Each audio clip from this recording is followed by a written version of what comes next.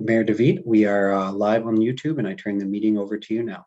I appreciate that. Thank you. I'm going to call the meeting to order. It is 5 o'clock.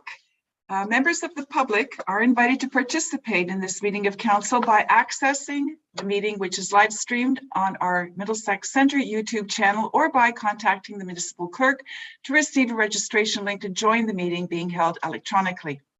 Just before we get underway, I've got a couple of announcements and comments tonight. I want to note that next week, between April 24th and 30th, Canadians are encouraged to celebrate National Volunteer Week. This year's theme, which is Volunteering is Empathy in Action, reinforces the connection between volunteering and empathy. Whatever each individual's reason is for volunteering, the people who volunteer add much more to our communities than simply their time and effort. Their concern for others, their generosity and willingness to share their time, their knowledge and experience, and their willingness to take action means our communities benefit in tangible ways. Programs for kids to build healthy bodies, initiatives to create natural spaces, events to raise funds for newcomers or those less fortunate. Volunteering is putting empathy into action. It builds communities where people feel happier, healthier, and more welcome, which in turn then creates stronger and more connected communities. In Middlesex Centre, we are very, very fortunate to have many volunteers. Residents are members of service groups, of faith groups, athletic and interest groups. Some people focus on history, others on environmental issues. Then there are those who are involved in sports and music and art. Some help children grow and flourish, others help seniors stay connected, and others focus on newcomers. There are coaches, the teachers, the event organizers, the communicators, and the connectors. All these people are different, but they all help build community and bring us together so we can work together, learn together, and live together. Next week, as you travel around in our community, say thank you to someone you know is doing good things to make Middlesex Centre a great place to live. And speaking of volunteers, I want to note that on our agenda tonight, you're going to see a report to appoint a municipal representative to the St. Clair Regional Conservation Authority. I want to give a special shout out and thank you to Dan McMillan, who has served as the representative on that board for over 16 years. Thank you, Dan, and we're very grateful for all of your contributions for well over a decade of service. So, and also I want to acknowledge some exciting accomplishments by our municipal staff. In our correspondence section, item 11.2 notes the approval of the Emergency Management Compliance Plan. And I want to give a high five and thanks to our Fire Chief, Colin Toth, and his team for their work on this plan and for helping ensure that the municipality is prepared in a case of an emergency. And finally, I would like to acknowledge our Chief Building Official, Arnie Marsman, who has been acknowledged by the Association of Municipalities of Ontario, that is AMO, for his work as an instrumental member of the evaluation committee that worked to identify a preferred partner to offer members of that association an electronic permitting, that is the e-permitting solution that can seamlessly manage municipal permit processes. You probably remember me mentioning Arnie when he brought this process to our community and then shared it with others. But so Arnie has led the way on all of these initiatives, and he's already been a huge part of the success here for us in Middlesex Centre. So high five again to you, Arnie, and thank you for all you do. Moving on to additions to the agenda, we have a number of those as noted for both correspondence and bylaws. We'll get to those later. I'll ask now for disclosures of pecuniary interest. Under the Municipal Conflict of Interest Act, any member who has a pecuniary interest needs to disclose that interest at the first open meeting attended by that person to comply with the Act. So I saw a hand go up. Councillor Cates, floor is yours. Hi, thank you. I want to disclose pecuniary interest in agenda item 8.1. Thank you, and I'll note that the clerk has been made aware of that as well. Now we can go to section 4. Item 4.1 is the official plan review. We have Matt Alexander in attendance from WSP Consultants to provide an overview of the official plan review presentation. And he will be joined as well by Adam Fisher from Watson and Associates, who is available for questions regarding the growth studies. So we're going to begin this discussion with the presentation from our consultants.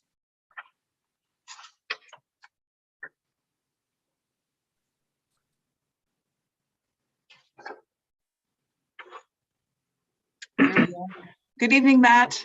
Good evening. Sorry about the delay there. Oh, not at all.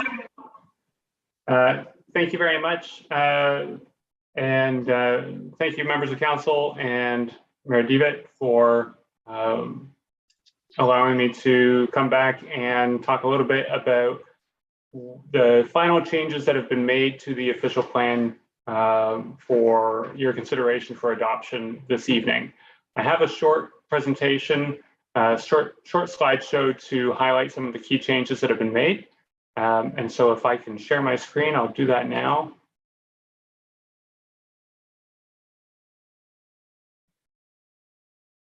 And I believe that should be visible for everybody. Yes, it is. Great.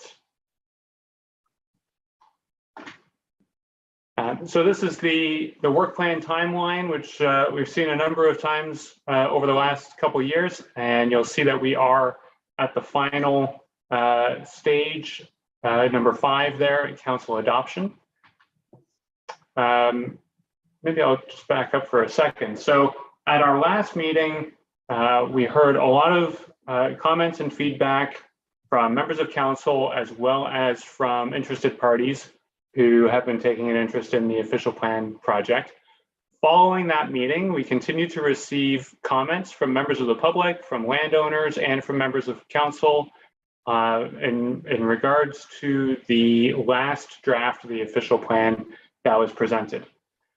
We took all of that input, reviewed it, considered our options, and what we've presented and put forward on the agenda today is an official plan amendment that, in my opinion, is consistent with provincial policy statement as required, conforms with the Middlesex County official plan as required, reflects a lot of the community feedback that we received early on in the process, and attempts to satisfy council's priorities and direction with regards to the location of new development, as well as phasing and sort of the staging of how growth should take place over the next 25 years. So one of the major points of conversation in the last meeting, you'll recall, was regarding Delaware. So this is the latest proposed structure for the Delaware settlement area. And you'll notice that there are some changes from the last version. So there was a request from the property owner for this area to have this land designated residential. And one of the things that we found when we were looking at that and whether that was appropriate was that the property directly to the north is already approved for industrial development. And the properties to the south have been recommended for industrial development. So that would place this property in a very awkward position where they would be required to implement potentially quite significant setbacks from any industrial land uses before residential could be built. And when we looked at the amount of residential land that was required to be designated in Delaware and basically in the municipality overall, we felt that it just wasn't necessary to have it located in this location, considering those constraints.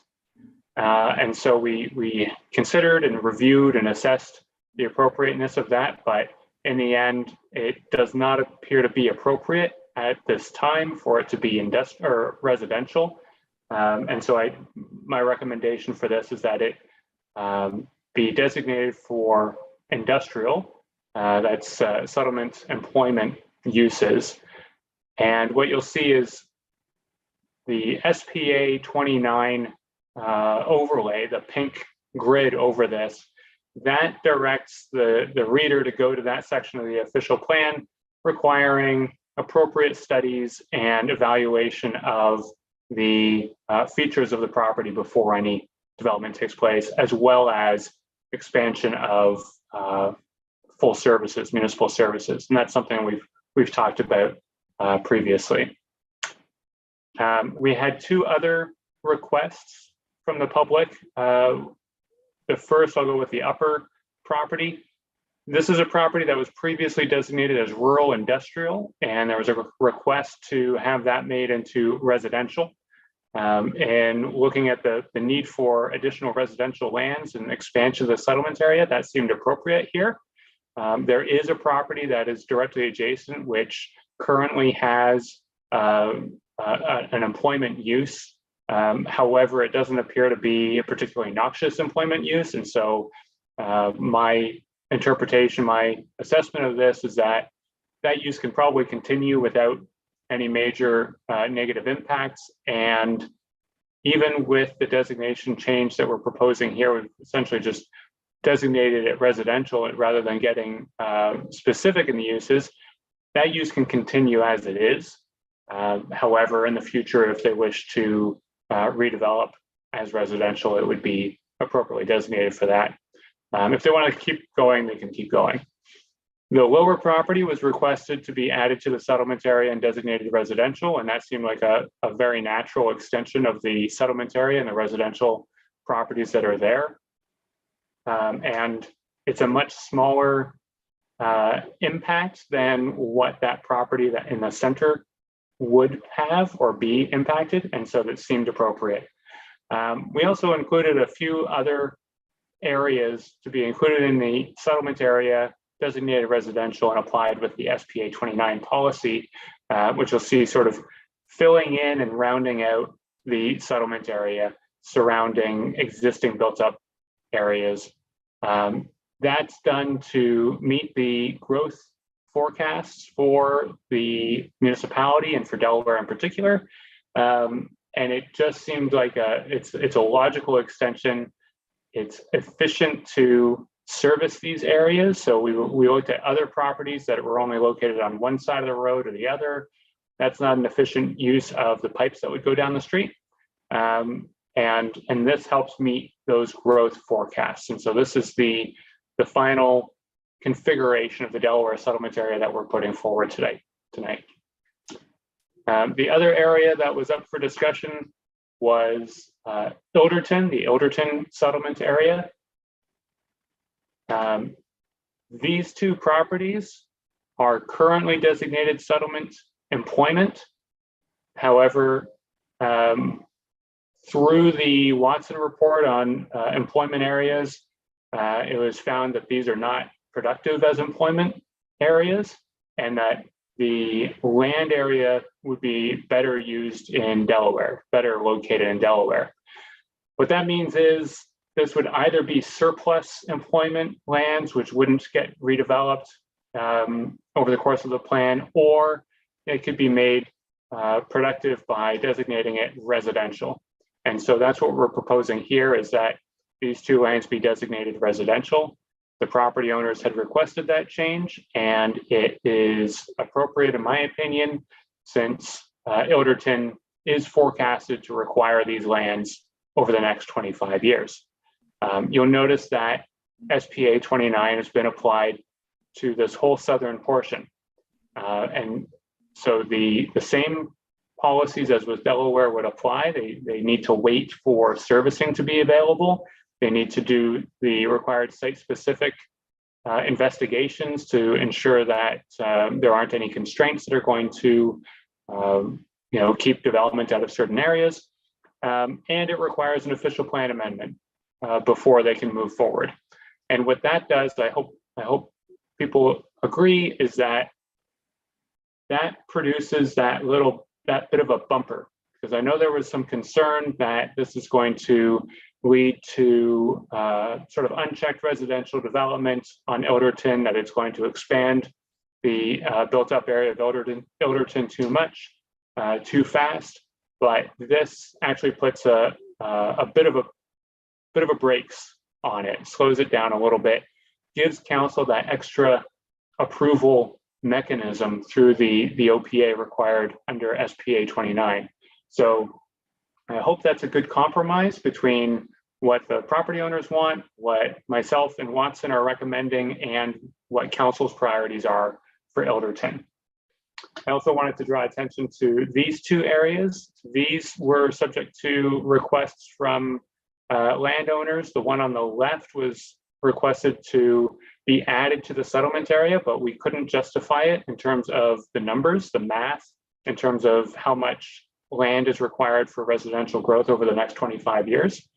And the property on the right, they had requested a conversion from employment to residential. However, unlike the lands to the south, these already have industrial employment uses on them, which means that there's an extra barrier to them being able to develop as residential. They need to determine whether there's any contamination and that sort of thing.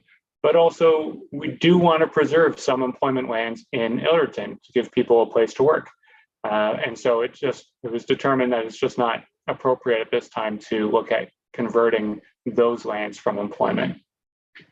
And you'll note as well, there's still a settlement employment area in the south.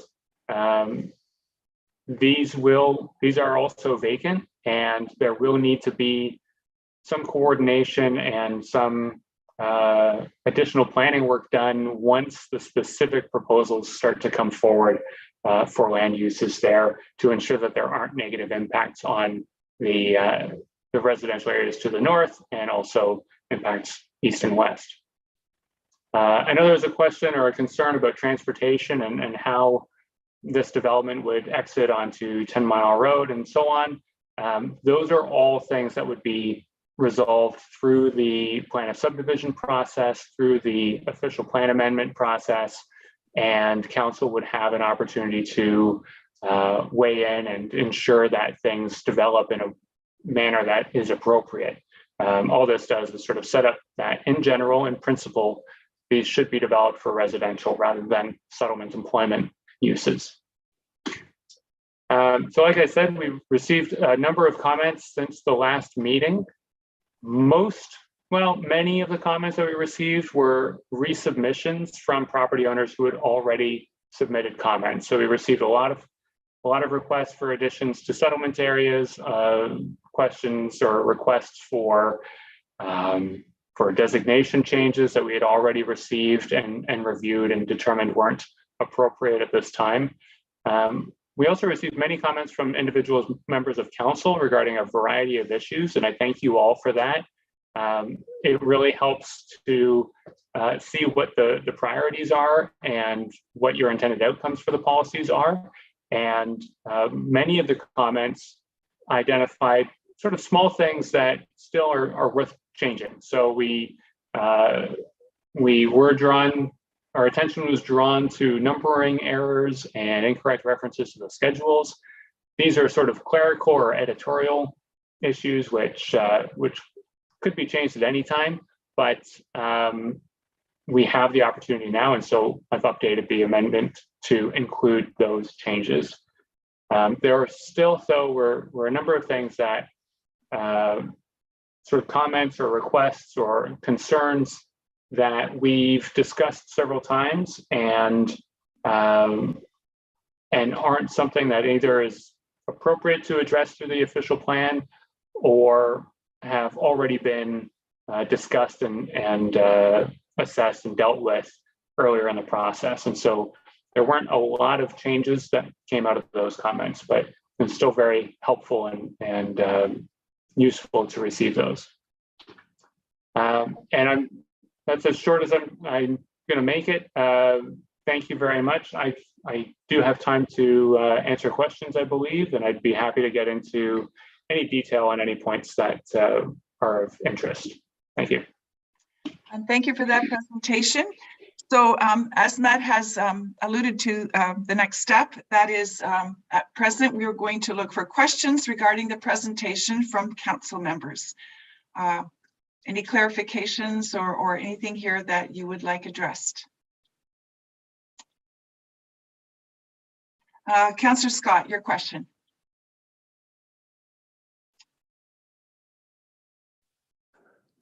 There we go. Can you hear me okay? Perfectly well, thank you. Oh, good. Okay. I'm going to try and share my screen too.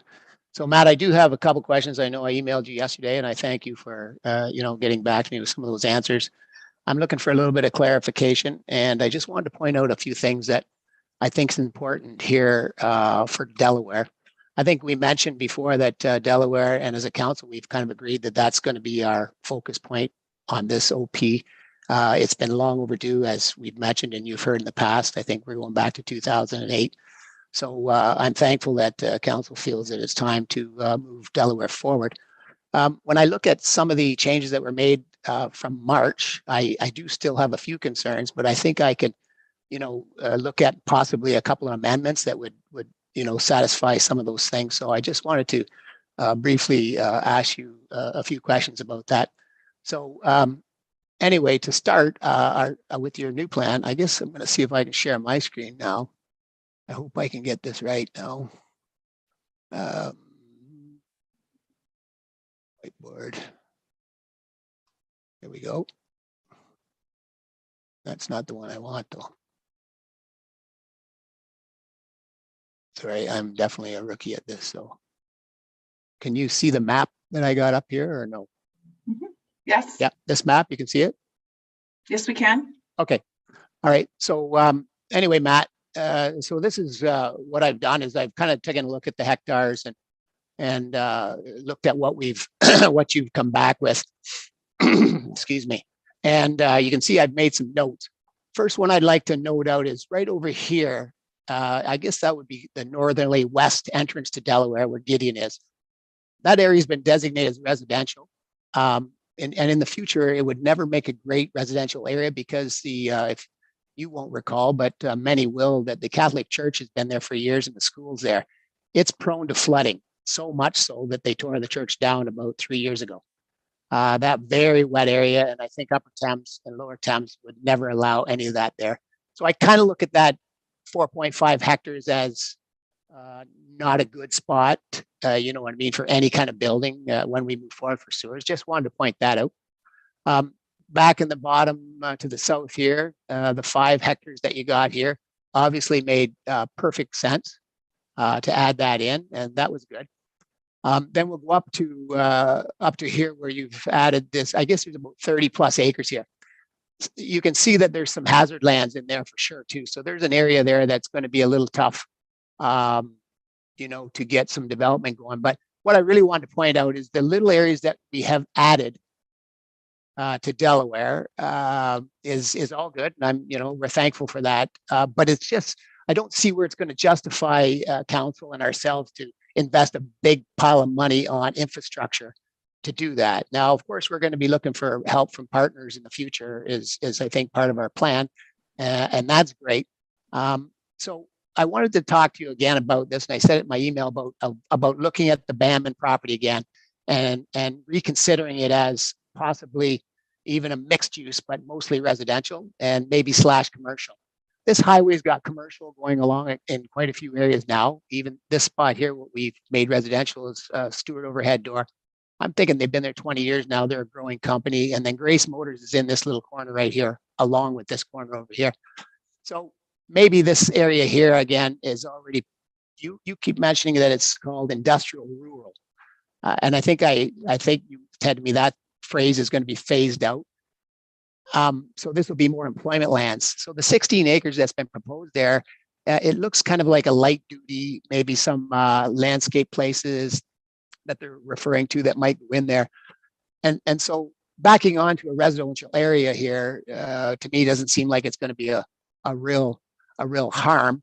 And this chunk of land here would really give us some pull to go ahead with sewers, you know what I mean, and really have some significant growth.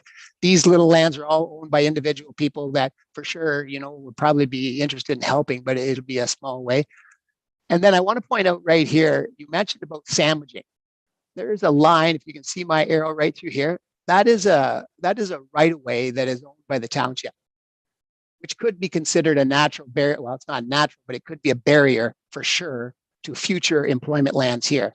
I know my idea of the employment lands down here was really, I think it was a great idea. I like the idea of it being around the 402, and I mentioned this area too, so that can still happen maybe in the future. But that area here is perfect for those kind of industrial or employment lands. This here would really complete our residential area and also give us a lift, you know, to be able to look at the infrastructure and afford it. So I'm just going to switch maps here, because what I found is in the map in March that we got, and I'll pull this one up. I don't know if it did. Oh, that's Ilderton. Okay. Yeah, here it is. I'm going to make it a little bit bigger. Too big, sorry.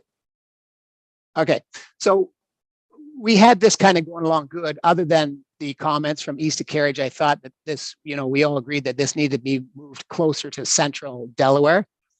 But if you look, there was 54 hectares of residential taken back. And I know it went over to Ilderton. And so we ended up losing, like, I think it worked out here to, let me look here at my notes. We ended up losing a lot of residential hectares, like 44 hectares. So this plan originally, although it wasn't situated right, did have the appropriate amount of residential that we needed. Okay, and now it's been redirected over to Ilderton, and Ilderton is not our first choice, as we've pointed out to council, not at this time anyway. So that's why I'm asking if we can, you know, if there's a way that we can reconsider this. If you look over at Ilderton's map, it also is sandwiched between employment lands, because you've got a bit of right here. You'll see right here's the employment lands, and then you got sandwiched. Now there's also a roadway in between here, which I understand, but basically the same scenario that happened in Delaware.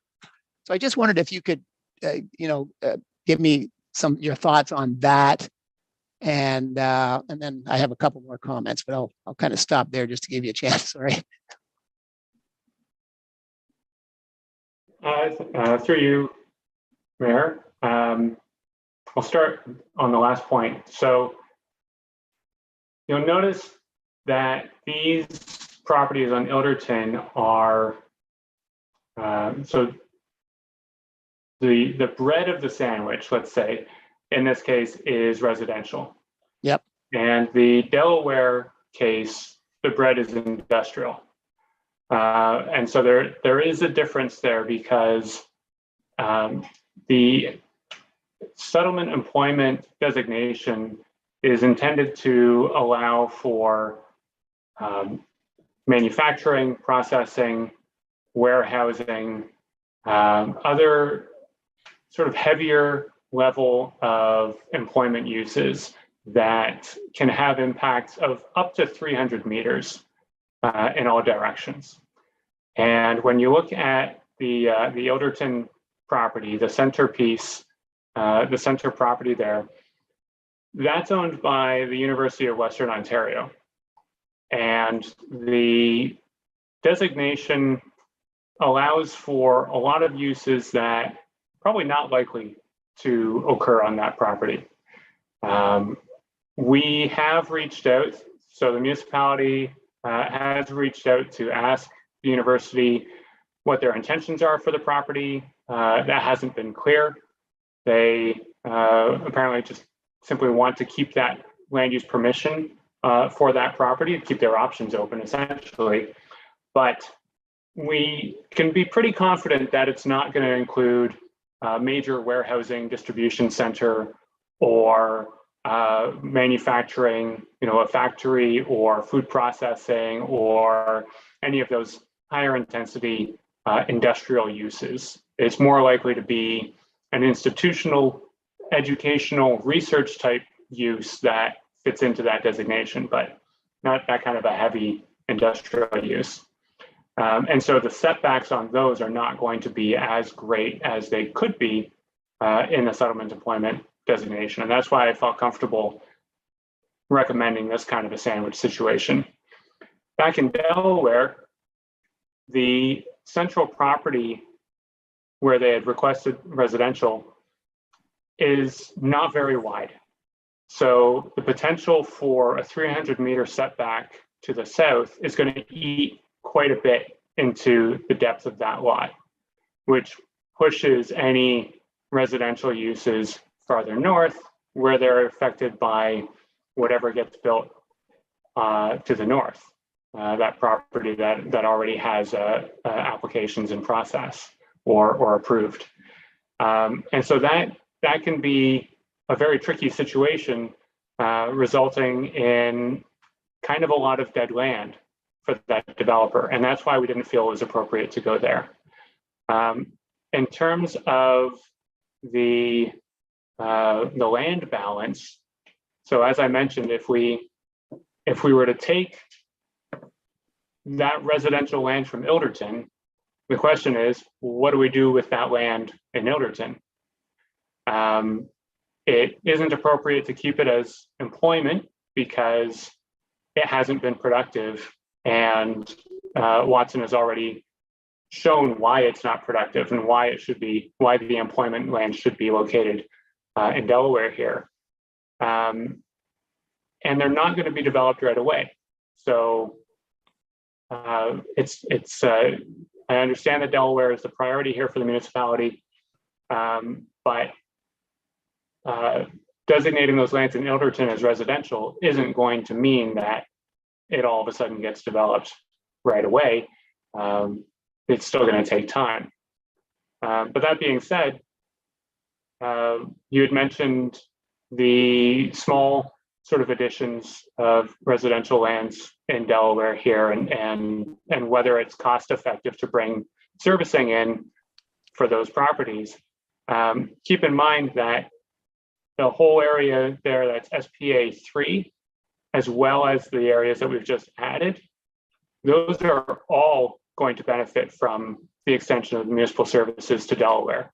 It's not just going to be the small bits here and there that we've added through this exercise. So there is still quite a lot of development potential in Delaware that is just waiting to be unlocked by the services, and adding residential lands to the settlement area and making that settlement area even larger means extending those services even greater distances and eating up more of the agricultural land surrounding. So that's the thinking behind this configuration. Good point taken on the floodplain in that area.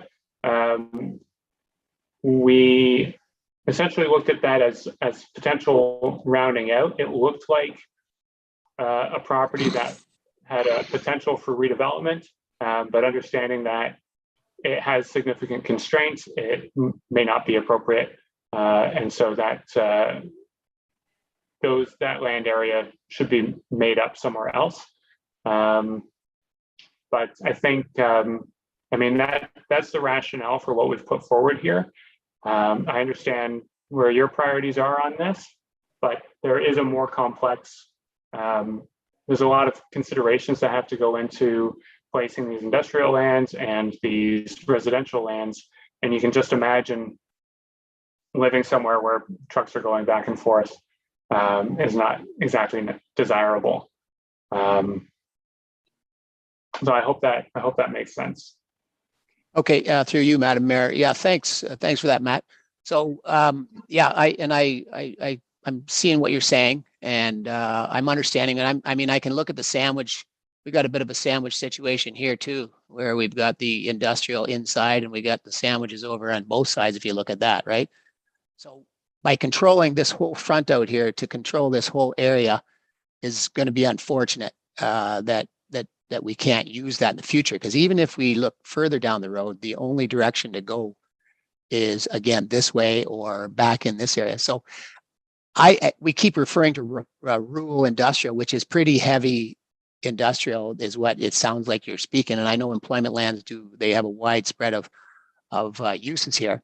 But my vision is none of this is here yet. So if the residential gets built here, because that will first be the first driver for sewers to Delaware, no question about it. I mean, we all know that the employment lands are beautiful and that's perfect. And I think they're in a great spot down here by the 402.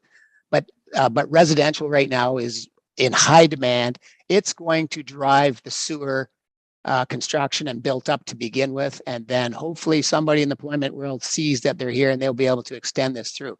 So why wouldn't we look at the restrictions of restricting the employment that's not there already from their setbacks from the residential rather than the other way around? And then they've got this whole area over here that's also by the 402, which let's say we don't need to do it now. I'm not suggesting that, but let's say we take out, I keep calling this purple and I realize it's all the overlays now. So excuse anybody that I've confused with that. This area here, all of a sudden comes down here if we need it in the future. What's going to drive sewers in Delaware is residential right now. And this is going to be future for us and hopefully very soon future. So that's kind of where I'm thinking about. We've got an opportunity to build it now, Matt, because it's all empty and it's ready to go. Residential will go in, this settlement area, maybe it's got to keep the setbacks from this area here. And like I said, there's already a boundary here. There's a road allowance owned by Delaware.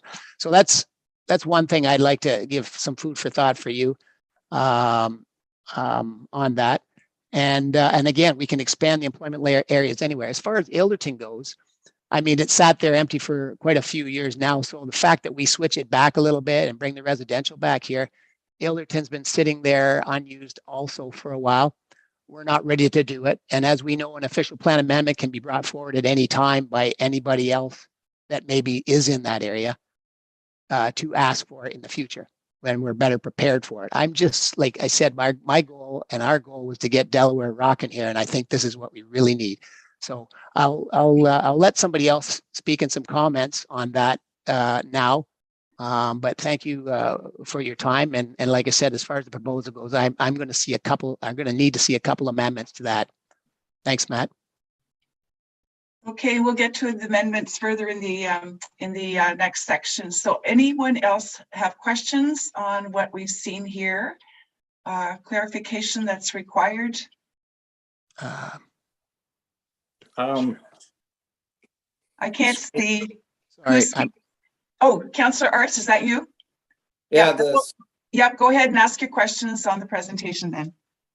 I'm not sure if this is a question or eating some humble pie, but my understanding of how the implementation of an official plan amendment works is now at a level of comprehension I should have had months ago. I had assumptions that turned out to be incorrect, and in hindsight, I should have asked more questions, like my A to B straight line is not a straight line. So I'd like to apologize to staff, to council, to WSP, and to Watson's, because some of this misinterpretation, it's on me. And for an analogy, I would compare it to that classic Abbott and Costello, who's on first. It makes perfect sense to Bud, but Lou's totally lost. So that's my 2 cents worth. Thank you. Thank you, Councillor Arts. Councillor Cates, questions for Matt? Hi, through you, Madam Mayor, to Matt. I was hoping, Brad, you left your map up there because I want to back Brad up on this one. I totally get what you're saying, Brad. If you can, yeah, thank you. If I totally understand what you're saying, but I just want to, point out that we all, we council has all agreed that we're going to back up Delaware this time. It's Delaware's turn. And so, we started off with the whole residential along there that Brad is talking about. And, we all love the idea of the employment lands along the 402. And so I have a few thoughts on all of this. First of all, 100% agree with Brad that residential is what's going to drive it, and Delaware, needs that. There's the need for the housing, etc. We all know that. So if we can imagine that piece in there, all as residential, and if there's a 300 meters or whatever setback, maybe that should come from the employment area. Instead of off of the residential land, maybe it comes off of the employment lands. But the other thing two things I want to say is, first of all, we have heard things where it says, oh, we'll put some commercial along the roadway and then we'll put some residential in the back. Well, what's the difference here is to have some residential there with some commercial along with it. And also, as Brad said, we have the people ready to build, and we don't have the people ready for the employment lands. And maybe the 157 hectares is way too much for now. And, you know, I would love to think that it would be all filled up, but I would also hate to think that obviously somebody's going to go closer to the 402. If you're picking land, you're going to go closer, I would think. And like Brad said, we can even go around the curve part there if we had to. But I think that we need to consider that residential. So we've got that all residential, and there's the bit of commercial that's along the highway with residential in the back. And then we look at the 402, area. And, you know, I noticed that we've got the purple as industrial, and there's another color. So we've got rural industrial and rural commercial. And I'm not sure what the differences are, and maybe the rural industrial allows for more options, but you know, I'm just thinking, does that now make a greater setback requirement? So I did wonder, in the beginning of this, I wondered about the difference between the purple and whatever color the rural commercial is. So that I just wanted to jump in and say that I totally back up Brad's comments, and you know, I don't think we're going to be missing any. You know, we've got 157 hectares of settlement employment is a lot of property for now. I think that's it for now. Thank you. Just before we move ahead, we will have a chance to talk about, we need to get through the public delegations and hear all of the inputs, and then there'll be an opportunity, we have to table the motion, but then there's an opportunity to discuss or advocate and propose the amendments that are important to each of you or that you'd like to have tabled. Is there any other question with respect to the content that's been presented tonight, or any of the clarifications that were given, or you know, anything that you need to understand better before we can move forward with discussing any changes? Yes, I see your hand, Councillor Heffernan. Yes, I just have a question about the rural industrial and rural commercial versus settlement commercial, or settlement employment lands and settlement commercial. Like, what is that meaning exactly? Through you, Mayor, there is some confusion there, and I think it's due to the colors that we chose on the schedule. So the new schedules don't designate any lands as rural industrial or rural commercial. They are still on the legend because of the potential for those to go forward. But the areas that are shown that appear purple on the schedule, it's actually gray with the hot pink grid over top of it. And so those areas are settlement employment, not rural industrial. But the main difference is that rural industrial is recognized as not having any access to municipal services. So those would be dry industrial uses, whereas settlement employment can have access to that. Rural industrial is also intended to recognize existing pre-existing industrial uses that are located in rural and agricultural areas, but aren't exactly desirable to continue or expand. And so there are a number of policies attached to that land use. The big change in this official plan, in the official plan update related to rural industrial and rural commercial uses is, like I said, we've eliminated that designation from the official plan on the basis that some of those rural, industrial, or commercial uses would also be considered agriculture related where they exist. And so those are just permitted in the agricultural designation. Or they may be rural industrial, they may be a non-agricultural related industrial use, in which case they're not really desirable in an agricultural area. Ideally, they would relocate eventually to a settlement employment, or they would cease operation at some point in the future, but they are permitted to continue as long as they like, and even are allowed to expand within a certain degree. I hope that answers your question. Yep. Thank you. Another question, Councillor Scott? Madam Mayor, I'll make this a question too. Thank you, Madam Mayor. So through to Matt, you mentioned in your email yesterday that the PPS states that you can only have so much growth in a settlement area. And I know we have several settlement areas, obviously, Kamoka, Ilderton. So when we're moving land around back and forth from Ilderton to Delaware, Delaware to Ilderton, is Middlesex Center thought of as one municipality, I assume, right? So as council, can we not choose the growth?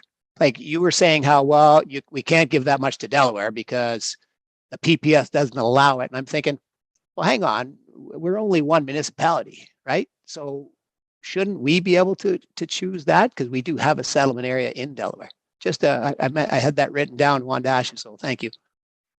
Sure, through you, Mayor.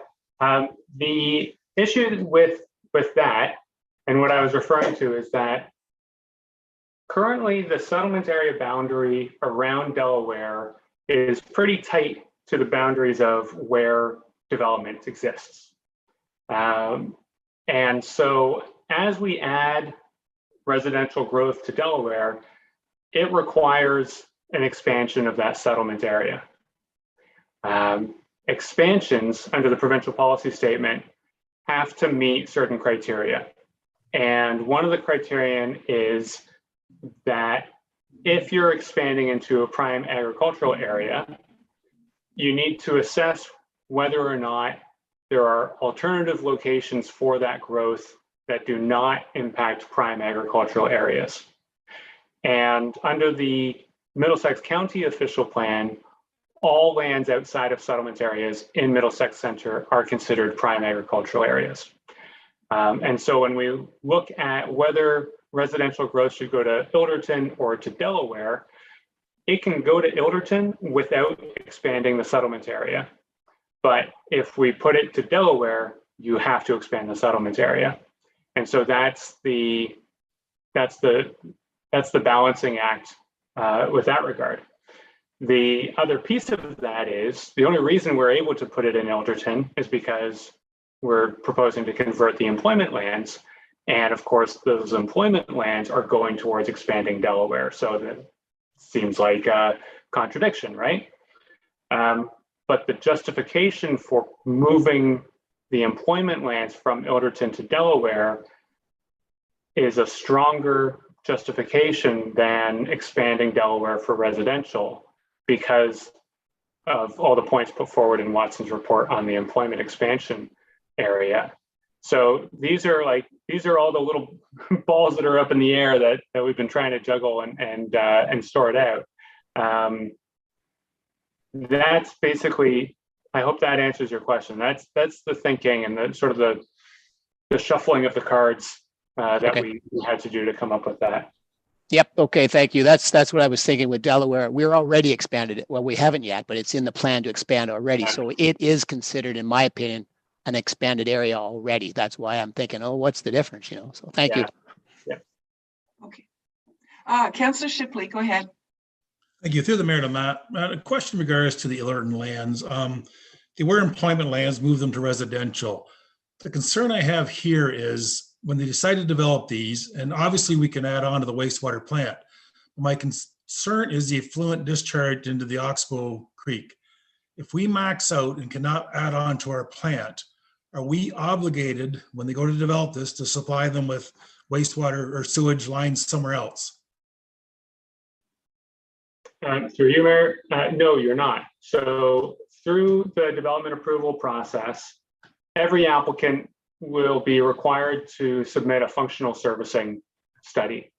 And what that does is it lays out exactly how all of the development is going to be serviced with municipal servicing.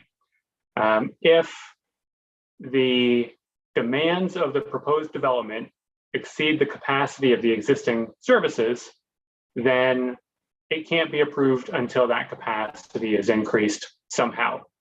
The municipality has tools at its disposal to finance that, whether it's through development charges or through front-ending agreements. Developers have formed landowner groups in the past to share the cost where it's going to be mutually beneficial. They could share the cost to fund expansion of services. And I think if it was a matter of drawing a pipe all the way to some other location, that would probably end up being prohibitively expensive. We can't do that level of analysis for those future possibilities through this program.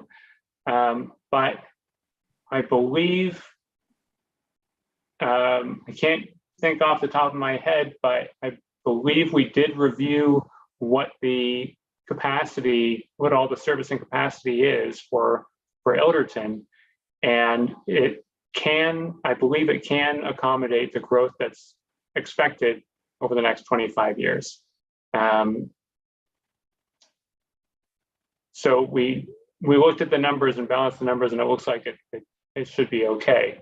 But there are other opportunities. So stormwater management is one way of reducing the amount of output, of course, and I'm sure there are other opportunities to sort of stretch the capacity of the system overall. Okay, thank you, Matt. Okay. Is your hand up, Councillor Heffernan? Yeah. And then I see Deputy Mayor Brennan after that.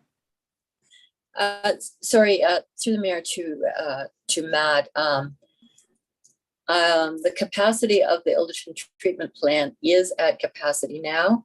So if there was any other plans in the works, then an environmental assessment would have to be completed. And it is a small creek. So I'm not sure how that would work out. I just wanted to bring that up because I don't know what capacity you're talking about, but the actual plant only has so much room. The creek only has so much. And so anyway, that's all. Okay, Deputy Mayor Brennan, I think you had your hand up.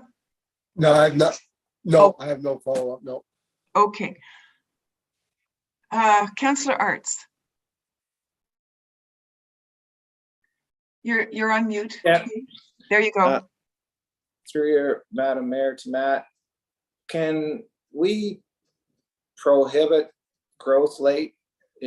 Like correlate it to debt. If we've got so much debt and they say, well, we want this done, can we just say, look, we're at a point where we're sorry, we can't develop everything at once? Like that, I assume that is allowed, is it not?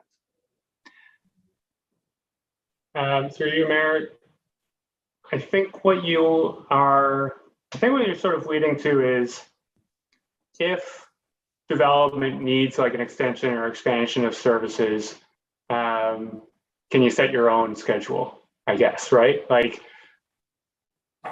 I would say that there's nothing that would force the municipality to spend money it doesn't want to spend. Any expansions still need to go through your process for financing or funding it. And if the municipality decides that you don't want to use debt to finance infrastructure expansion, there's nothing that would force you to do that.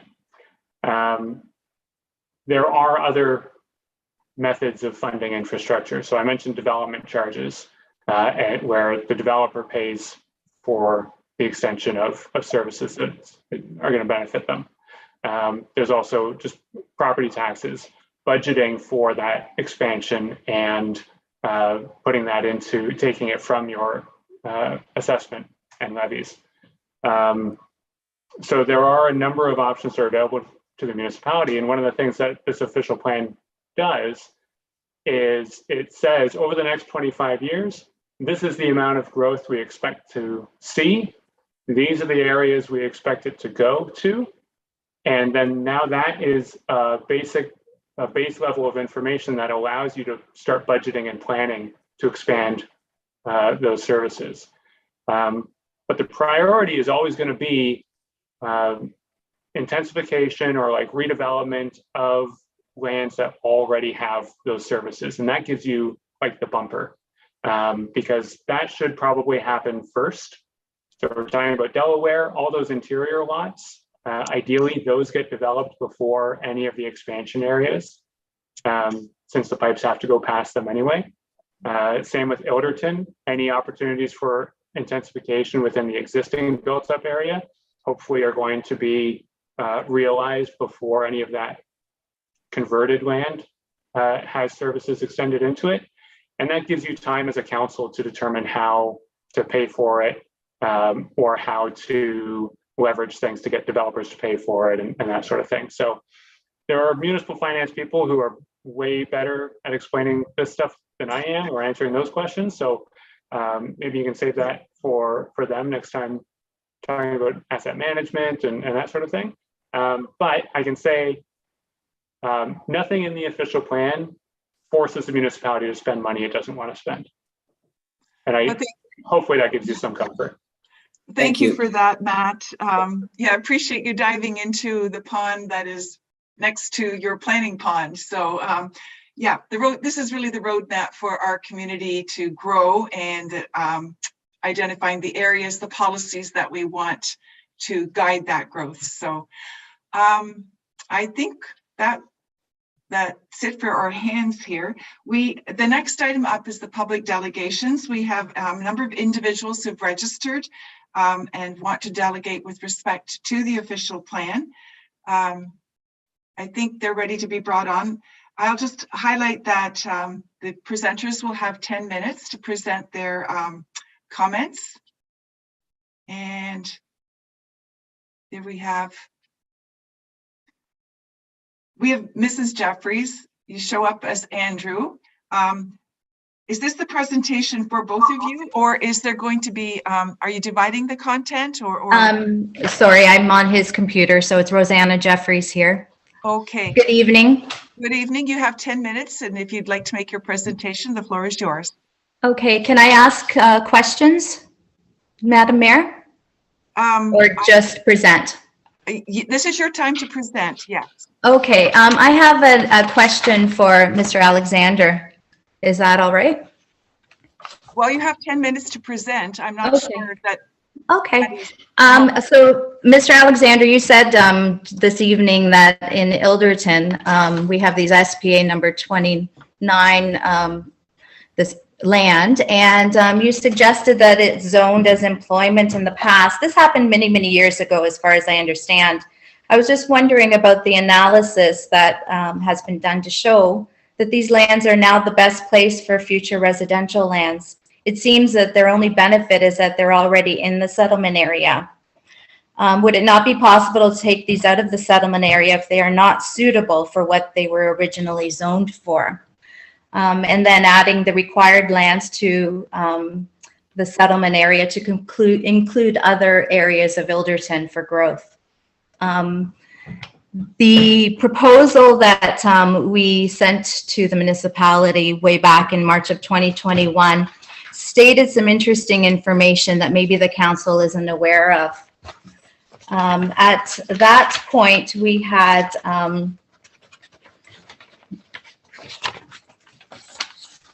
discussed something with an engineering company. They're called Development Engineering, and we sent off to you our servicing brief proposal. This proposal was actually prepared for our lands by the same engineering firm that prepared the servicing plan for the Timberwalk subdivision, which is directly across the road from our lands. This brief was sent to WSP and the municipality, And after an extensive review, these engineers concluded that in fact, there is existing servicing capacity available right now for the development of our lands within the existing infrastructure in Ilderton. So what I'm asking you is why are we not considering other areas in Ilderton for growth when there's existing possibilities without spending any money on infrastructure? And why can we not take out lands that are employment lands, possibly future residential lands? They were zoned that years and years ago. They're obviously not good enough for employment. They can go back to agricultural. And then we can think of a new settlement area for Ilderton that would be better suited to the community. So I think I would like maybe a response to that, please, Madam Mayor. As I said, this is your opportunity to delegate. This isn't a conversation. So Okay. if you're done your presentation, I'll move on to the next presenter. Okay, thank you very much, Madam Mayor and Council. Okay, thank you. Next, we have Mr. Jim Bujovi.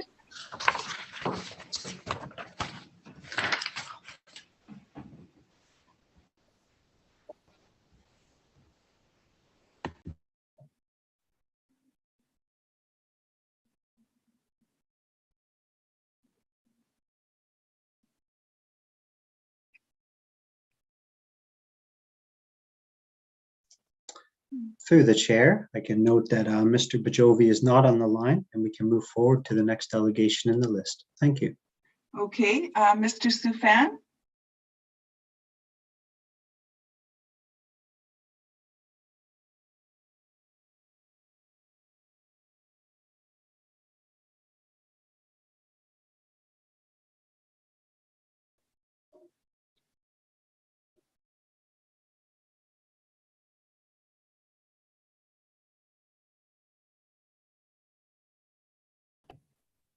Hi there.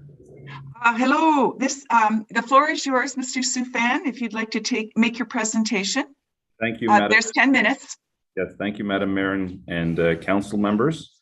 My name is Ali Soufan. I'm from York Developments here in the region, and I'm specifically speaking to 10095 Glendon Drive, which is attached to 22372 Kamoka Road.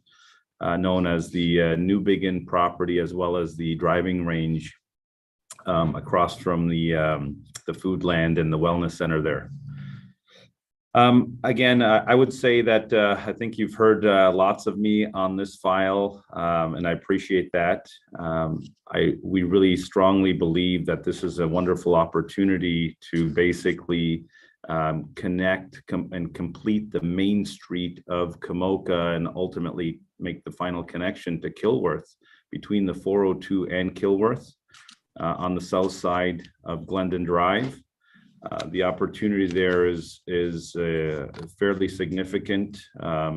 There's an opportunity for a mixed use type development that totally opens up the recreational opportunities to the public, as well as future residents that will ultimately enjoy the space, both in a medium intensification type setting.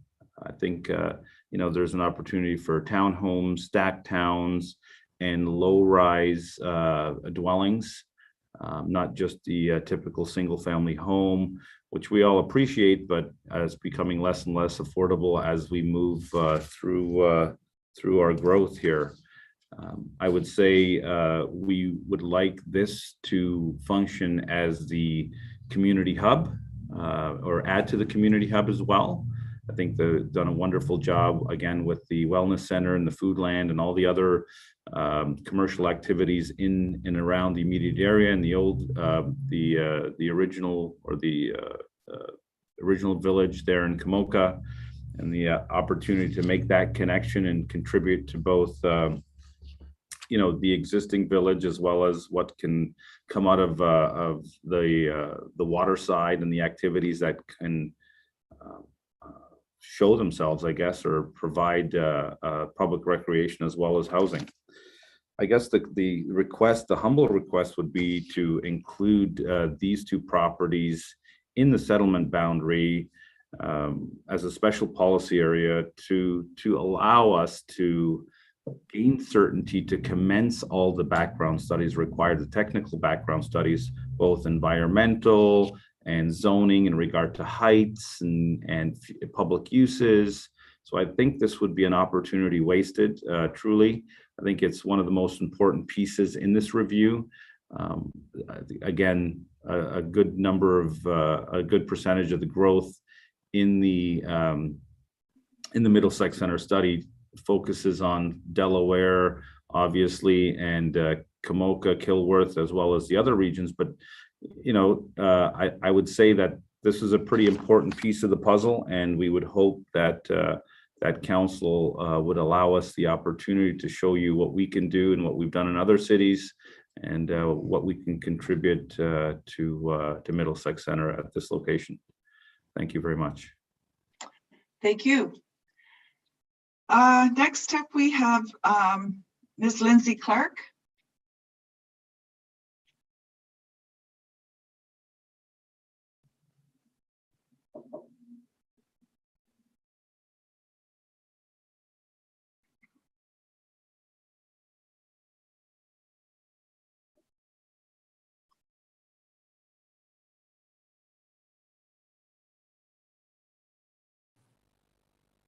Good evening, okay? We've got you now. Go ahead, the floor is Okay. yours. Okay, perfect. Always a little bit of a delay there, so I just want to make sure. Thank you. Bear with me while I open up presentation here quickly.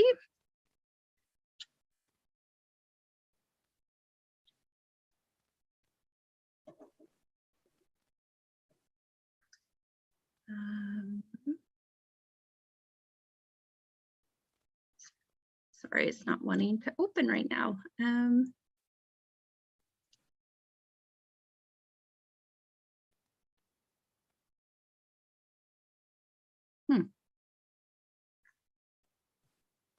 Okay. Through the chair, if the delegate is willing, I'd be happy to bring forward and share screen on their behalf at this time. Sure, if you're able to. So I have it up. It's not allowing me to choose it as an option. Oh, I found it. Okay, I think I'm okay now. Yes, I think you are.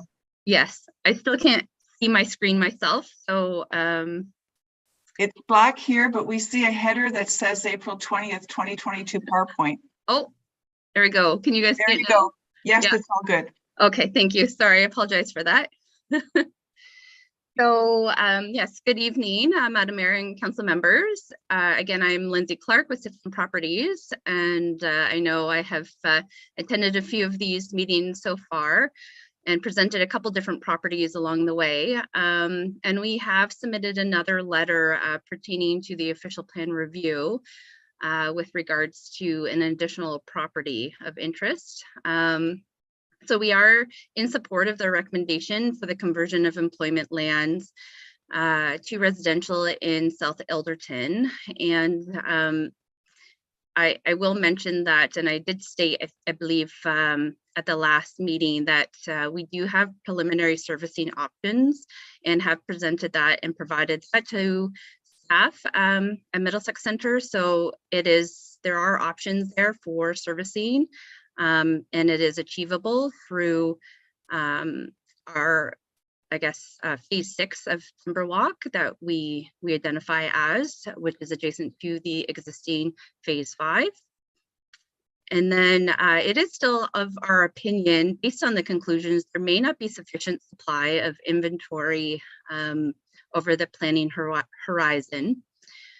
We believe in order to respond to the increasing pressures and demand for housing, greater emphasis is needed on the supply to provide for choice, location, and affordability.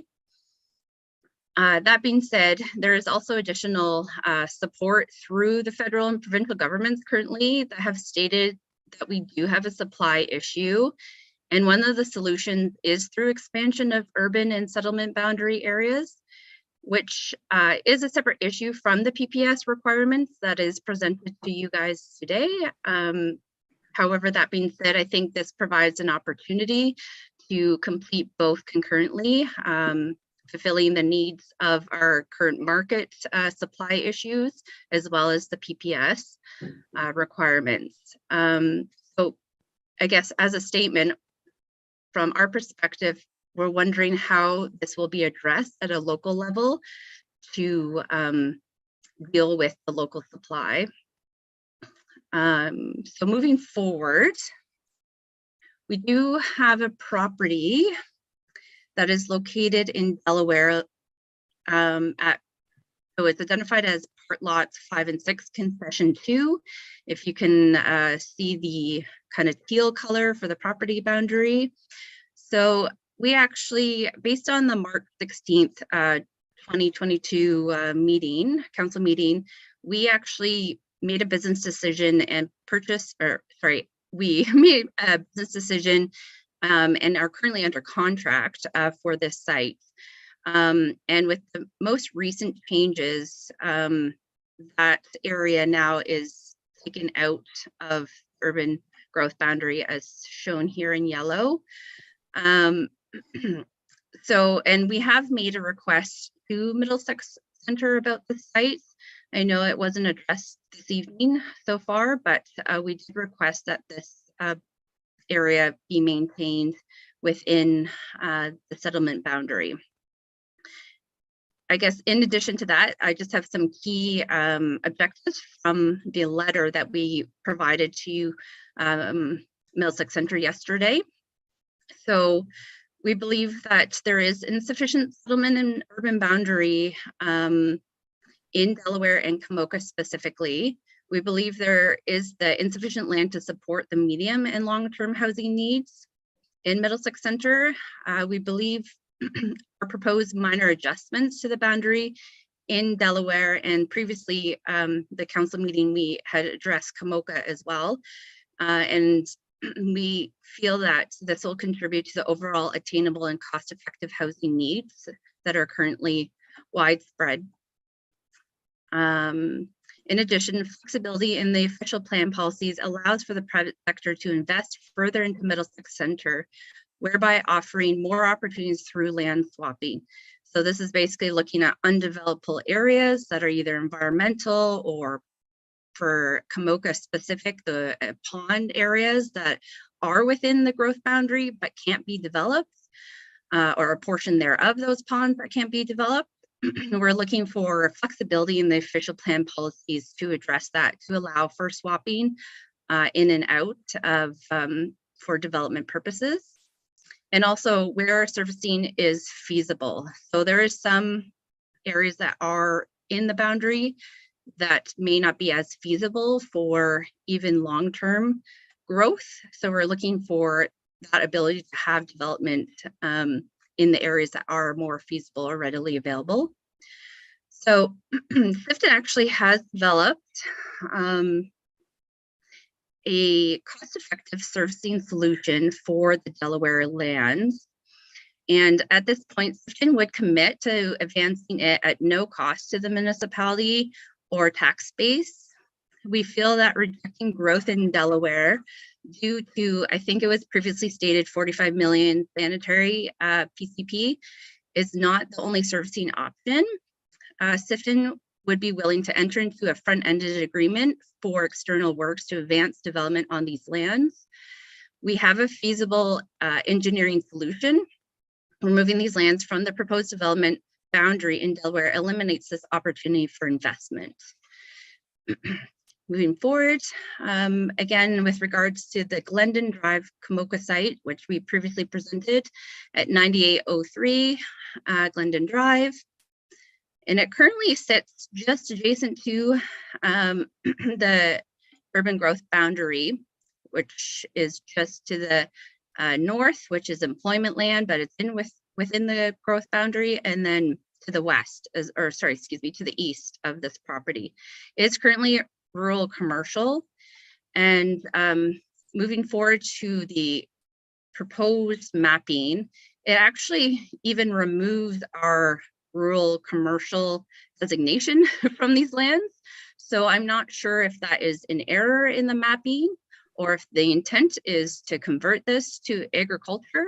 There is an existing operation that is for commercial on this property. So again, I'm not sure if that was changed in error, but from our perspective, to add these lands, it will help facilitate further supply to meet the demand in Middlesex Center. We are requesting that these lands are included in the urban growth boundary. And it is, as mentioned previously, that it's to the west of Kamoka's core. The expansion in this area is logical based on the adjacent residential development, access to servicing, and amenities. This is consistent with the PPS in terms of location for future development. So I guess in conclusion, we strongly encourage action by council to include more lands that are readily available for development for medium and long term to meet the pressures for housing supply within the municipality, which can be achieved through additional boundary expansions. If additional lands aren't included in the growth boundary through this OP review, it will be 10 to 15 years before new homes are constructed. So this would be anything outside of the urban growth boundary that is being proposed today. Thank you for your time, and please let me know if you have any questions. Thank you. Thank you for that. It's been brought to my attention that Mr. Christopher Jeffries has also been added to, not added, he is on the list. I had intended to have him speak after Ms. Jeffries, if he is available.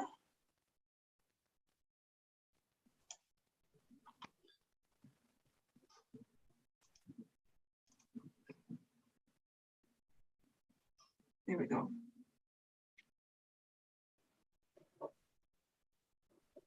Hi there. Thank you. I think I'm the son of Andrew and Rosanna Jeffrey, so I'm not going to go over any thing that my parents have already said. I know they've had extensive conversations with you, and they've also sent you a few letters.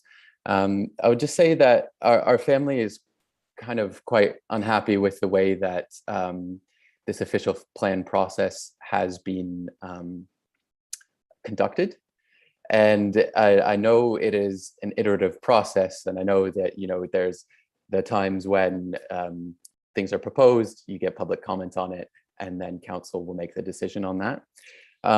However, as was brought up in the letter that my parents sent to you a couple weeks ago, there was no interaction between the municipality and my parents or people, or the consultant that was hired on their behalf. No responses even in that entire time since March 2021 until April 2022. And so, you know, we attended meetings, we spoke at meetings, and there was never any responses to that. And I think what is most disappointing about this is that now the plan on which you're going to be voting tonight, the official plan for the next 10 to 15 years of expansions in our communities, was only released to the public on April 13th of last week. And before that, I know you held a public meeting in March of this year, but especially for us residents of Ilderton, those plans were only included in a 206-page report and in less than 2 pages telling us what the plans are for our community. And so I think you as council, you know, you should take a step back, take a pause here and think, is this the correct way of going about doing a public consultation process? Because you've given people over an Easter weekend, even only 2 or 3 business days to consider these plans. And so, yeah, I think that is the main point that we wanted to get across, is that it's an iterative process, but, you know, perhaps give people more time to consider everything that's going on, give proper comments so that you can make an informed choice for your constituents. Thank you very much. Thank you. And now we have Mr. Timmermans.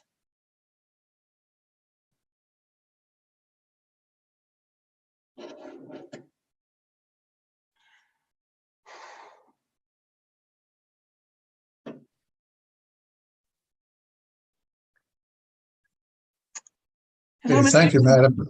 Yes, the floor is yours, Mr. Timmermans. Thank you, Madam Mayor, and good afternoon, everyone, for letting me participate in the final version of the official plan for Middlesex Center, especially Delaware going forward to establish a consensus of where growth should occur for employment and settlement areas. I appreciate that our two small parcels of land are shown on the land designation outlay plan for future potential residential settlement areas. Hopefully, we will be able to be in a position in the next few years to get full services brought to Delaware so we may proceed with the development of the properties. Now, I will echo Brad's concerns. I am also concerned that the Cyrus lands adjacent to Longwoods Road, owned by Jim Banman, are not included in future settlement area boundary designation. As I have stated in the past and addressed my concerns that we are very restricted for growth to occur outward to the north, west, and east of the village because of topographic features such as Thames River, Dingman's Creek, and floodplain. So I firmly believe that when the relatively small parcels of land that can be developed, and when they are developed, there would be nowhere for growth to expand except to go south of Longwoods Road, and that should include, or that should be considered, the Cyrus property for future settlement area boundaries. I know it is important that designations for employment lands are being considered and shown all the way south to the 402 corridor. And it is an excellent location for future industrial and commercial development in the municipality. Revisiting the Cyrus lands and possibly redesignating it back to a future residential settlement area would still allow and allocate about 250 acres to the south of the Cyrus property for employment lands. Should those lands be developed in future years, there are other lands available east of Carriage Road, which is the other side of Carriage Road, that could be made available for future employment designations bordering on the County Road, Carriage Road, and 402 overpass.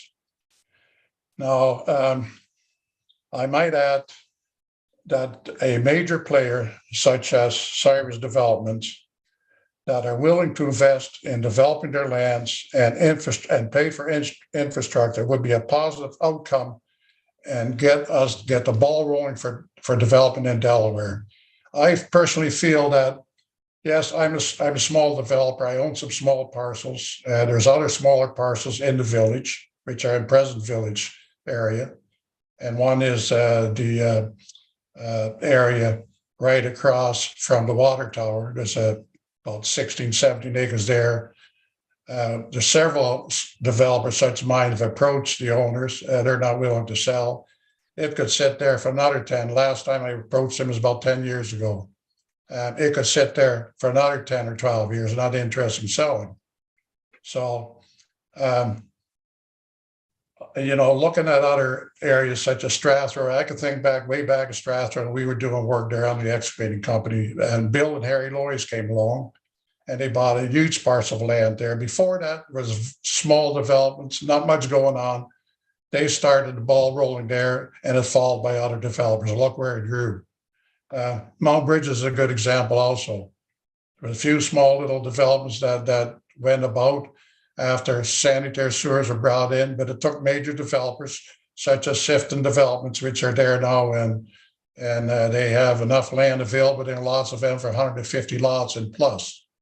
So I'm hoping that the consultants and the planning team and council would have another serious look at the Cyrus lands. I mean, I've known Jim for some years. He's a resident of Delaware, and his company's willing to invest. I think he allows another chance to have a look at it and see if that's possible. As far as conflict with commercial and industrial development, I have had personal phone calls for my subdivision residents who I personally know back and onto the Cyrus property that originally it was designated for residential, changed to commercial industrial, and they have concerns and they're asking me how to go about it to objecting to it. So it's not exactly a done deal neither. So hopefully you people can have another good look at it before you make a final decision. Thank you very much for giving me the time. Okay, thank you. Our next speaker is Mr. Banman.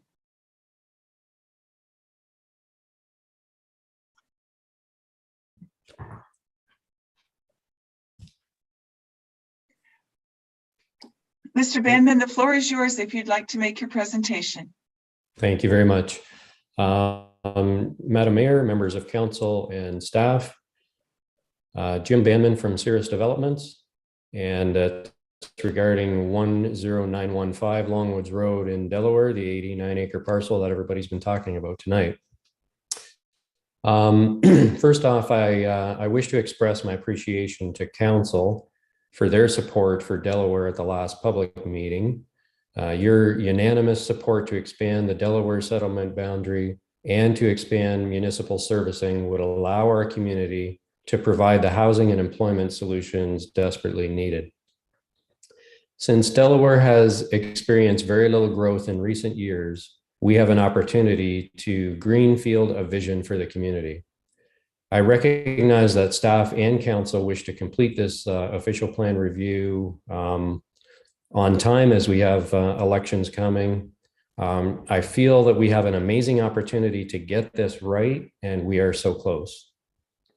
On page 2 of the official plan update rationale memo that was provided as part of the package for tonight's meeting, it states, and I quote, based on the land needs assessment prepared by Watson and Associates, approximately 135 hectares of additional employment lands are needed in the Delaware settlement area to accommodate the municipality's land needs.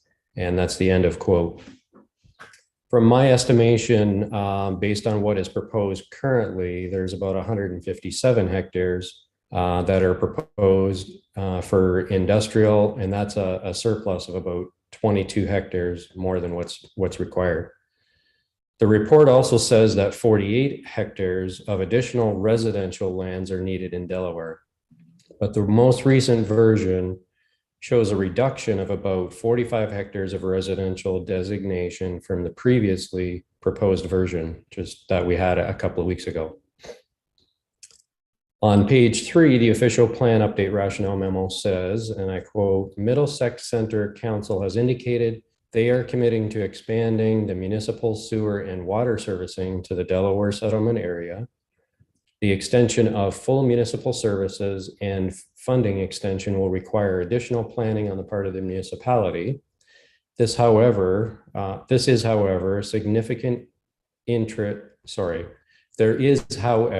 significant interest from the landowners in Delaware to develop their lands and contribute to the servicing costs, and I end quote. From the very beginning of this process, Cirrus Developments has requested that our 89-acre parcel be included in the growth boundary for a mix of residential uses. We offered to help fund the municipal sanitary servicing to support new residential growth. As discussed at our last meeting, this offer was not extended for industrial land designation, as this does not meet our investment objectives. While I am very grateful for the proposed inclusion of our lands into the growth boundary, I'm disappointed that the consultants chose to propose an industrial designation for our entire 89-acre parcel with apparent disregard for our offer to be an active stakeholder and an investor, specifically for front-ending agreement for services. Residential lands currently being proposed in Delaware consist of small parcels. The individual owners of these parcels may have no desire to sell or develop those lands, rendering them unavailable for development for the foreseeable future. With the minimum amount of new residential lands being proposed, how will the cost of municipal infrastructure be justified? And what motivation will developers have to participate as stakeholders? Municipal servicing is the key that unlocks Delaware. Cirrus Developments has lands of sufficient scale to justify the servicing, and we've expressed our willingness to work towards solutions through the entire process.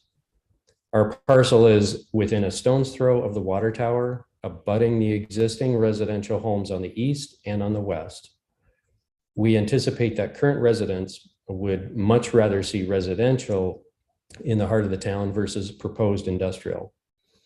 A residential designation for our lands would prevent the need for future residential development to skip over large industrial sites when residential development expands further east, because that's really the only direction we can go if the lands to the south are industrial lands.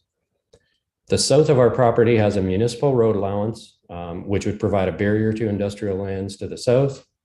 This would strategically place the industrial lands along the 402 with options to continue expansion to the east and to the west. So in summary, we are thankful for the proposed inclusion of our lands in the settlement boundary.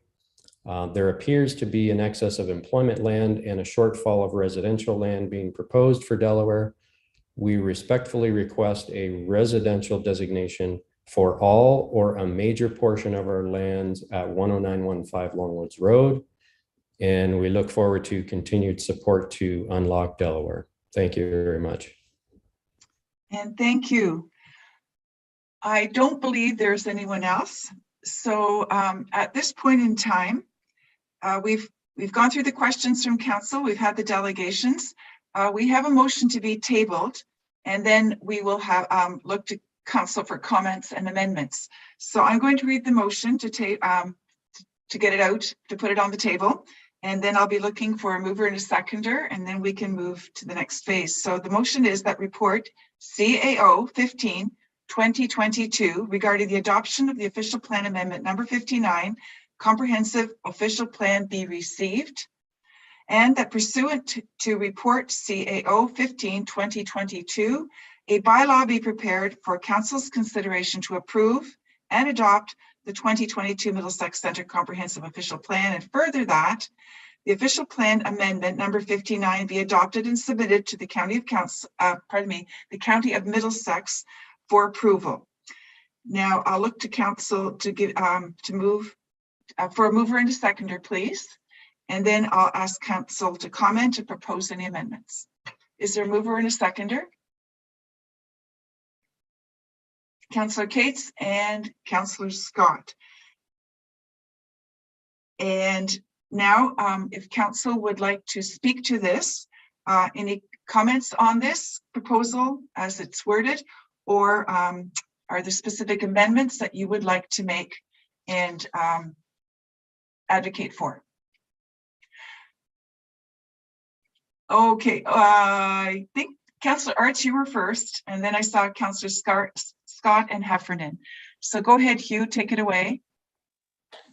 Through your Madam Mayor, the amendment I'd like to make is we've made progress in the surplus farm residents in the official plan, but I would also like to have in there a 20-year minimum for the house to be severed, because with no age requirement on there, a person could build a new house every year and sever it as surplus. And also currently the county draft plan is also going to have the 20-year minimum. So would you like me to say how I would like it amended now? Or yes, give it a shot. And if we need to make refinements, we can add a word here or there, or make sure it fits with what you want to propose. Okay, I'd like to add to the following 10.3.2.1 sub F as in XII. The surplus farm dwelling must be a minimum of 20 years old at the date of the application for consent. Okay.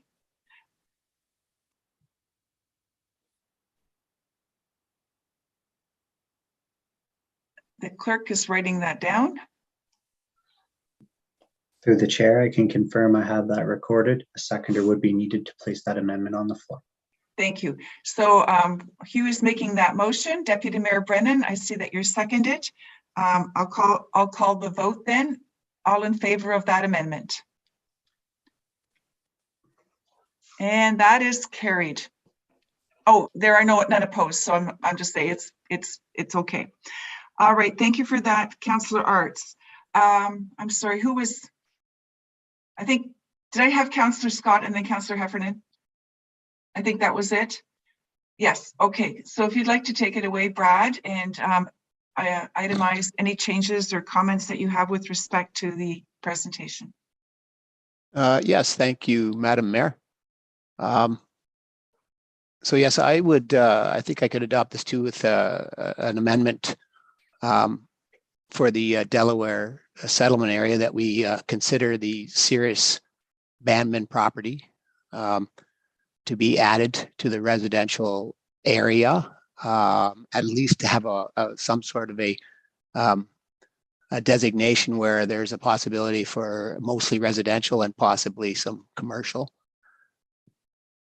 And so I would be comfortable adopting that if we could add that. I think it's an important part that we need to do. And yeah, should I speak on the other ones too? Well, let's just take them one at a time. Okay, so yeah. Could you specify then the property and what, yep. Make a phrase about how you'd like that worded so that we understand what exactly it is that we're amending? Okay. Give me 1 second here. So.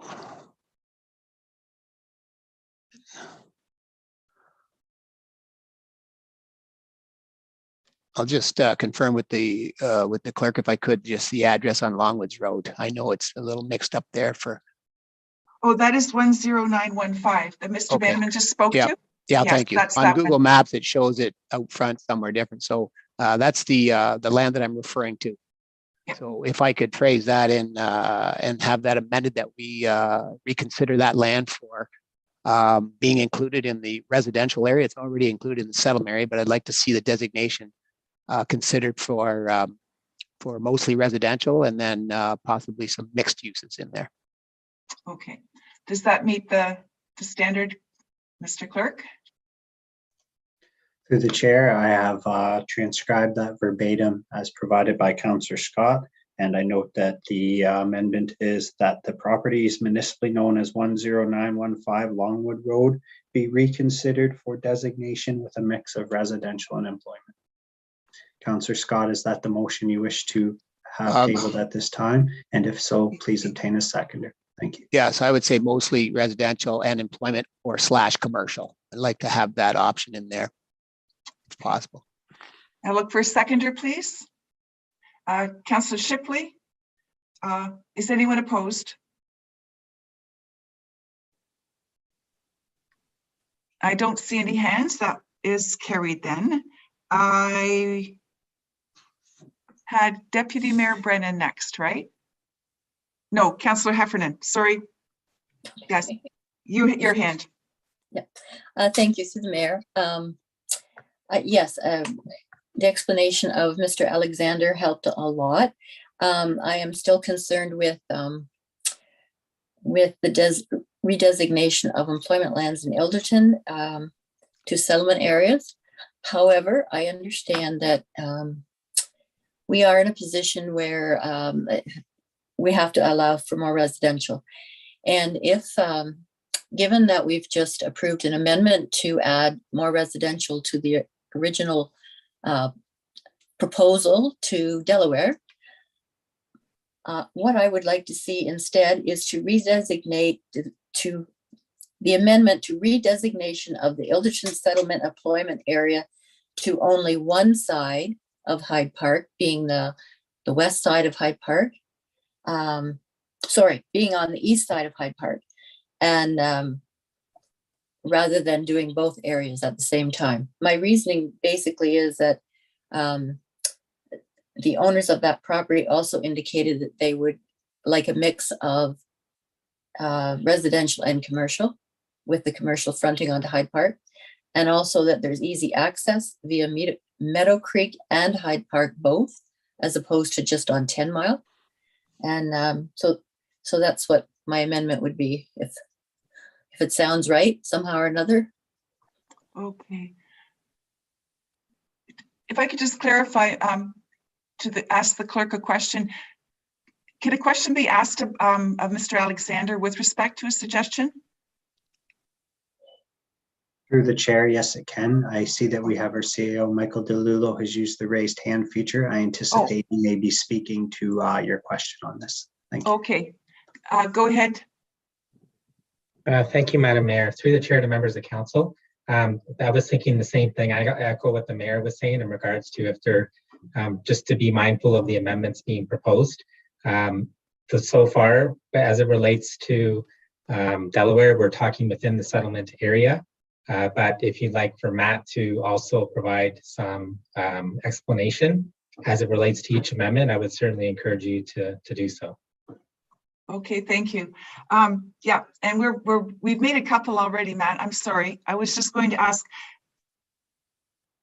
with respect to Councillor Arts, is there anything you'd like to comment on or caution or clarify? Any comment at all? No, I wouldn't. I wouldn't like to comment on anything that's already been passed. Oh, right. I'm sorry. Okay, well, I have a question then with respect to the Councillor Heffernan's motion just now. My question is, to the extent that the lands are designated as proposed by the councillor, what happens to that piece that's on the, you're saying that you want the east side developed, but not the west side, if I understand correctly. So that sliver of land that would be west of the employment lands on the map. Yes, because there's no access actually other than 10 Mile, and I don't know, it just is, it's sort of off by itself. I'd rather see it, you know. Yeah, so I'm wondering, I'm really not concerned about access. I'm most worried, I want to understand the policy implications of having that piece undesignated. Right. So through you, the what the proposed amendment, the proposed update does is it changes the designation of that land from settlement employment with a strategic employment area overlay to residential with SPA 29 overlay. And I think what you're saying is that, what Councillor Heffernan is saying is that she would like to not make that change. That makes sense for that property. The Sifton property on the west side. The Sifton, right. The other side is, yeah. Yeah, whereas the east side, the residential designation would allow residential and neighborhood commercial, so it would be very small scale commercial uses. And the SPA 29 overlay means that an official plan amendment will be required regardless. And so when the developer brings forward their proposal, they would need to apply for an official plan amendment. And at that time, they could change it to something like a mixed use designation. If you wanted to change that as well, then that could be part of your motion. But I think the sort of the most efficient way of handling this is possibly for it to say that, I guess the question is, do you want the Sifton lands to be as they currently are as settlement employment? Or are you moving to change it to something else entirely?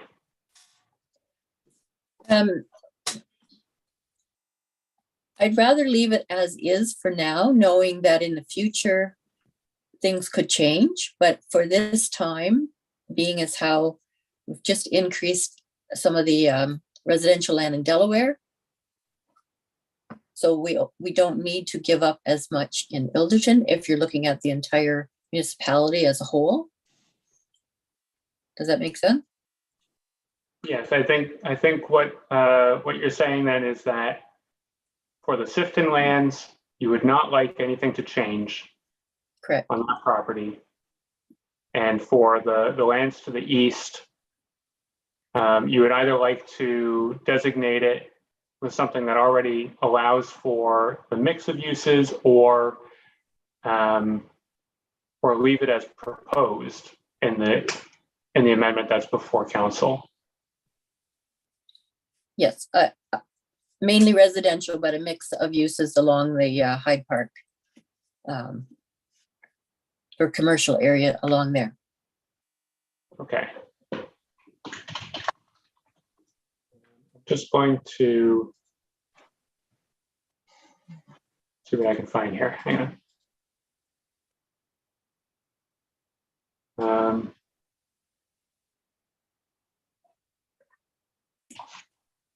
Okay, I think so. The proposed designation, so that is before council, is for residential with that overlay. I'm just checking the official plan document to see what level of commercial uses would be permitted. Yeah, only small scale neighborhood commercial. So I'm not sure if that would meet the definition that you're looking for. Would that include a small, say, office building or medical doctor's office, that type of thing? No, it would be something like a corner store. So like that sort of thing. So if you want to be more specific, then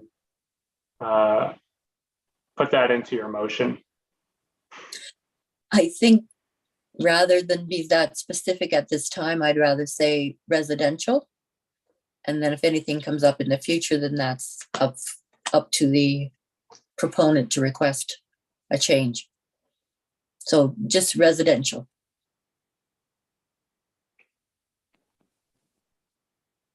So the amendment basically is to redesignate the Elderton Settlement Employment Area on the east side of Hyde Park to residential.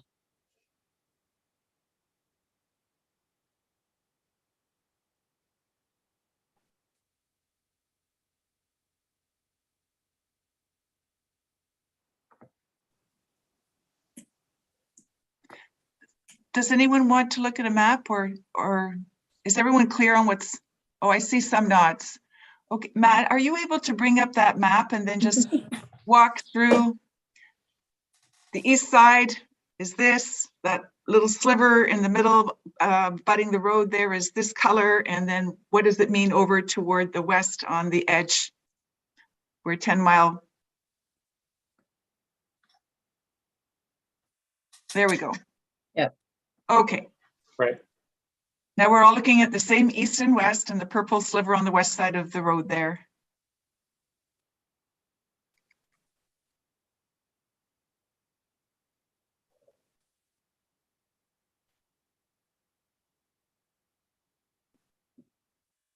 So I'm talking about the east side of Hyde Park and yeah, exactly. That's the section. Good, so that is now resident, the proposed, it should be residential.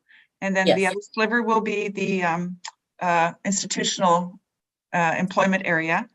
And then the designation on the far west is? Remains as it is. Remains now. as, okay. Yep. So do we have the wording for a motion then?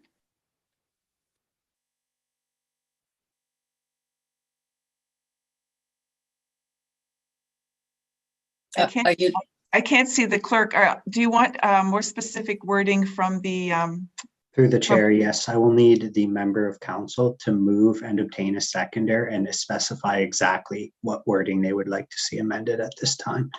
I'm unable to offer that wording for them. Okay, so if I were to say to an amendment for the redesignation of the Ilderton Settlement Employment Area to residential to occur or something, to only the one side being the east side of the Hyde Park.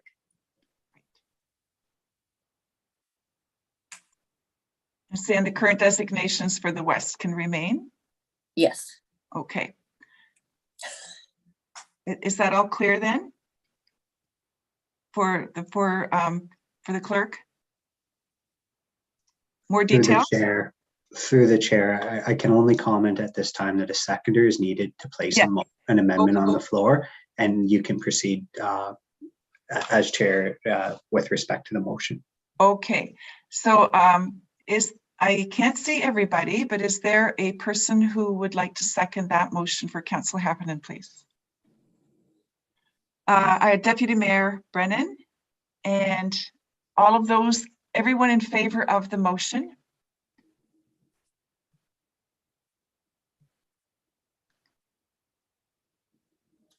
I have two, let me think, 1, 2, 3, 4. Oh, okay, all in favor then. That's all in favor. All right. And that is carried then. I don't think I had another hand for any other motions. Oh, sorry, Councillor Shipley. Thank you, Madam Mayor. I'm going to address Matt on this one here, and just to get his input before I make a motion. Matt, I'm looking at the Bryson settlement there. I kind of like to see the boundaries extended to meet the zoning areas. I'm just wondering what your reasoning was for not picking up those houses. I think there's probably, I don't know, I'm gonna say around 18 houses, and not putting them into the hamlet, I guess. Just looking for an explanation on that one. Here we go. Sorry, couldn't find the mute button. So that was something that I could have addressed during the presentation. The suggestion for anybody is that there are, as you can see, some lots that are located outside of the settlement area or the hamlet area of Bryanston. And there's been a request to add those into the hamlet area, essentially to correct whatever situation there was. Now so technically speaking, that would constitute an expansion of the settlement area, which requires the justification that we've talked about. And it would also result in a change to the residential allocation for the settlement areas overall. So if we added those lands in, then that means we would need to subtract them from somewhere else. And that is essentially why it wasn't included. The other piece to it is that one of the key directions that we received on this official plan amendment was to solidify the hamlet area boundaries as much as possible so that there wouldn't be these kinds of expansions. And so that seemed to go against that direction. And then the third rationale is that adding it into the hamlet area or not doesn't change what can happen on the property, or it doesn't improve the property situation. So the homes and whatever uses are currently existing on those lots can continue to exist. It doesn't matter if they're within the hamlet or not. And so my balancing of those factors, my reasoning was that adding them doesn't change anything as far as what they can or can't do. It would technically be considered an expansion of the settlement area, and therefore it needs to be justified in terms of the policies of the provincial policy statement. And the direction that we received was to not expand the hamlet areas. And so based on those three factors, my recommendation was not to include those. Okay, yeah, I understand. I guess my concern is, and maybe you give another answer for it, Matt, is how do we then control the development outside the hamlet area? Because I guess my thoughts were, if we get everybody in the hamlet area, we do have control of it. Then we're saying, no, we're not expanding the hamlet area anymore. However, we do have, is quite aware there that we do have lots outside the hamlet area. So I guess my concern is, how do we stop that from developing further outside the hamlet area? Through you, Mayor, it is just through the planning process, the planning approvals process. So the properties that are located outside of the settlement areas are designated agricultural, which means that they're limited to one dwelling on the lot, and the permitted uses are limited to agricultural, agriculture-related, and on-farm diversified uses. And if there's an aggregate overlay, then you could have aggregate extraction there. So in reviewing this question, this issue, I wasn't able to find, and nobody was able to tell me why these lots were created outside of the settlement area, or conversely, because I'm not even aware of what the timeline was, why the settlement area wasn't drawn to include those lots in the first place. And so I don't know whether these lots were created in contravention of the official plan, or if they were created before the official plan came into effect. I have no context, and I've asked. But the principle is new lots should not be created outside of the settlement areas, outside of the hamlet areas, unless they're for agricultural uses, or it's a surplus farm dwelling, or it's agriculture related use. So that is controlled through your planning process and through things like building inspections and that sort of thing. Okay, thanks, Matt. Maybe I'll just defer it to the CEO. He had any opinion on this one, or where you wanted to go with that. Well, I think if you want to amend the current plan, Councillor, then you need to make the motion and suggest the wording. At this point, it's in our hands to decide what the steps are with regard to the document in front of us. Okay, well, I'll make the amendment then to, I guess I would like to include what the zoning bylaw, the zoning area match the urban boundaries.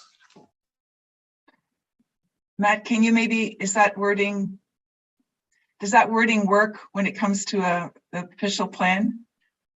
Is there a better way of identifying the properties, or?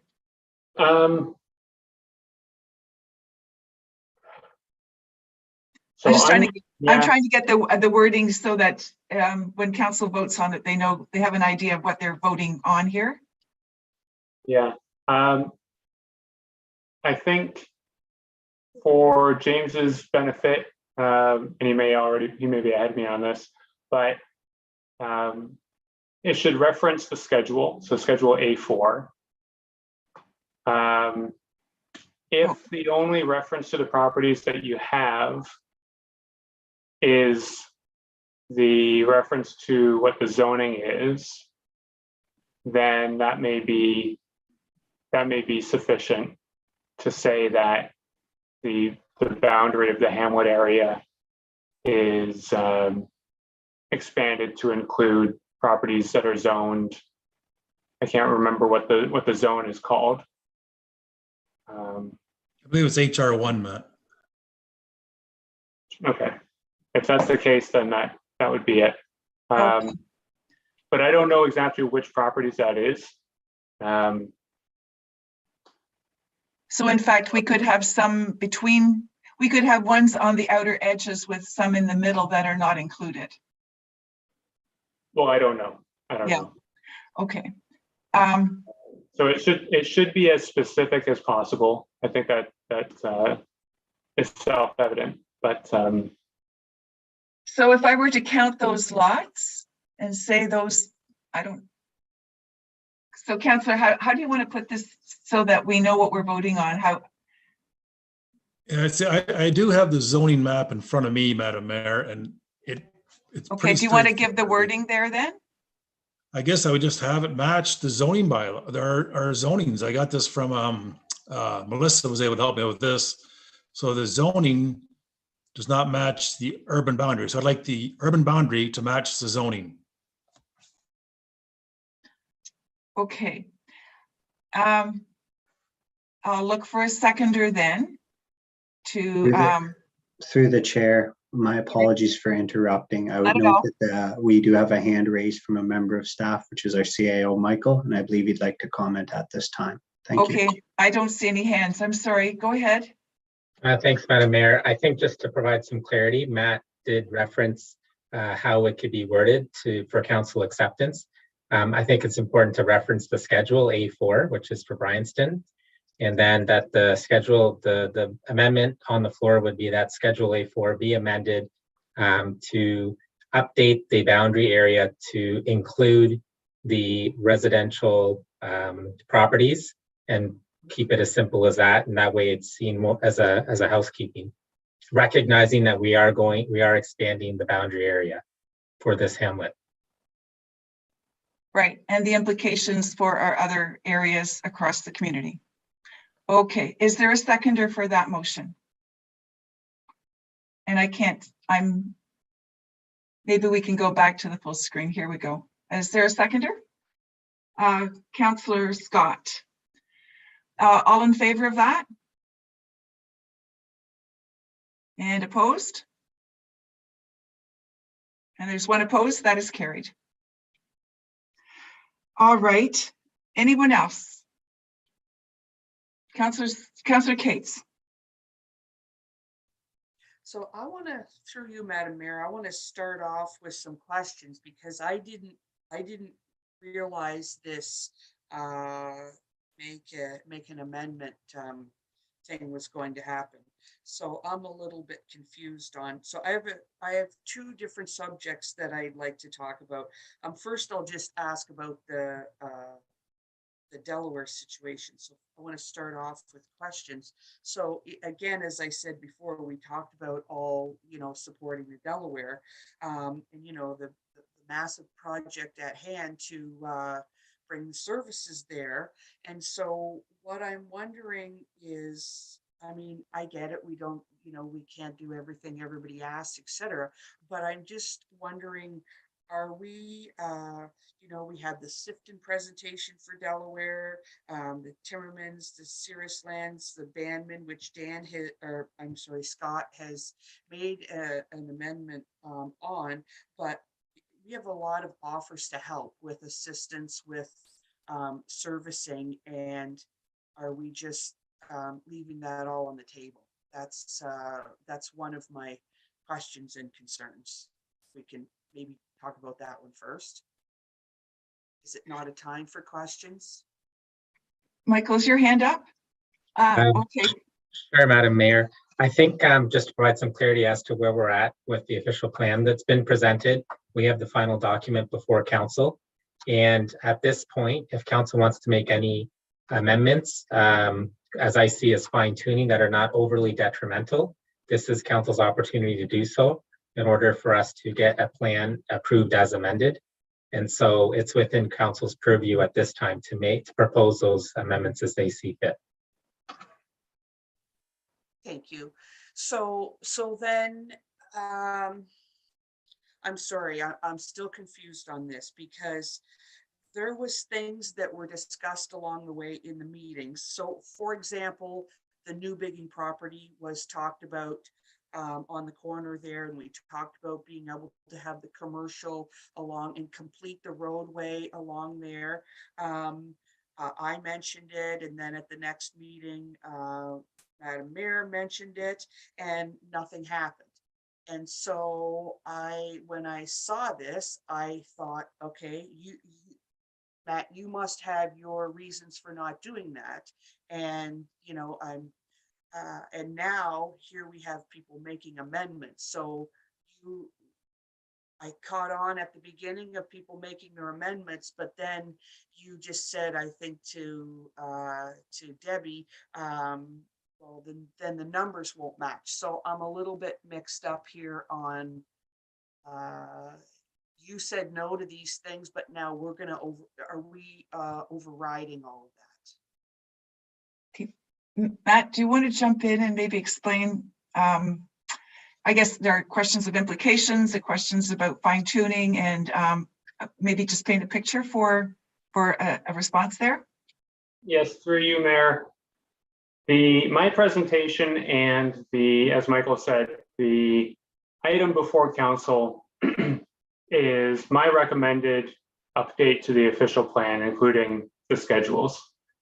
We received a number of requests from property owners for site-specific changes and inclusion in settlement area, including the property that you mentioned. My process was to review those on the merits and to see how they fit into the growth numbers as you described. This stage here is just as you would with any bylaw that council is considering. You have the opportunity to adopt the bylaw as it's written, or to move to amend that bylaw. And a number of your colleagues have chosen to move to amend the bylaw, which would adopt the official plan that I've recommended. And council has the authority to do that. And the effect is that the amendment, the official plan amendment that I've recommended, would be adopted as amended by the council members. So it is, I mean, the terminology is confusing. Like you're amending an amendment and it's not very clear. And I know it's confusing to see me speak on these amendments, these motions.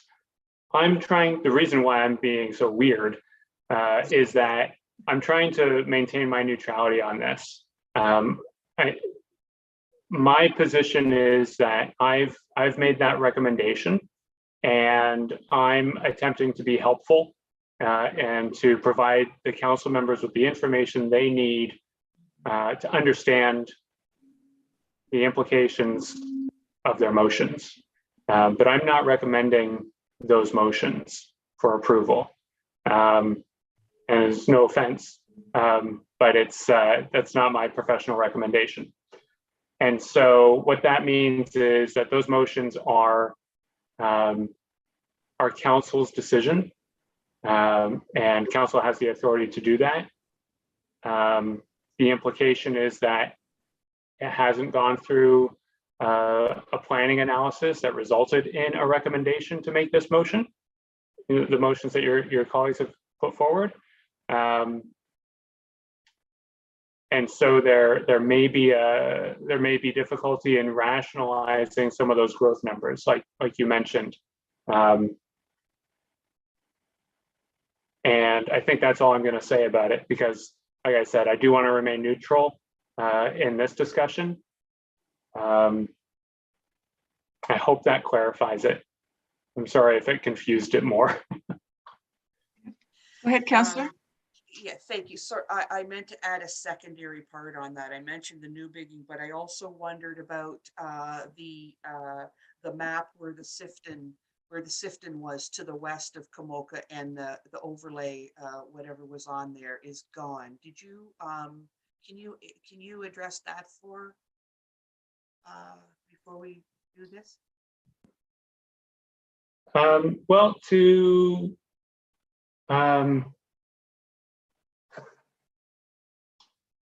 I'm not sure. I'm not sure if I can or should. I think that matter is dealt with. So the Councillor Heffernan put forward the motion. It was voted on and carried. And so I'm not sure that I should comment on it at this point. Can I just ask a question? Councillor Cates, are you referring to the presentation that we had with the Kamoka Glendon Drive Sifton proposal, or are you talking about the one in the Sifton proposal with respect to Ilderton? I'm talking about the one that she just mentioned that was beside the trout at the trout farm. So that's on Glendon Drive, just to the west side. Yes. So she was mentioning that the map, they've disappeared off the map. Okay. They had an So overlay. no motion has been made with respect to that. The question, I think, is to clarify what the overlays or what the mapping was for the comments that Ms. Clark made with regard to the trout pound lands. Yeah, like I'm just wondering, well, why is it changed? Is it an error, and do we need to fix it? If we're making motions on things, do we need to include it to fix it? Okay, thank you. I understand now. In March, I presented a draft of the official plan update, which had proposed including those lands and some others within the Delaware settlement area expansion. Through the discussion following the discussion with council about where growth should be directed in Delaware, we felt that those lands and the other ones included on the east of Delaware were not appropriate for the expansion. And so we removed it from the draft and designated other lands instead. That's the change. That's the difference that they're referring to. Sorry, Matt, I actually meant in Kamoka. Oh, the Kamoka. Yeah, to the land. west. To the west, there was just a small little piece. Yes, so those lands are currently designated rural commercial, and they are outside of the settlement area. We made the recommendation, we've recommended to eliminate the rural commercial and rural industrial designations because all of the lands outside of the settlement area are considered prime agricultural, and therefore commercial and industrial uses are not appropriate in prime ag. We did receive the request to add those lands to the settlement area and to designate them as they described. But Kamoka Kilworth already has sufficient lands to accommodate the growth that's been forecasted. And so we did not recommend any change to those lands for that purpose. Thank you. So,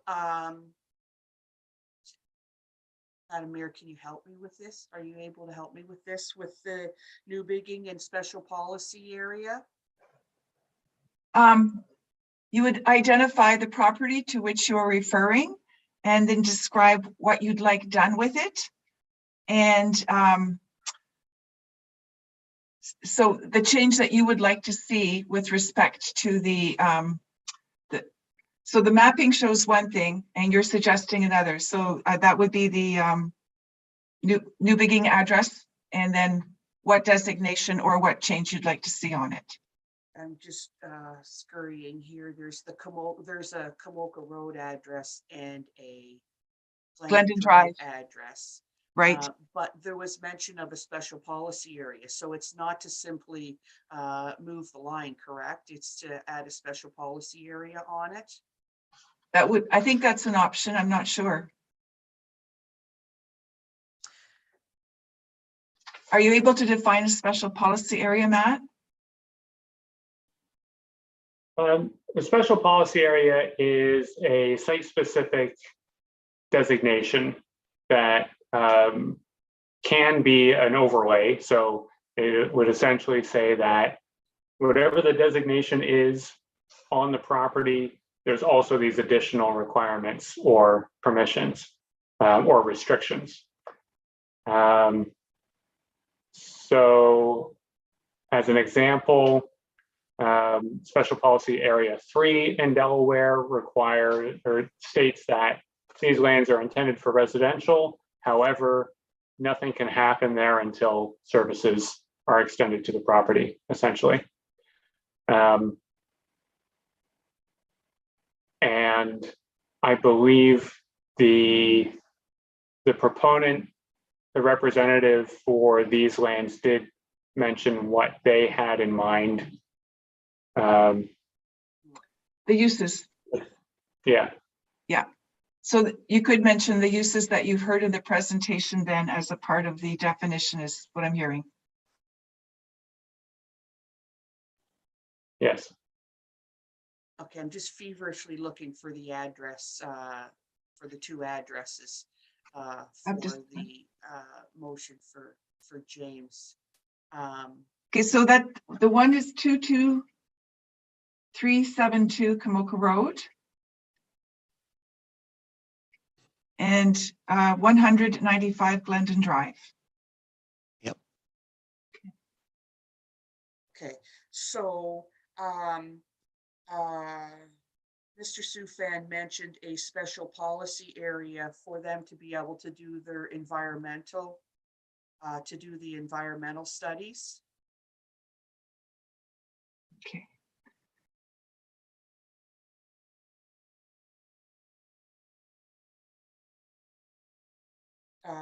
So do we need to amend it to include this property with a special policy area for the environmental studies? I feel like we're not covering this enough for the environmental studies to be done on this property.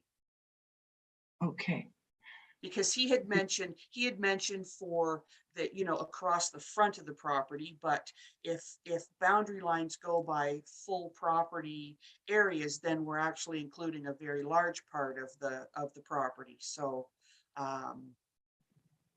Okay. So is that another question then? The large property of the land is water. Does that, Matt, is this, if a large part of the property is water, does that mean the whole area is included, or is it the land that is included in the calculations that are used? Given the size of the property and the land that is around it, which part of it is included in the calculations for the official plan, or is it the whole thing? Or not only that, does the boundary have to move to the borderline of the property, or can it go halfway through property? Through you, Mayor, when we were trying to decide the settlement area boundaries for Delaware, for example, it is easiest to locate the boundary along existing lot lines or sort of static features like a road or a railway or a natural feature. If it goes across the middle of a property, then it becomes a question of where exactly is that. So it's not necessarily advisable. In terms of how the calculations are done, the calculations are based on a gross hectare measurement, which means there's a recognition that not all of it is going to be used for residential. Some of it's going to go towards the roads or ditches and drainage, or even stormwater management or something like that. So how it would affect the calculations would be based on the developable area as described as a gross hectare. So I don't believe it would include the water. I think that their proposal included some use of the water for recreation or something, if I'm correct on that.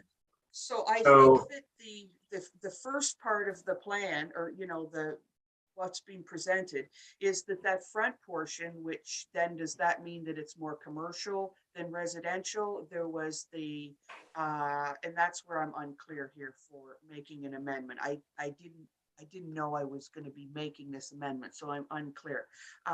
So the front properties, there's probably 3 pieces of property here, and a couple of them at the fronting all along Glendon, which is sort of the point here, is to fill in the gap along Glendon, would probably be a bit more on the commercial side. So we've kind of got 2 little and 1 large piece of property that, you know, what do you apply to it? Some commercial, and then we have the special policy in order to have some environmental studies done.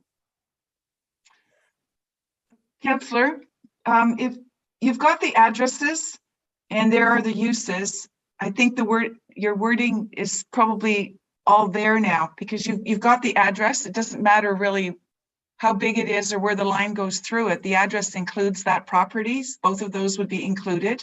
And then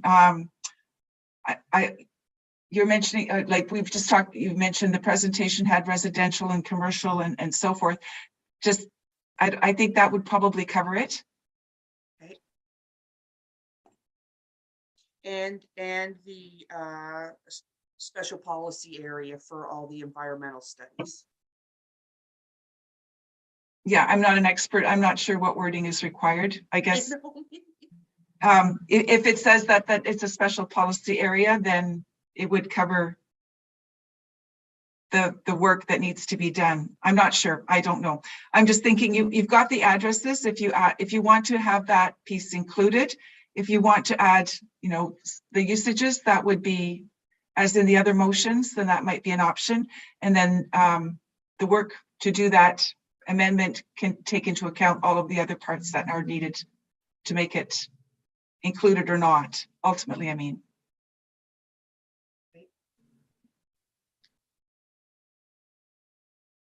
Councillor Arts, do you have a question?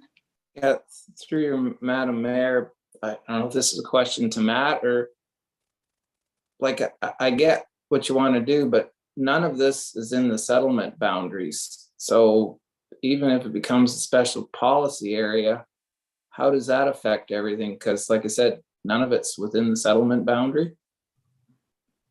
Well, that's the point, I think. The councillor is suggesting that these addresses are included in the settlement area as a special policy area, if I understand the wording correctly, to be used for, I think, commercial at the front and other residential purposes as outlined by the proponent or the speaker. Okay, I was just wondering the legal ramifications of going. That's all. Thanks.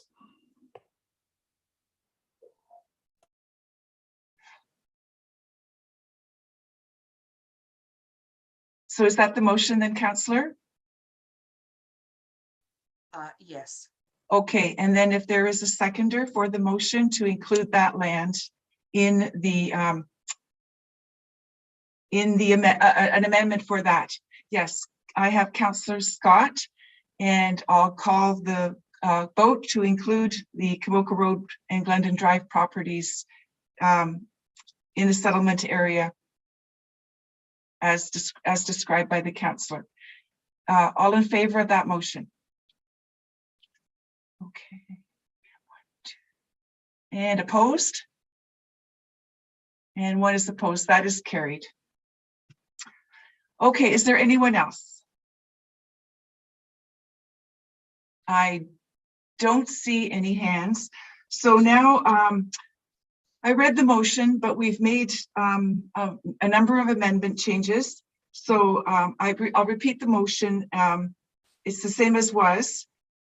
Report CAO 15/2022 regarding the adoption of official plan amendment 59, comprehensive official plan review be received, and that pursuant to the report CAO 15/2022, a bylaw be prepared for council's consideration to approve and adopt the 2022 Middlesex Centre Comprehensive Official Plan, and further that the official plan amendment 59 as amended to include Councillor Arts, Surplus Farm residents, and the Longwood Road changes from Councillor Scott's recommendation, and Councillor Shipley's Bryanston recommendation, and Councillor Heffernan's inclusion for Ilderton be submitted to the County of Middlesex for approval, and upon approval of the associated bylaw for bylaw by Middlesex Centre Council, so that amendments are included. So now I would like a mover and a seconder, please, for that revised motion. Through the chair, I would just note that the motion as revised has been moved and seconded. The original motion is on the floor as amended now. Oh, as amended. Okay, I'm sorry. So I'll have to call the vote on the motion as amended. All in favor? Anyone opposed? Seeing none, then that is carried. So James, do you want to go through and maybe identify the steps? Any steps? Thank you. Thank you. Through the chair, I can comment with respect to the next steps on the bylaw itself. There is a bylaw listed for members of council as number 2022-037 appended to your agenda this evening. That bylaw will not be adopted for this evening. As I understand the motion, which was just adopted, the plan has been amended and those amendments need to be reworked into the draft bylaw, and that bylaw would be brought forward for to a future meeting for consideration by council. So I'm just confirming that bylaw 2022-037 will not be adopted this evening, and when we move forward with the adoption of our bylaws later on in our meeting, that item will not be included. Thank you. Okay, thank you for that. And thank you, Matt, for your presentation and your comments and assistance with the planning discussion tonight. We can now move, oh, there you are. Okay, thanks again, Matt. Appreciate your patience. And we can now move to item 5.1, which is the minutes of the previous meeting. The motion is that the minutes, the April 6th, 2022 council meeting be adopted as printed. Could I have a mover, please, and a seconder? Councillor Shipley and Councillor Heffernan. Is anyone opposed? Seeing none, that is carried. The next item is the consent agenda. We have 10 items there. I'll look to council to see if there are any questions or items that you would like to inquire about before calling reading the motion and calling a vote. I don't see any hands, so the motion before us is that items 6.1 through 6.10 listed under the heading of consent agenda for April 20th, 2022 be adopted as recommended. Could I have a mover, please, and a seconder? I have Councillor Scott and Councillor Heffernan. Is anyone opposed? Seeing none, then that is carried. We can move to staff reports. We've just finished item 7.1, so we can move to 7.2, which is an application for an official plan amendment. And Marion is going to be presenting an overview of the report for the file on 22447 Kamoka Road.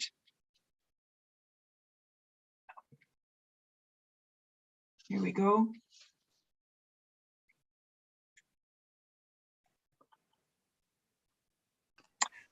Thank you, Madam. Hello there. The floor is yours if you'd like to make the present the report, Marion. Great, thank you, and good evening to you and to council. So I'll just share my screen very quickly. Okay, and just bring up a location map and a conceptual site plan for the development proposal. So the purpose of this report is to provide a recommendation to council regarding an official plan amendment and zoning bylaw amendment applications for a property located at 22447 Kamoka Road in Kamoka. So this application was previously before council at a public meeting in January 2022, October 2021, and in 2019. The purpose and effect of the requested official plan amendment and rezoning is to redesignate the lands as a medium density residential designation and rezone to an urban residential third density zone to permit 152 dwelling units within 2 5-story apartment buildings. The lands are approximately 14.6 acres in area and have frontage only onto Kamoka Road. The lands are surrounded by residential and agricultural lands and ponds to the south, residential lands to the west, and commercial lands to the north. So these lands are also in proximity to the southern boundary of the settlement area of Kamoka and currently designated parks and recreation and zoned restricted agricultural. So the applicant has provided this conceptual plan for the purpose of these applications, and it is subject to change. However, this proposal does consist of a single access to Kamoka Road and 2 apartment buildings that would be oriented towards the ponds on the south side. The proposal is planned to be on full municipal services. And I will note that additional details about this development will be reviewed during site plan approval, which the applicant has not applied for yet. So in January 2022, staff provided a recommendation to adopt the official plan and approve the zoning bylaw amendment. And this was a revised amendment.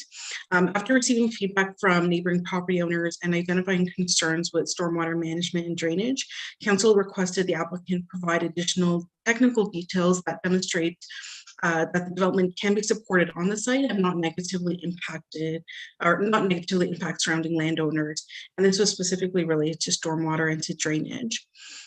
Following this meeting, the applicant provided a preliminary study to support their applications, and this was peer reviewed by a consultant on behalf of the municipality. While the applicant does need to provide additional clarity and more information through detailed design, municipal staff are satisfied that the development proposal on the northern portion of the lands would not significantly increase water levels of the pond and overall can be addressed through detailed design and site plan approval. Additionally, the Ministry of the Environment will also review stormwater management for contaminant loading. And again, this would be done through detailed design. And finally, county and municipal staff will also comprehensively review all engineering matters through site plan control, which would be subsequent to, preceding any development on the site. So as such, staff are still of the opinion that the recommendation to adopt the official plan amendment and zoning bylaw amendment as amended can be supported. Staff continue to recommend that the amendments only apply to the developable portions of the land, so that's the northern portion only, and that the zoning bylaw be subject to a series of site-specific provisions, including increased side yard setbacks, a height limit, a density limit, visitor parking space requirement, and the application of holding symbols H2 for a site plan agreement, H6 for a public site plan review, and an H7 for a redesign brief to be prepared. So as a result of the aforementioned, staff recommend adoption of the revised official plan amendment and approval of the revised zoning bylaw amendment to consider the site-specific provisions that are proposed for this development. Planning staff determined that this is consistent with the PPS, the county official plan, and the Middlesex Center official plan and zoning bylaw. And I'll be happy to answer any questions on this. Thank you for that. We have a number of speakers, and then I'll get council's input or comments and questions. Mr. Matt Campbell is registered to speak to this application. And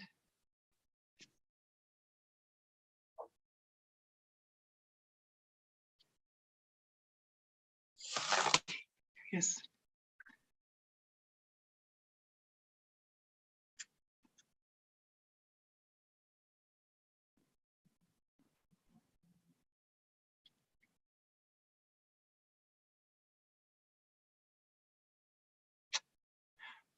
Good evening, Mr. Campbell.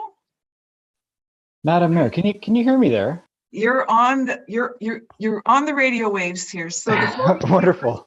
If you'd like to make your presentation. Thank you very much, and I'd like to extend a big thank you to staff and council. We know that this item has gone to council several times, and I'm going to try and be as concise with my comments as possible. I will note that as part of my delegation, the neighboring landowner, Jim Graham, and Rick with Dylan will be with us as well to provide some information. So, I mean, we've already provided comments on this application previously. We provided a letter to council outlining our concerns with the planning aspects of this development, and just for council's consideration. I don't want to rehash all of those comments because they've already been provided, but it's our opinion that this proposal undermines the planned function of the Kamoka-Kilworth secondary plan. We just heard a very lengthy presentation and debate about the new official plan that council will be adopting hopefully very shortly.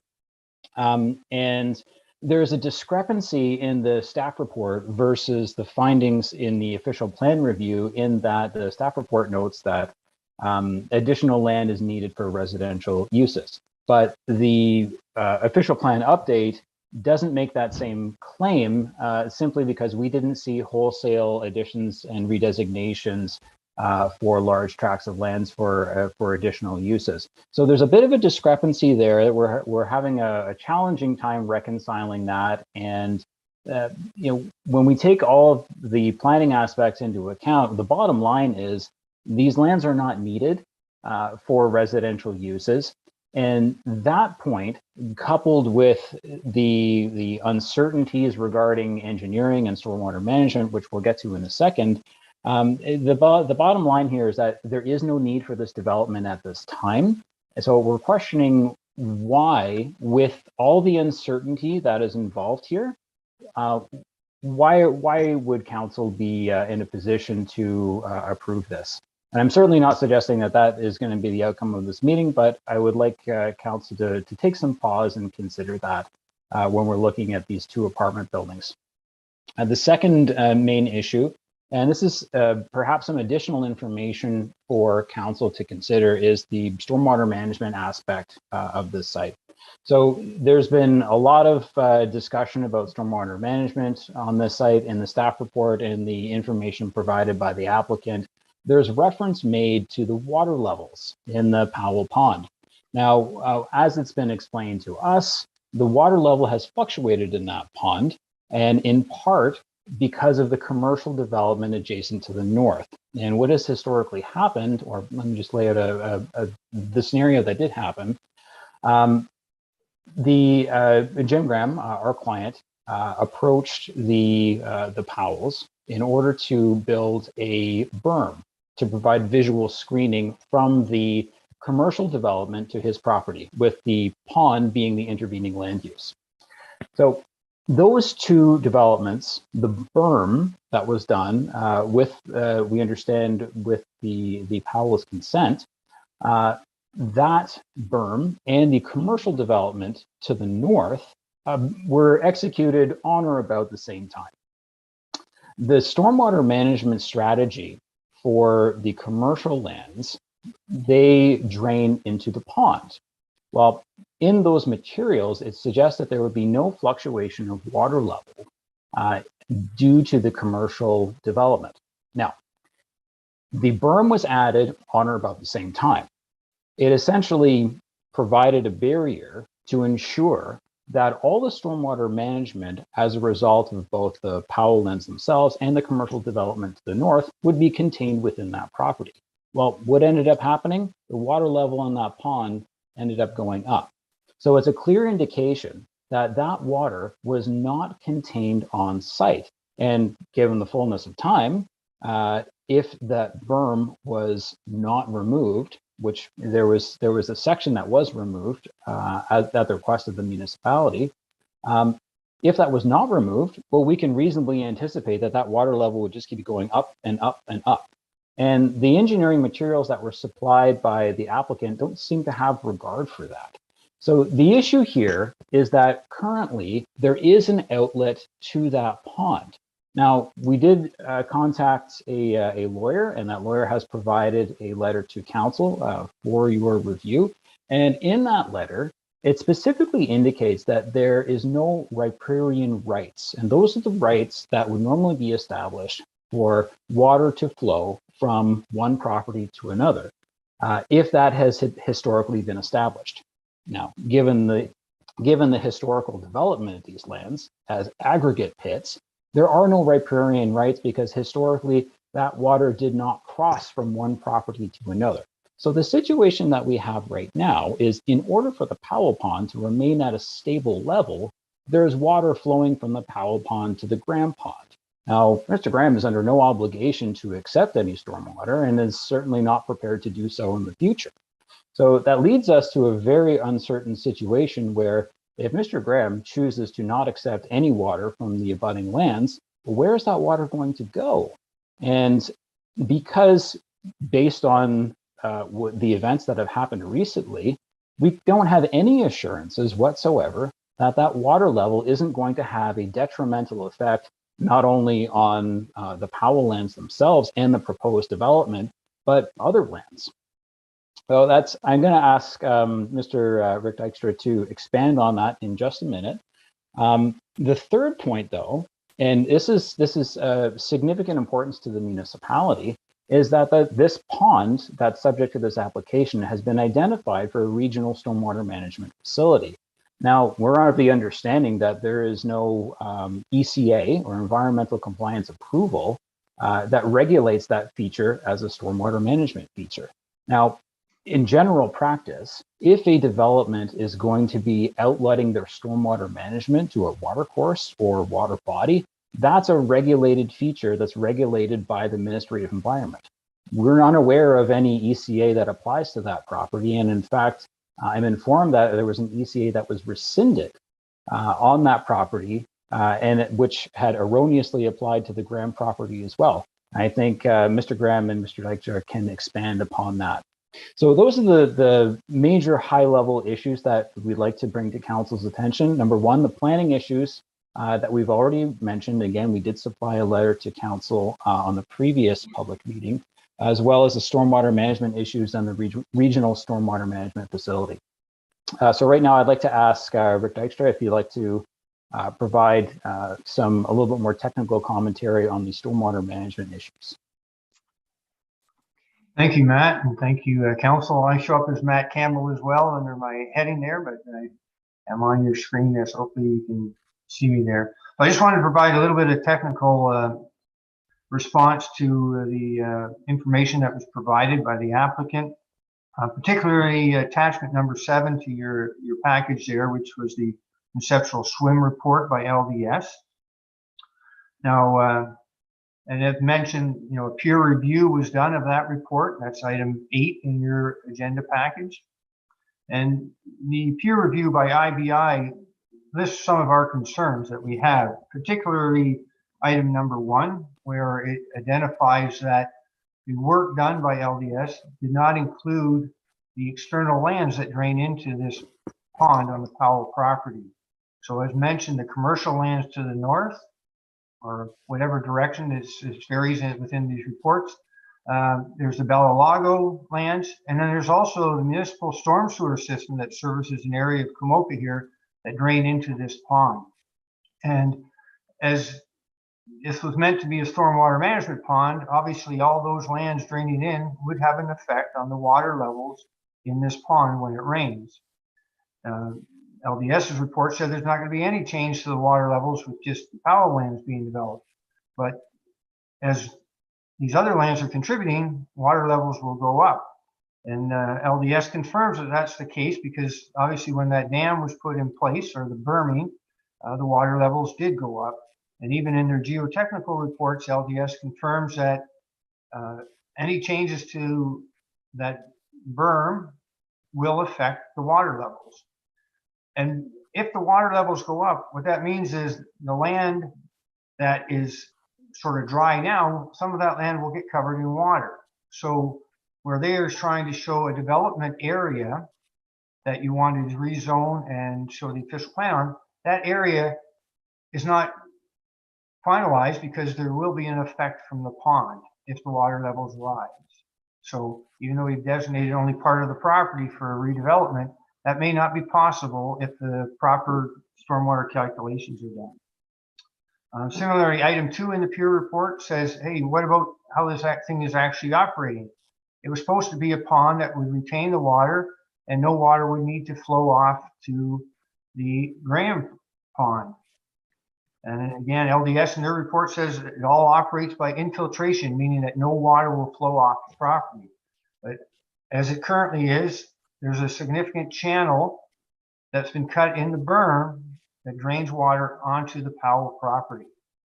So the stormwater management for these 2 properties, commercial lands and the other Bella Lago lands, do not have stormwater management in place per the supposed originally design that supposedly doesn't have an ECA on it. So that's a concern because then that will obviously affect how these lands can be developed. You need to wrap it up. We're at time. Okay, just want to mention, it's mentioned in the report that there's chlorine in the water and there's also untreated water coming from the municipality. And it goes into a significant groundwater recharge level. So again, the pond that's there now is directly connected to the aquifer. And so untreated water should not be going in there. So they need to have a separate pond on this property to control contaminants. So those are the highlights for you.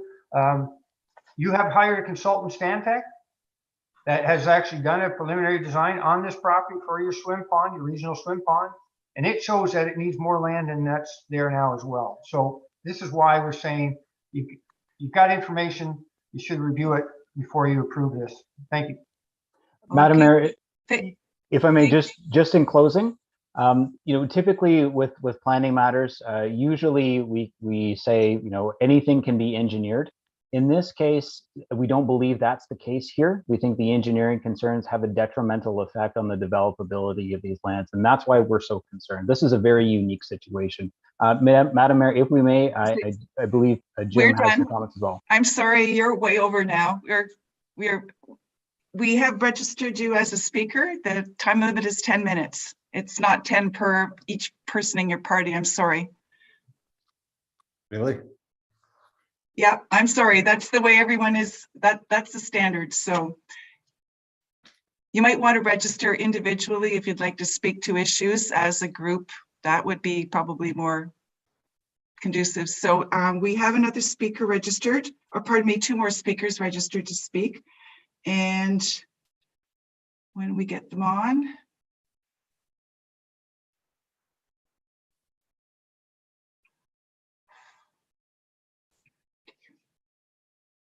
there we go.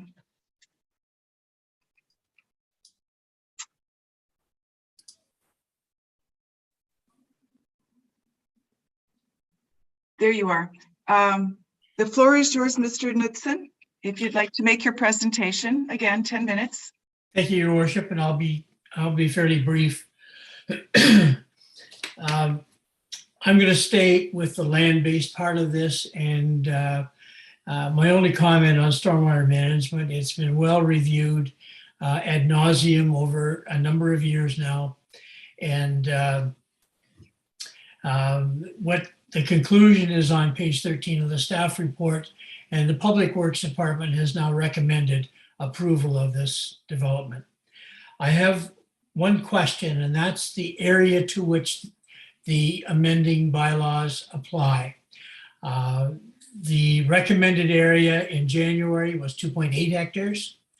In speaking with Marion about 2 weeks ago, she identified that it was only 2.6 because they were squaring it off. And there have been other inquiries that have said it's 2.7. That makes a huge difference in the number of units at 50 units per hectare. If it's 2.6, we respectfully request that the density increase to 55 units per hectare. That would result in a net of 143 units.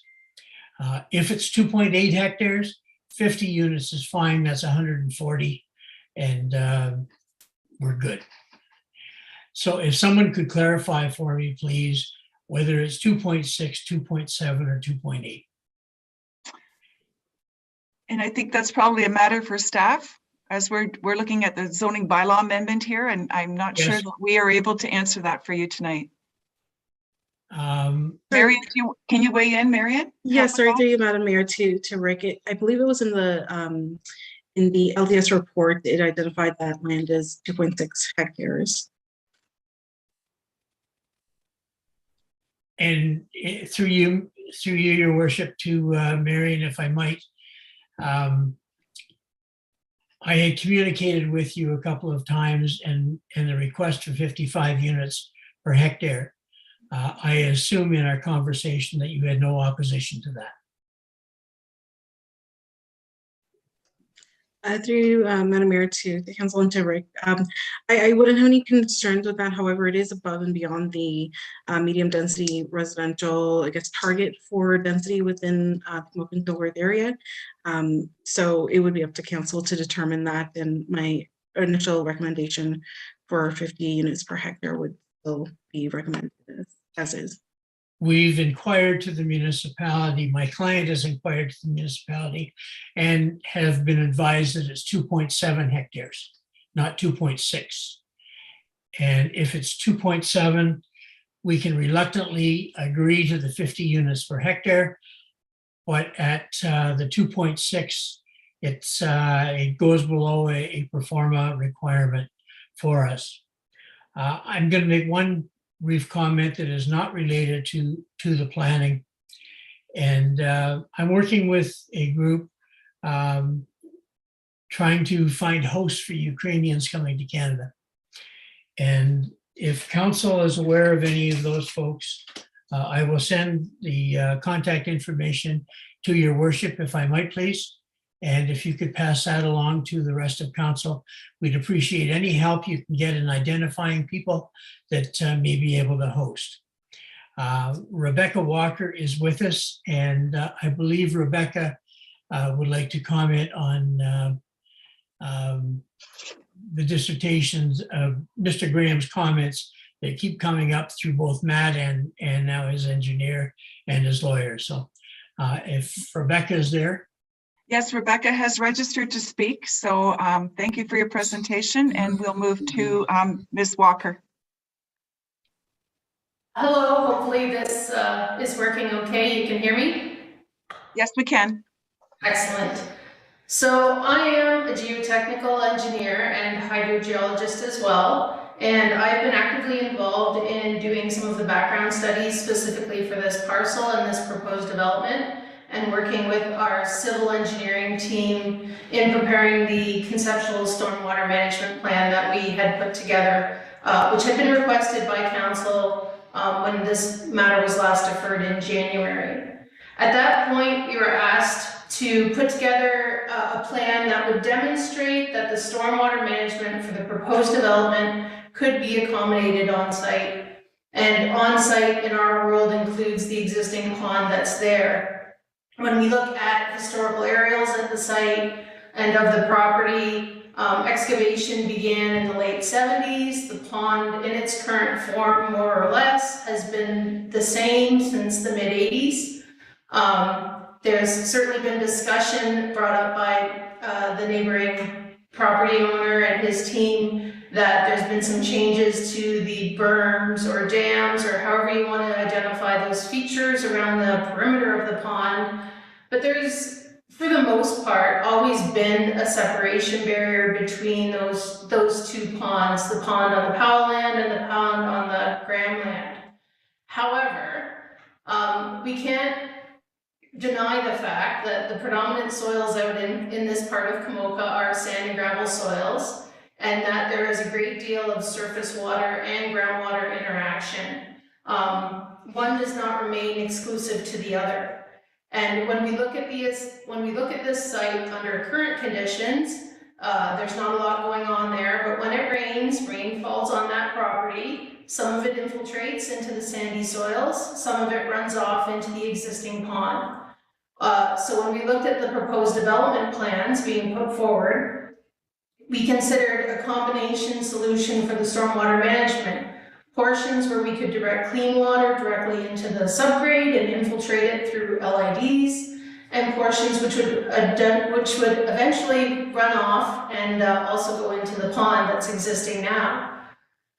We also had regard for the consideration of chlorides that was identified tonight, and certainly, you know, we understand in previous conversations with municipal staff and with the ministry that there was a potential concern for chloride levels in the pond. We have looked at that issue, and we've identified that the background levels are generally suitable. The only area where we have elevated chlorides, and this was in February, was at the existing outlet that services the commercial block and the Bellalago lands. And seeing elevated chlorides in February when winter salting is occurring is not at all unusual. So, but when we look at the broader pond location and look at chloride levels, we found levels to be within a suitable realm. And we looked as well at the existing outlet location and confirmed that chloride levels there were also suitable. We've received peer review comments from IBI, and we certainly acknowledge those comments which apply to the work that's required through detailed design. Obviously, this is a planning application. It's premature to endeavor to do a lot of detailed design, work out the logistics of some of these issues with regards to stormwater beyond a conceptual level when we still don't have planning approvals. But we have done our best to assess the site conditions and assess the proposal to ensure that stormwater can be managed appropriately and reasonably without detrimental impact to adjacent neighbors. Just in summary, I don't want to get too far into the weeds, but certainly it's our opinion as the consultants working with Mr. Powell. He's expended considerable time and resources to ensure that his development can be carried forward in a reasonable and appropriate manner. And I don't expect there will be any change to that collaborative and cooperative approach that he's carried forward to this point in working through the engineering design and approvals that would happen through site plan. All right, then, thank you for that presentation. I'll look to council. Are there any questions, comments, or clarifications required? Yes, Councillor Scott, go ahead. Yes, thank you, Madam Mayor. I do have a couple comments, and I know I've already reached out to staff to talk about our own stormwater plan that's not completed yet for Kamoka. So I know we do have to take care of some of those issues. So I'm first going to say that I think that this is premature to that. So I think it's premature to put something like of that magnitude in that spot. The second thing I can say is that I drove by there, I took a walk down there, and every time I stand back there, I can't get my head around that being there. And as it was stated that engineers can engineer anything, my common sense tells me that I don't think I want my name attached to that in that spot. You know what I mean? I see some high risk that could potentially happen. And thirdly, I would say that in Kamoka, I think the concept looks great. I think it's a nice looking building, but I think there's probably more appropriate places for it. So I'll leave it at that. Okay, thank you. Other comments? Questions? Yes, Councillor Arts, and then I see Councillor Shipley. Through you, Madam Mayor, the issue I have is if this 5 stories would have been come forward before everything else was built in this area, it would be a lot more acceptable. Doing it after, this should have been done before the houses, but that's just my personal thing. And the problem I've got is the conceptual unit is 5 stories, and when you go by the 1.5 car spaces per unit, it's basically there's enough parking for a 3-story unit, or maybe 3 and a bit. So if there's not enough parking on this conceptual design, everybody's going to park at the Tim Hortons, everyone's going to park at the Little Beaver, they're going to park across the road. A big concern for me is that all the commercial buildings in that area are going to have the overflow from the parking lot. So yeah, I've got some issues. Thank you. I saw your hand, Councillor Shipley. Thank you, Madam Mayor. Yeah, I guess my concern is very close to Councillor Arts. I think the time for the apartment buildings has come and gone in this location. This should have been done prior to Bella Lago developments, in my opinion. And the other question, I guess, is for Marion. UR3, Marion, that gives a maximum height, if I'm correct, of around 66 feet. Yes, that's correct. It's 20 meters. Right. So we've been down this road before. We passed the zoning, change the zoning. Then the next thing we see is a for sale sign on the property. And the next developer comes in and he's going to put her at 66 feet. And we have a bit of a problem stopping that, if I'm correct, Marion. Yes, that's through you, Madam Mayor, to Councillor Shipley. The recommended zoning is actually limited to a maximum of 4 stories or 15 meters, so it'd be reduced. It wouldn't be the full 20-meter height limit. Okay, thank you very much. I guess like I said, I think it's come and gone, really, in my opinion. I kind of agree with Councillor Scott on this. I don't think I want to see that there. Thank you. Councillor Arts. Through you, Madam Mayor, to Marion. I guess this is just for clarification. I know what the staff is recommending, 4 stories up to 15 meters, and then the 45-degree angle and increasing the density and all that.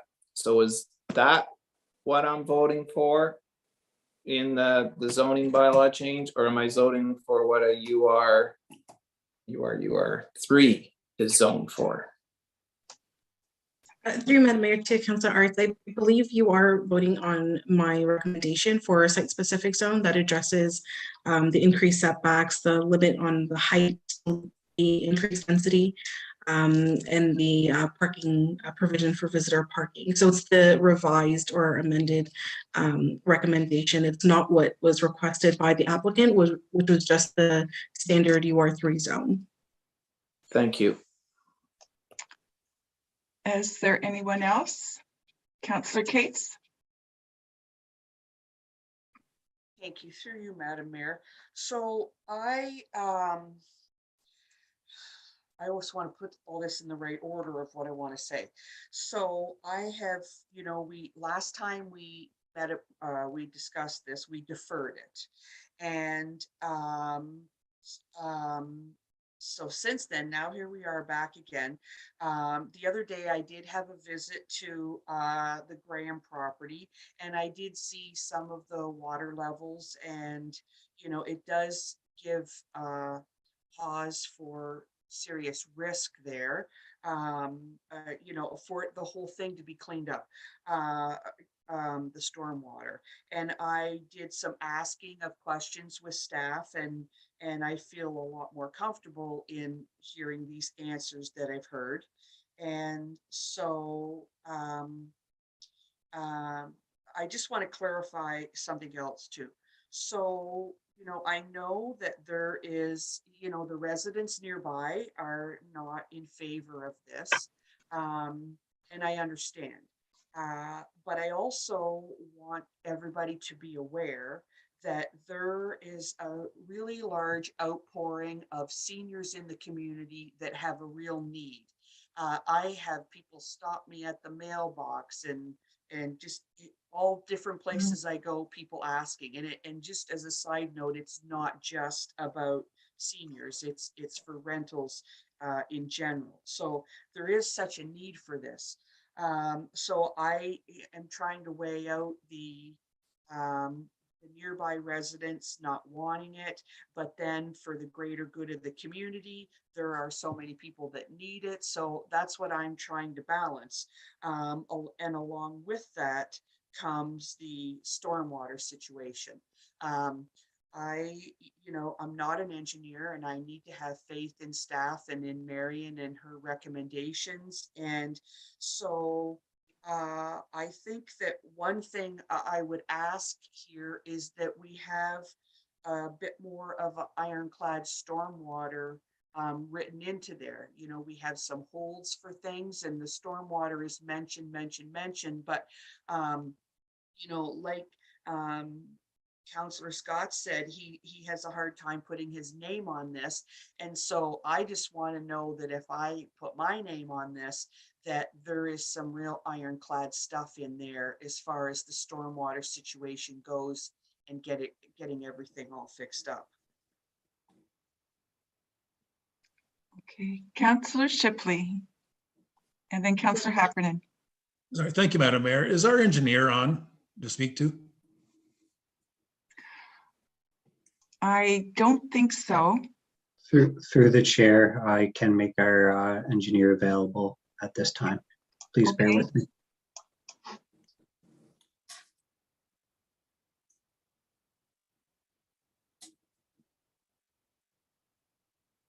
Okay.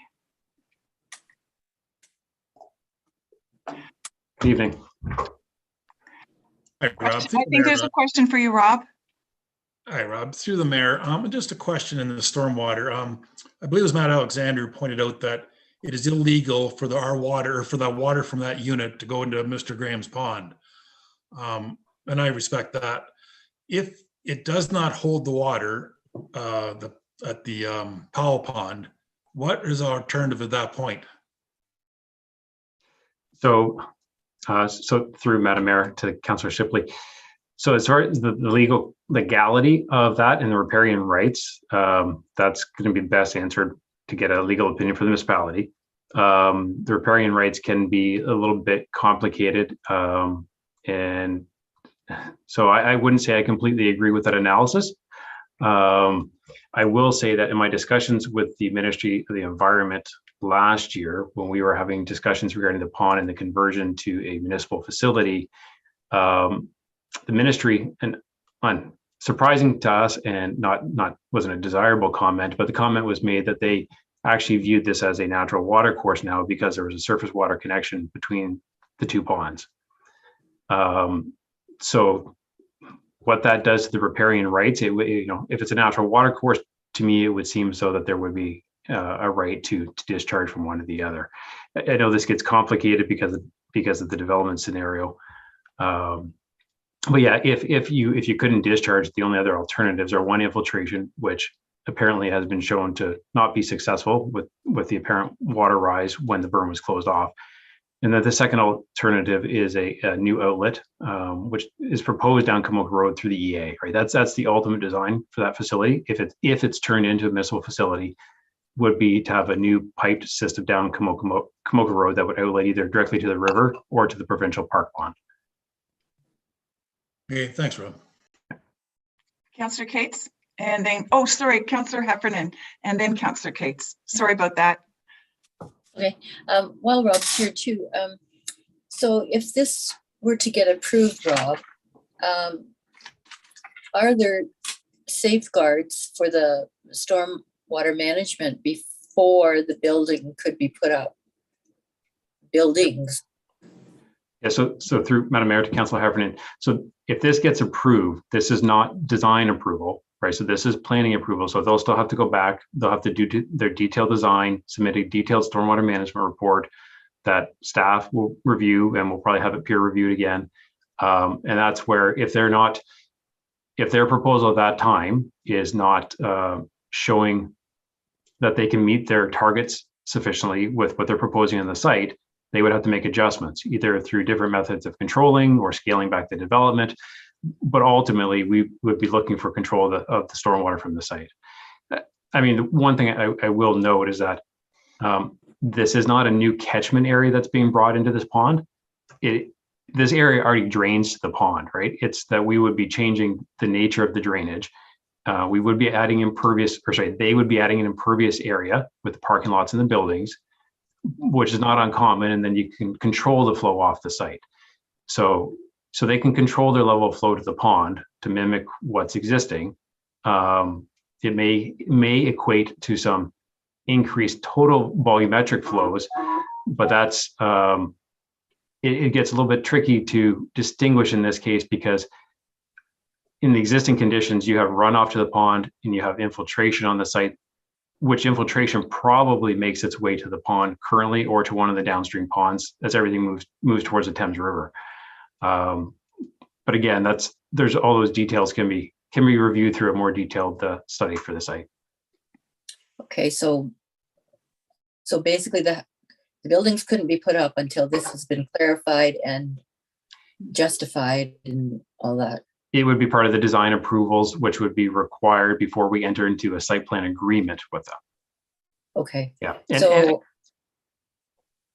No, I was just going to say the existing stormwater ponds that I see usually have a fairly large, well, the ones in Elderton are generally beside parks. Mm-hmm. So therefore there's a fairly large green space to absorb a lot of stuff. Is this proposal sort of similar to that? Like, is there enough grassed area being left over? So the inclusion of a park adjacent to a stormwater pond is just kind of added open space, or sometimes they're just built like collaboratively together, but there's not a need for that. Okay. The one on Union Ave in Kamoka is an example of one that really doesn't have a park associated with it. And there's examples of other ones where you can have a standalone swim facility without adjacent parkland, because typically the catchment area of that pond is much bigger than just that parkland, right? It's the majority of that runoff is coming from the upstream lands, like the roads and the building lots. Okay, yeah, no, I just I just want to make another comment too, is that, so initially I didn't like the idea at all. I've kind of, I don't mind the apartments as long as they're like only 3 or 4 stories, which I think 4 stories was recommended by Marion, because they're at the back of the commercial area, so they're not facing Kamoka Road. If I got my orientation right on this, so a lower, but I guess I'm just concerned too, if you have, if you only have the 4 stories, are you reducing, Marion, are you recommending a reduction in the, because they had 152 units to start with, right? That was 152 total. So if you only go with 4 stories, you're around 135. Is that correct, or 140? Through Madam Mayor to Councillor Heffernan, yes, that's about correct. Originally, when we looked at the zoning for the site, as Mr. Knudsen had alluded to earlier, is that we were basing it on a 2.8 hectare size for the developable area. And we're generally satisfied with the units that were being proposed. So even though that there was a reduction in the height, the amount of units and the unit count would remain as is, either through a bigger footprint or some other type of modification to the building. So we would be generally okay with the amount of units, but a reduction in the height. Okay, because I was just thinking like the more, if it's spread out more, like flattened type of thing, then again, you've got more more area to drain, like there's not as much grass area. I guess that's what I'm concerned with, is the drainage, because if you've got the pavement from the commercial site, you've got Bella Lago, which are condos, which are more pavement than individual houses. And then you've got this new development. So I'm concerned with the drainage, basically, so that it doesn't increase in height in the stormwater pond. That's kind of where I'm at. Okay, Rob, go ahead. I can provide a little bit of a response back. Yeah. So through Madam Mayor to Councillor Heffernan. No, and I understand. And I guess if I were to, I know LDS did an analysis to show very little impact, and that can be achieved through controlling the flows on site. So you're correct. As you increase the imperviousness, you may require more storage on site. So they can do that through different methods. They can have either surface water storage, like on the parking lots, and by controlling the outflow through orifice plates in the catch basins. They can put underground storage, really, if necessary. It's more costly, but it can certainly be done. So there is ways to engineer it. However, even if you take a very simplistic look at this and you say, well, the development area is roughly the same size as the pond, like the pond surface. So if you were to say that there's absolutely no water that goes from the development area to that pond right now, versus all of a sudden everything is going to go to it. So let's say you get a 4-inch rainfall, that most the impact that it could have on that pond would be 4 inches, right? Assuming that the two areas were the same. And that would assume that all the water went there immediately. So, so is there a possibility for some water level change? Perhaps, but most of that can be should be able to be engineered out. But worst case, you're probably looking at a very minimal change.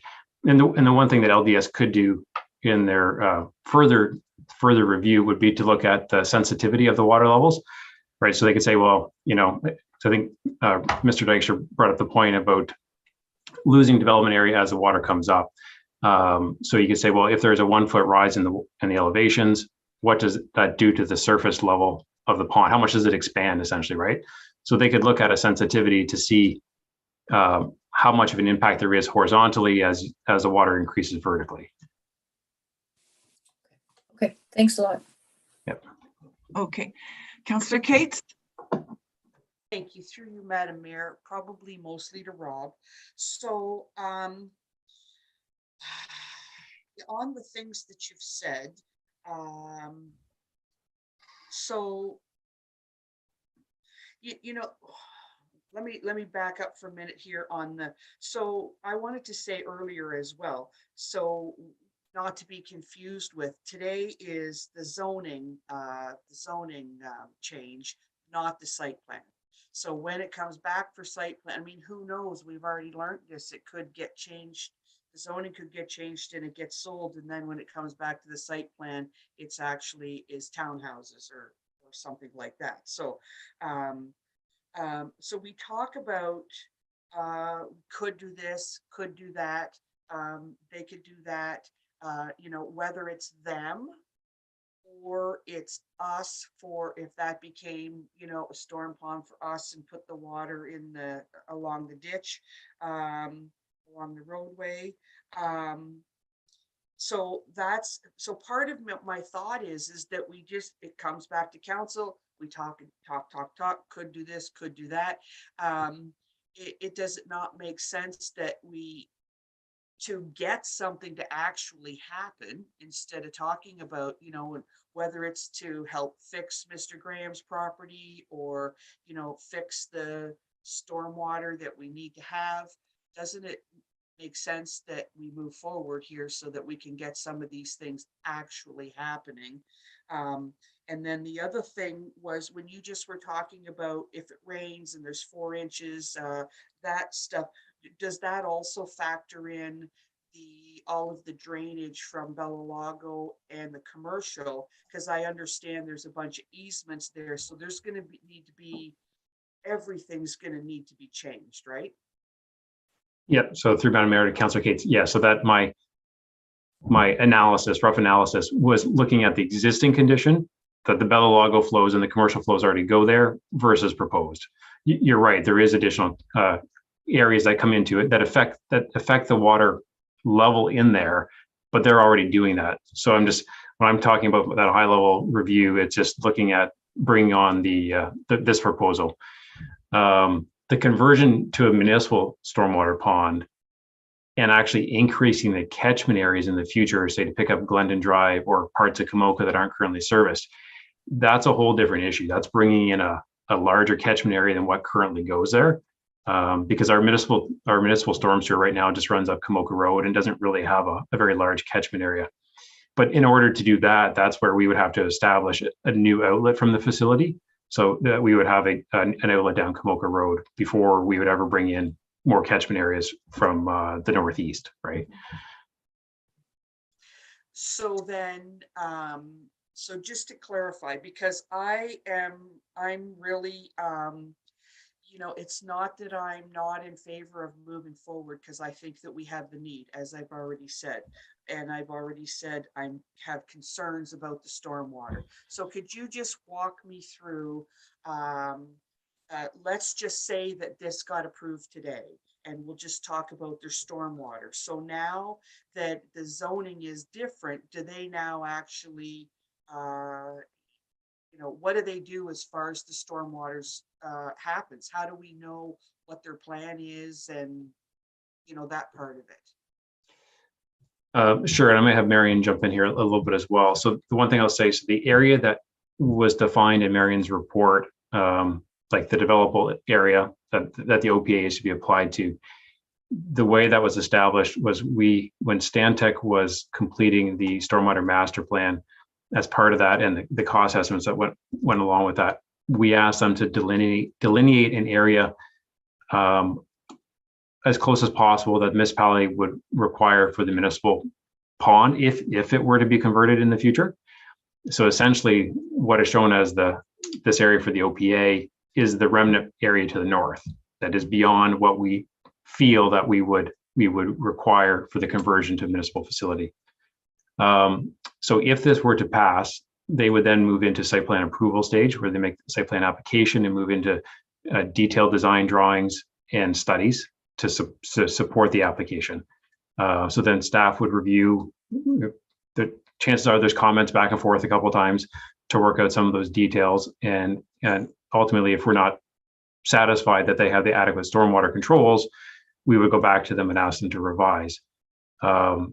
Once we get to a point that we're satisfied, they would, my understanding is that they will require an ECA from the ministry, And in this case, because it's still currently private, is that they would require a private ECA from the ministry in order to create a new outlet to that pond, or to, I believe, and this is maybe Rebecca can give her opinion too, but to relocate those easements, which would currently have an ECA on them, they would have to either amend the existing ECAs or create new ones. So the ministry will be involved in approval at some level for just for the stormwater component, and we would require that before they actually start building on the site. Thank you. So through you, Madam Mayor, to Rob. So, so how do we know, and I guess you could ask this about anything, how do you know? But just because we have the concern, you know, the high level concern, how do we know if what they design is adequate? So through Madam Mayor to Councillor Cates, so you're saying at this point, conceptually, or when they get to the detailed design? Yeah, when they get to their, so let's just say we approve this today. Mm-hmm. And now, as you said, they move to the site plan portion, and they're going to work on their in-depth stormwater plan. And then they have, okay, here's our plan. Yep. How do we know that it really is adequate? So I'd say, I mean, that's going to rely on engineering expertise and review, right? They will complete modeling, they'll do soil testing on site, so they know what the infiltration rates are. You know, they'll go through all the calculations for runoff from the site, for what they need to store on site. I mean, is it all, in the end, it's theoretical, but it's based on sound modeling and calculations. And it would be reviewed and vetted, you know, against best practices for this type of design work. So, and so then there's the part where they would do all this and use their own pond for their own drainage in the Bellalago, etc. Scenario one. So it's a different scenario that maybe someday we could use this pond for bigger and better things and their things? Yeah, so that's a good question. So the intent has been, by delineating, drawing that line for the OPA, that what is being proposed here will not negatively impact our plans to move forward with converting that to a municipal facility, if we so choose to do that.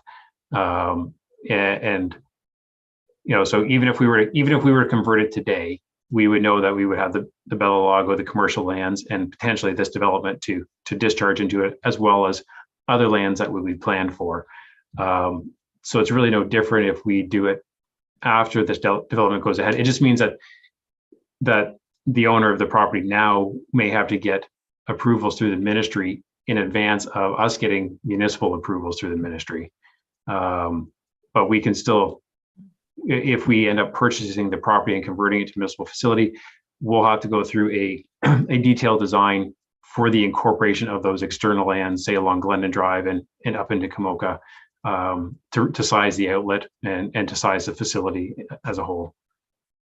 So then we would be quote buying his pond with the what they've got done for all of those things, and then we would incorporate it to our thing, to add our things. Yeah, once we had ownership of those lands, then we would have to retrofit it to meet our municipal stormwater standards. So including pond slopes and what we would do for landscaping around it, that type of thing. So it may in the end mean that we don't even ever use that pond, we do something else. Is that correct? So that might be a bit of a loaded question. So, okay. So no. So the stormwater master plan identified that as the preferred alternative to utilize that for the expansion of stormwater measures in the Kamoka area. Our issue has been dealing with the Ministry of the Environment, and we still need to go back to them. So that's part of the reason that we have not entered into agreement of purchase and sale for a portion of the lands yet, is that we don't want to purchase the lands before we know that we can use them for our purpose, our intended purpose.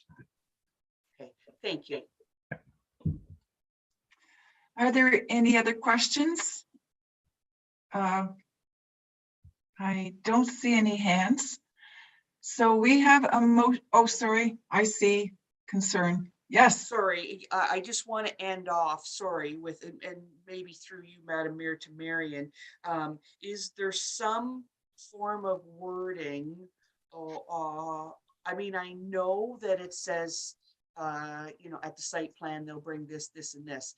I'm just looking for something to really make it, to add something that makes it really ironclad on the stormwater. That's what kind of my goal has been here. Can we do that? Sorry, for the zoning bylaw amendment?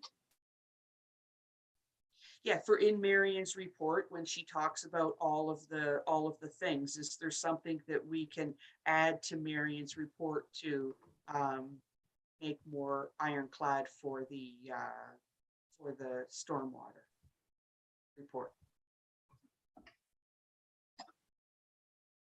I don't know who wants to answer that.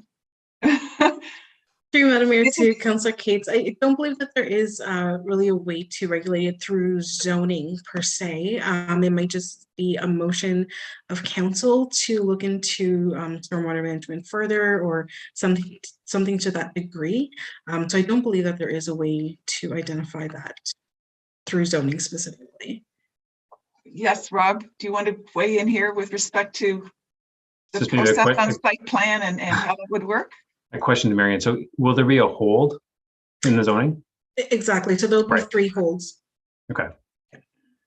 Yeah, so that's what I'm talking about. Sorry. Okay, so in your hold, you talk about it. It sort of generally says, you know, there's a hold for servicing, you know, water and sewer and it's a general, you know, it's mentioned sporadically, and a stormwater plan. So I'm just more thinking like on the hold or something, can we add something very specific?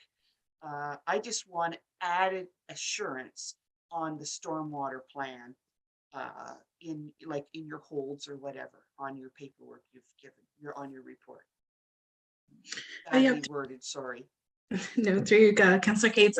So the hold right now, the H2 specifically requires that a site plan agreement be entered into with the municipality. So it's to the municipality's satisfaction.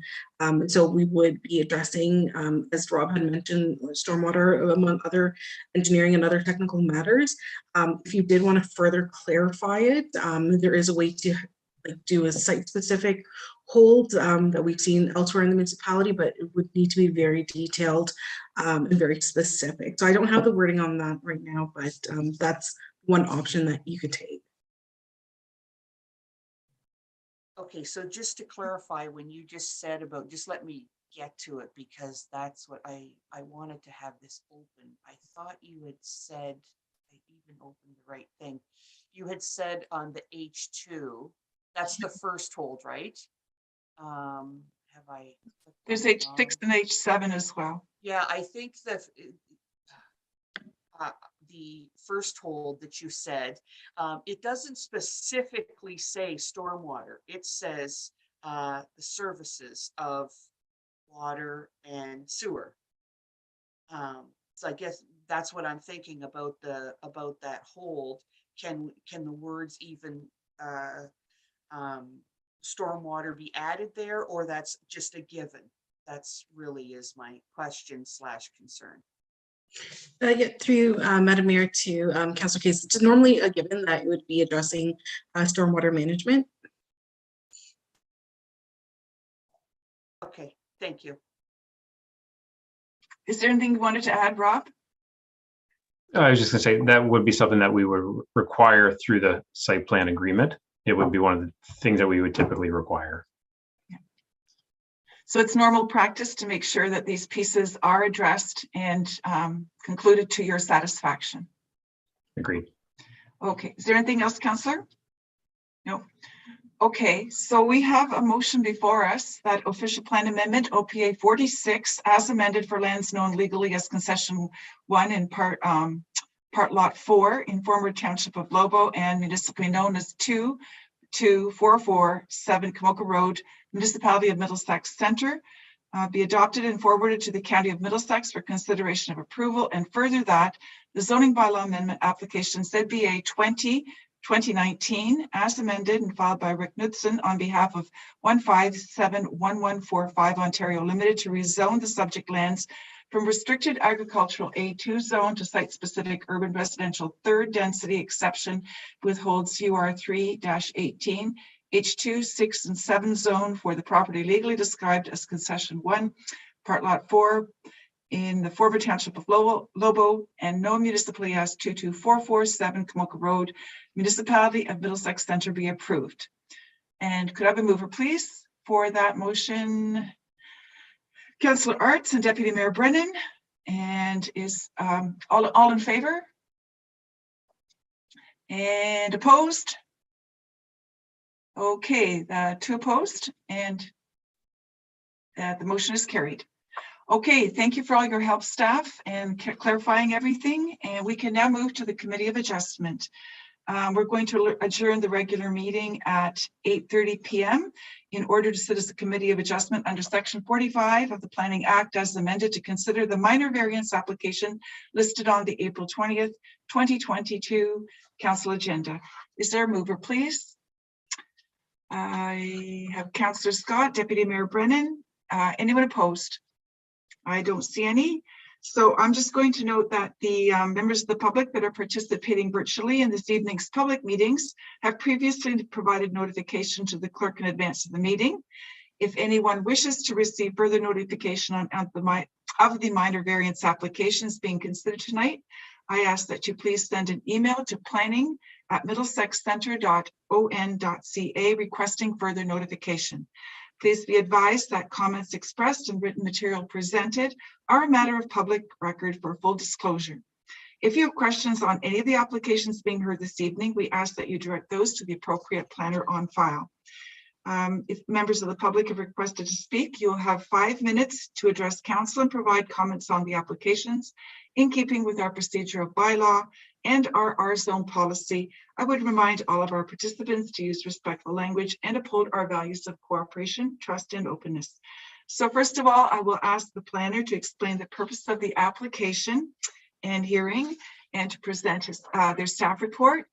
And then the applicant or their agent will have an opportunity to speak to their application.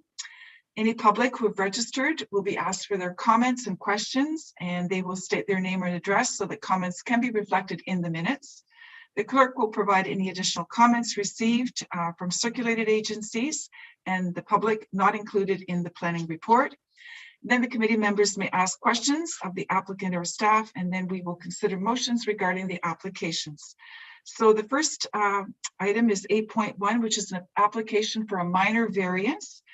Tim Williams from the county will be in attendance to provide an overview of the staff report. The applicant, Tom Cates, is in attendance to answer questions from the committee or staff. And so we'll start with, Dan, are you helping out here or are you running the show? Through you, Madam Mayor, I would be Tim Williams tonight. So. Okay. Welcome, Dan / Tim. Would you like to give your staff report first then, please? Yes, absolutely. Put that up there.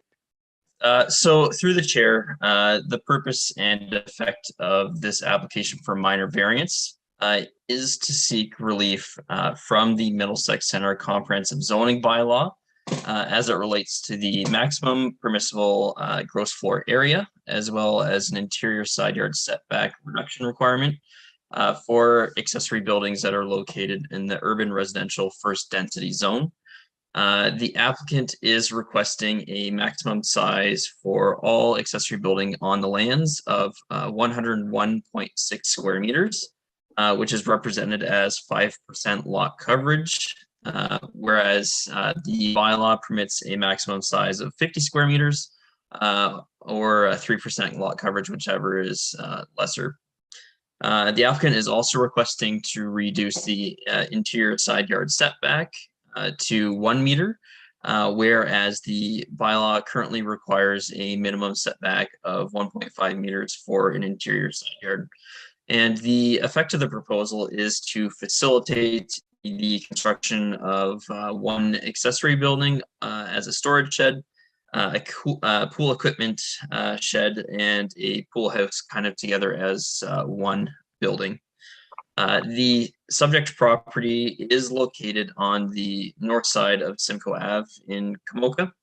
The property is an existing residential property and has a frontage of approximately 36.6 meters on Simcoe and an area of approximately 2,001.5 square meters, or 0.49 acres.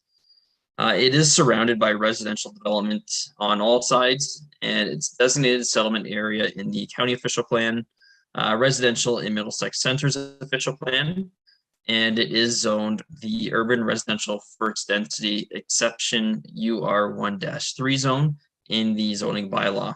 And so as previously noted, the applicant is seeking relief from the bylaw as it relates to the maximum permissible size, as well as the interior side yard setbacks for accessory buildings in that particular zone. During public circulation of the notice, I did not receive any comments from the public. Also, as I have noted in the report, or Tim and I, sorry, have noted in the report, comments by internal staff have been included as advisory notes to the applicant. Staff have reviewed the proposal against the Planning Act tests. As noted in the planning report, generally, we are both of the opinion that the minor variance is capable of meeting the aforementioned tests of the Planning Act, and that the structure appears to be residential in nature. And therefore, for the reasons as noted in the report, we are recommending that the minor variance be approved. Thank you. Alrighty, thank you for that report. There were no additional comments received by the clerk, so I'm going to see, are there questions of the committee, and do we need to call the applicant to answer any questions for you?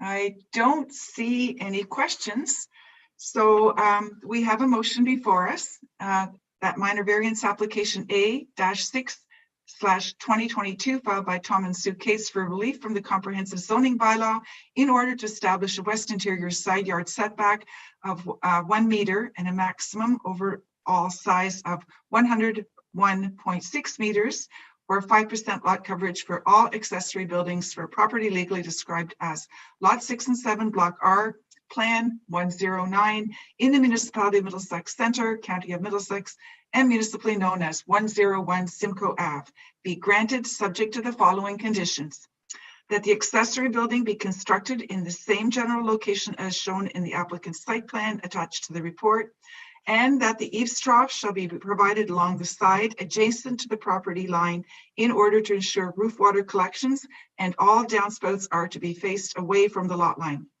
And further, that the reasons for granting the minor variance application A-6/2022, it complies with the general intent and purpose of Middlesex Center's official plan.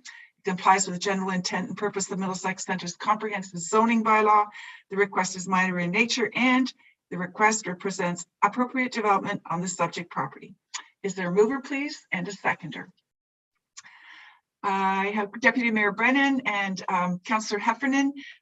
Is anyone opposed? Seeing none, that motion is carried. Thank you. And now we can move to public meetings. A motion that the Committee of Adjustment reconvene as council to move into planning public meetings at 8:38 p.m. pursuant to the Planning Act as amended to consider the planning applications listed on our council agenda for this evening. Is there a mover, please? Councillor Shipley and Councillor Scott. Anyone opposed? Seeing none, then I'll note that members of the public that wish to receive further notification on any of the applications being considered tonight would please send an email to planning@middlesexcenter.on.ca requesting further notification. Please be advised that comments expressed and written material presented is the matter of public record. Again, those who've requested to speak will have a maximum of 5 minutes to address council and provide comments on the applications. In keeping with our procedural bylaw and our zone policy, again, please use respectful language, uphold values to help us uphold our values of cooperation, trust, and openness. The order of proceedings is basically the same. I'll ask the planner to explain the purpose of the application and hearing and to present the staff report. Again, the applicant or the agent will have an opportunity to speak to that application. The public will be asked for any comments or questions. And again, the name and address should be given so that the comments can be reflected in the minutes. Council will then ask questions of the applicant and our staff, and then we will consider motions regarding that application. So the first item is an official plan amendment, zoning bylaw amendment, and it's filed by SBM on behalf of Robert and Margaret Robinson. Marion is our planner on this file, and if you'd like to present your report. Thank you, Madam Mayor. Through you to council, I'll just quickly share my screen to bring up a location map. Okay, so everyone can see that. So the purpose of this report is to provide information regarding an official plan amendment and zoning bylaw amendment for the lands at 10163 Gold Creek Drive, which is located on the south side of Gold Creek Drive and east of Kamoka Road. The lands are approximately 41.2 hectares in area, or over 100 acres, and contain regulated area on the northern portion as well as significant woodland. The land is actively farmed right now and contains several agricultural buildings, as well as an existing dwelling and detached garage and several accessory buildings.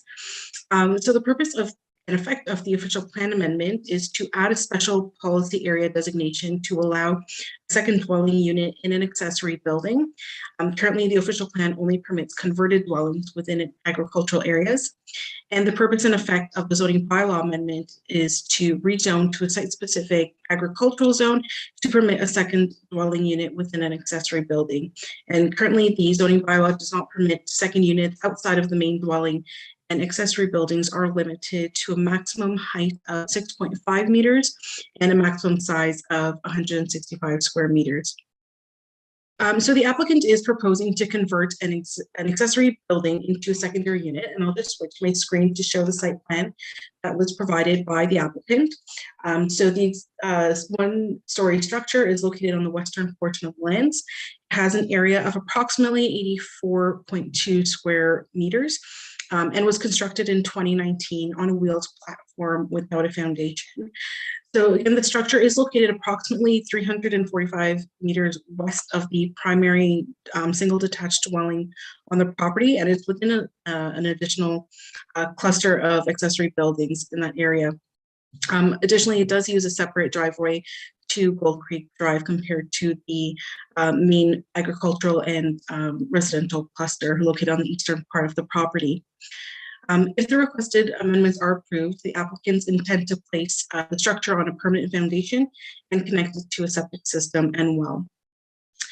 So the Planning Act does authorize municipalities to permit additional residential units or secondary units within a single detached, semi-detached townhouse unit or within an accessory building.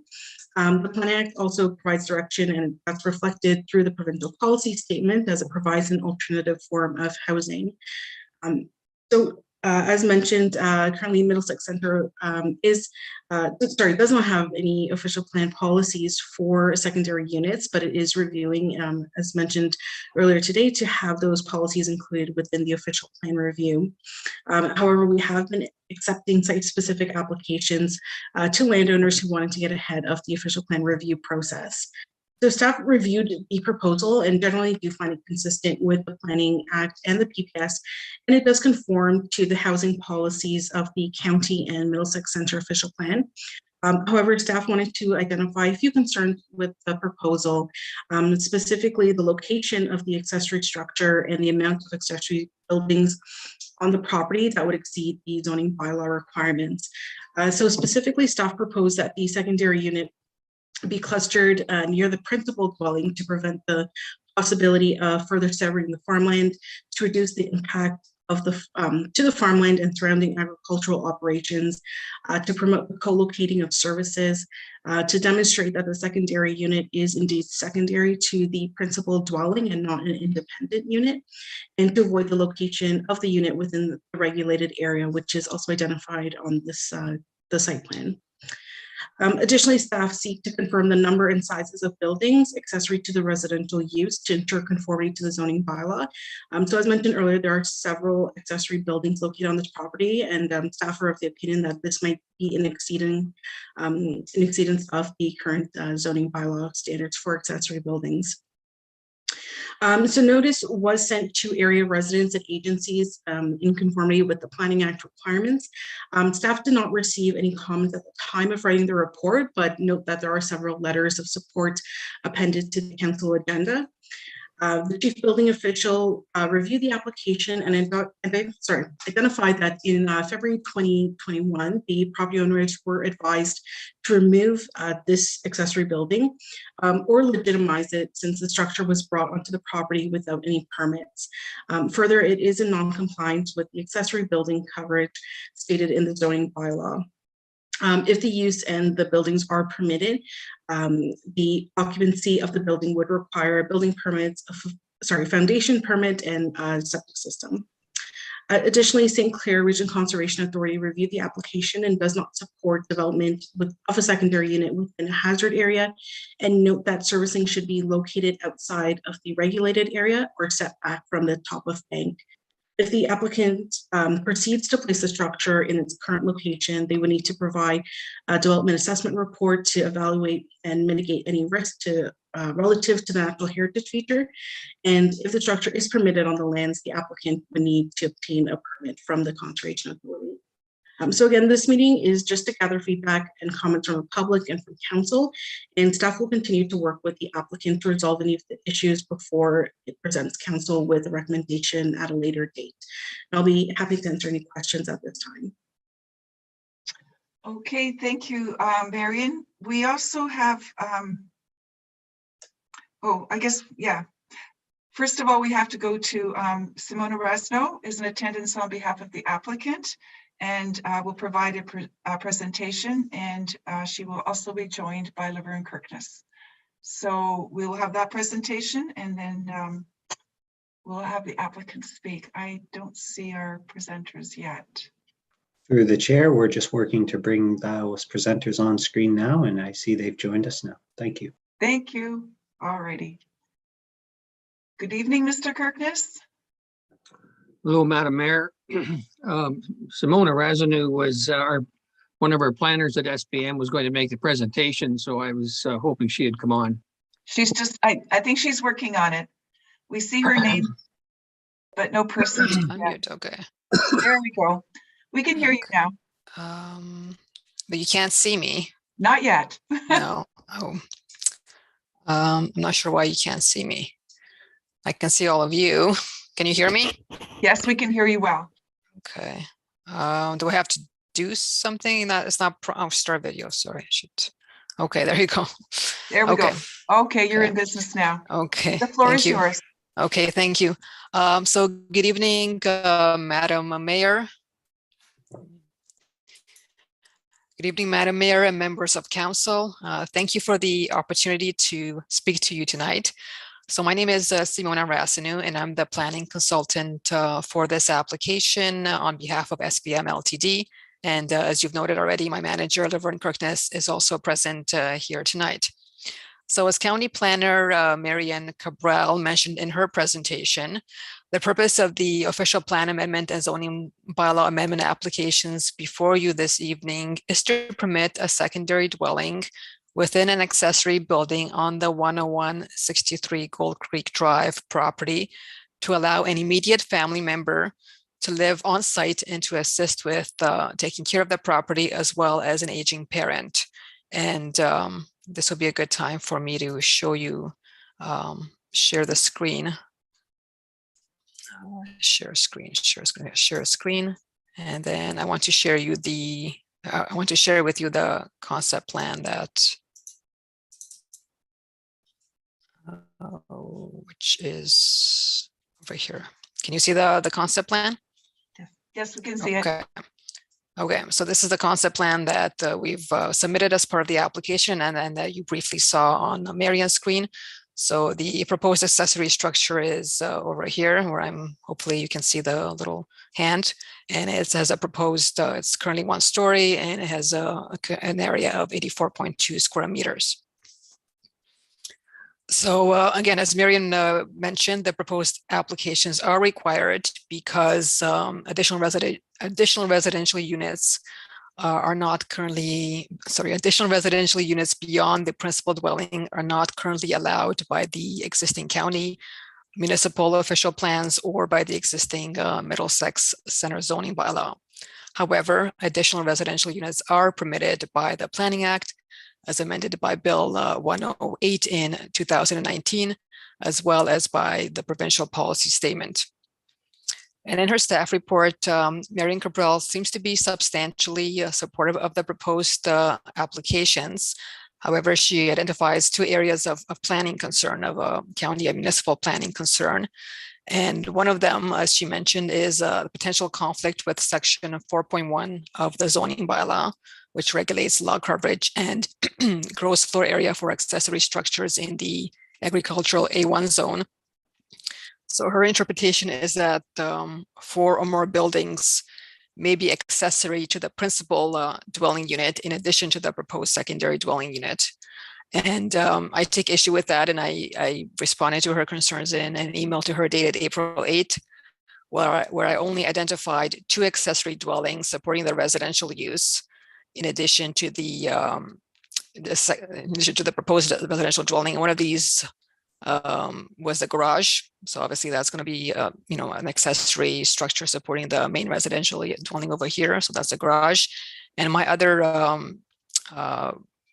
structure proposing, that would support the residential use was the workshop over here to be used for repairing of tractor and trailers. The existing, the salary over here. Okay, so basically two structures proposed to be supporting the residential use aside from the secondary dwelling unit. So my point is in mentioning this is that I have no problem with her request to further clarify and confirm the size of these accessory buildings as part of their rezoning application. But I just wanted to point out, a quick discrepancy, I guess, between my interpretation and her interpretation of our application. But again, something to be clarified through an ongoing process. And her second area of concern was the location of the proposed secondary dwelling. So as you can see here, as part of this existing northwest cluster on the property, and she wants it closer.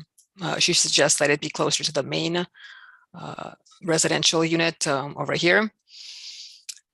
And we've considered this with my client, and while our client is willing to move the structure to some extent, he would strongly prefer to leave it in its general location.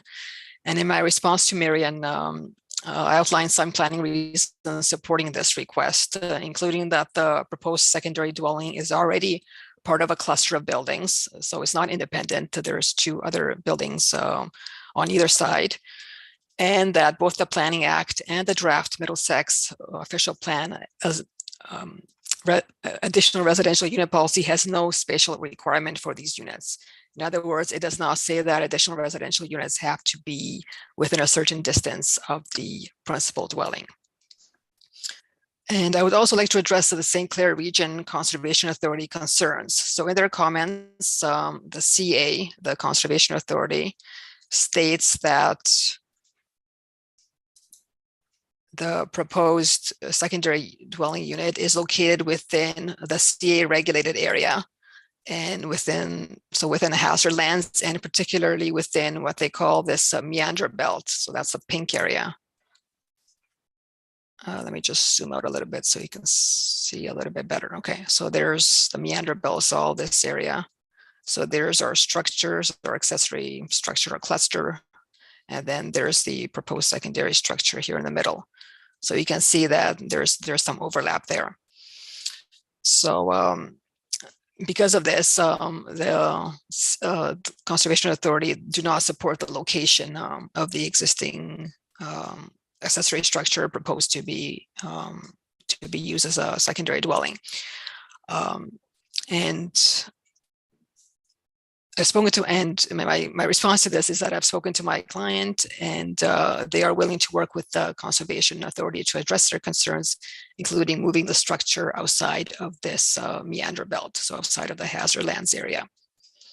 So in summary, my request for you tonight is to recommend approval of the official plan amendment to the county and to approve the rezoning application in principle, subject to addressing conservation area concerns and clarifying accessory structure uses and gross floor areas as part of the rezoning application. And I would also like to know that, I'm sorry, I would also like to, oh, losing my voice here. I'm sorry. I would also like to note that to my knowledge, no negative feedback has been received in response to the applications, and that in fact, as Marian noted, items 11.5 to 11.8 on tonight's agenda are supporting letters. Thank you for your attention and happy to answer any questions. Thank you, Ms. Rasnu. I'll move now to Christy Robinson, who is in attendance to comment on the application.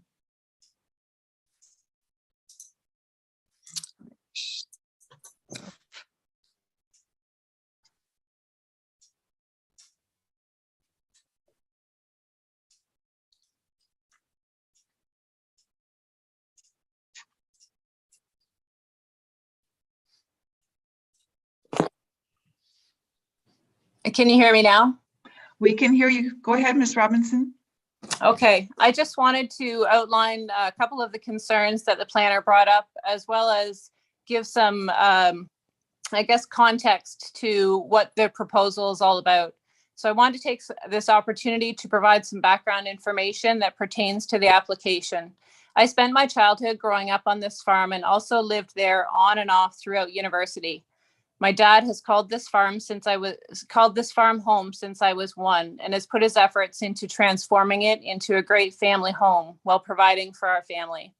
With all this being said, if the application is approved, the plan is for my daughter and I to move our family back to the farm. This would mean 3 generations of our family living on the property. My daughter is 6, and it would also allow myself to take care of any needs that my dad has as he gets older. My dad and I have been close my entire life. We've worked together, laughed together, and gone through some very hard times together as well. I have an enormous sense of pride in the work that he has put into this property, and I've helped him as much as I can with many different projects. I consider the Kamoka area to be home, and I've owned 2 other properties in the area since graduating and working off the farm. The ability to have the option to move to the farm with my dad would ensure that we can continue to have that strong family bond and to keep the property within the family. I'd like you to consider this as you review the application. And I'd also like to address the concern of the position of the secondary dwelling. What Simona did not provide information on was part of the reason why the building is actually in that location. When I was growing up, there's a very special tree on that farm, and it's right beside that house. And I had a tree house in there, and there's still some boards in that tree house that are still existing. And that's the location of the proposed secondary dwelling because it has great meaning to our family. We also are willing to work with the Conservation Authority. Over the years, we've planted thousands of trees on that property, and we have no problem moving the secondary dwelling to be outside of the meander belt. So just, I'd ask you to consider all of those things, as well as the family bond that we have when reviewing this application. We are flexible and are looking forward to a positive outcome. Thank you. I don't believe there are any members of the public. And through the chair, I can confirm that at this time, there are no additional members of the public who have used the raise hand feature wishing to comment. Okay, thank you for that. Then I'll look to council. Are there any questions or clarifications, comments? I'll start with Councillor Arts, and I see your hand, Councillor Cates. Through your Madam Mayor to Marion, I only have one question. Will this be considered a permanent building, or is it fall under that 20-year temporarily, where you grant 20 years and then it can be renewed at 3 years at a time? That's the only question. Thank you. Through Madam Mayor to Council Arts, it would be a permanent structure in a permanent unit. I believe what you're considering is a granny suite, which would be under a temporary use bylaw, which would be more of a temporary movable structure. But from my discussions with Simona and the applicant, it would be a permanent structure. Thank you. Alrighty, and I did see another hand. Councillor Cates, there we go. Thank you. Through you, Madam Mayor. I was more going to ask questions about when I was looking at your map. So is there a well and septic in that location now, or not at all? Through you, Madam Chair. So let me just bring up the site plan again. So yes, we've identified a well in this area and a septic tank. And perhaps, Christy, are you able to provide additional information about it? I know that they exist. I've been told that they're the septic system, I believe, was went through the appropriate installation process, but I believe it still needs municipal permits. Yes, they went through the existing permit application processes, and they were attached to the or I guess part of the saddlery. And that's the saddlery is this building, right? The existing building. They were This one. yes, as a result of the saddlery. Okay. So the saddlery is this 70.2 meter square building that I'm pointing to now.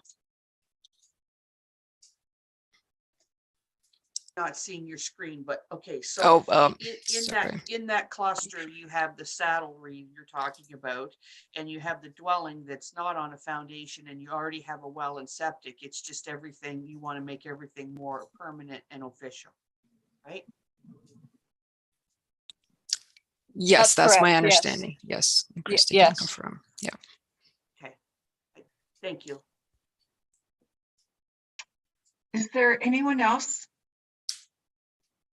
If you have a question, speak up. I'm seeing, we can leave them. Oh, okay. Is anyone else got their hand up? Councillor Scott, is your raised hand? Through No. the chair, I would note that our staff member, Marion Cravell, has their hand raised. If you'd like to turn to them. Okay, go ahead, Marion. Thank you, James. Through you, Madam Mayor, and to Councillor Cates, just to further add on to your question and build on what Simona and Christy had mentioned, is that the existing servicing on site would also need to be reviewed by the building department as well, so that it demonstrates that it can be supported by the additional unit. So as Christy had mentioned, that it currently was built for the saddlery and for those existing buildings, but the additional unit would also need to be reviewed to ensure that it can be supported. And we would support any other inspections or anything that are required. We'll do it whatever we can to make this right. Thank you, Mayor. Okay, I don't see any more hands from council. And if no one has anything else, then the motion before us is that report PLA 24/2022 regarding applications for an official plan amendment, OPA 58, and zoning bylaw amendment, ZBA 02/2022, for lands known municipally as 10163 Gold Creek Drive be received for information.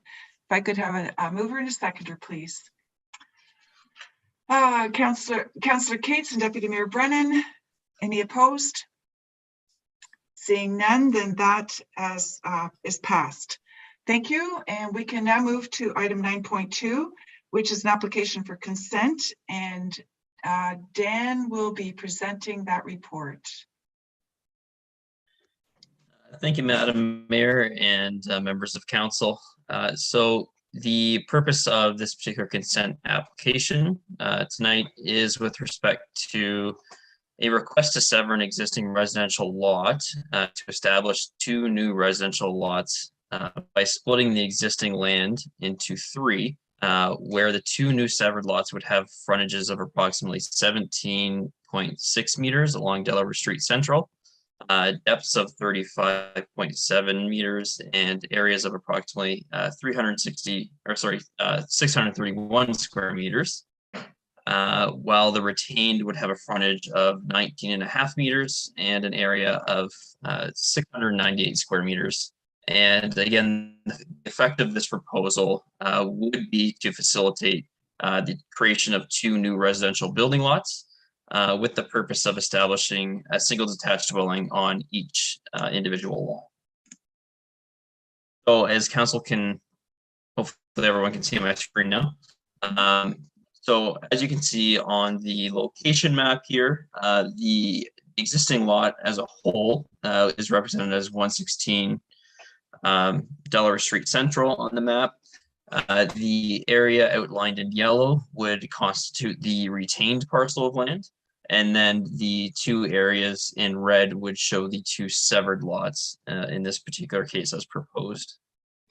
The subject property is a 0.49 acre residential parcel that is located in Kamoka on the north side of Huron Avenue and on the northwest side of the intersection at Huron and Delaware Street Central.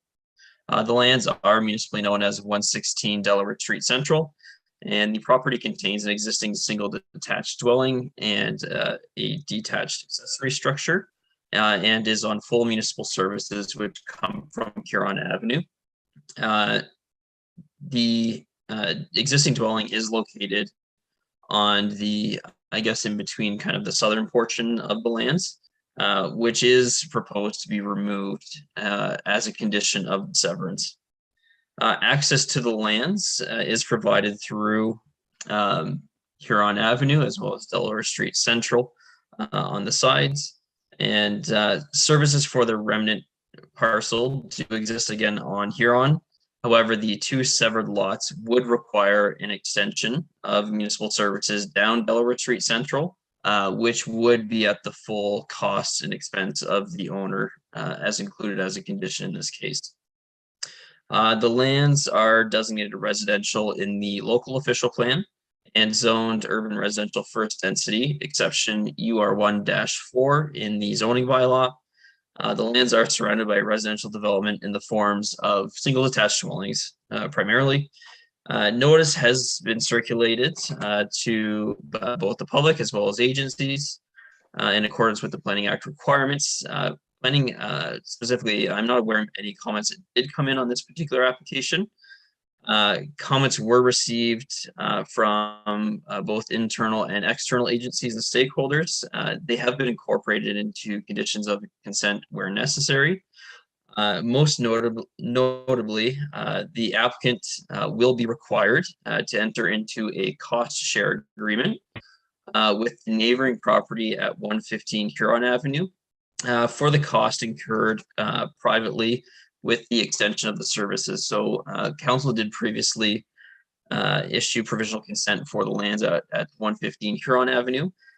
So this lot on I guess the southwest side of Delaware Street Central would be required to coordinate servicing with the lot on the northeast side of Delaware Street Central. This would include all associated physical costs as well as engineering costs that are associated. Lot layout and grading plans will also be required, in addition to final grading certificates to establish that no impact on adjacent properties will occur as a result of the severances in terms of the stormwater management control.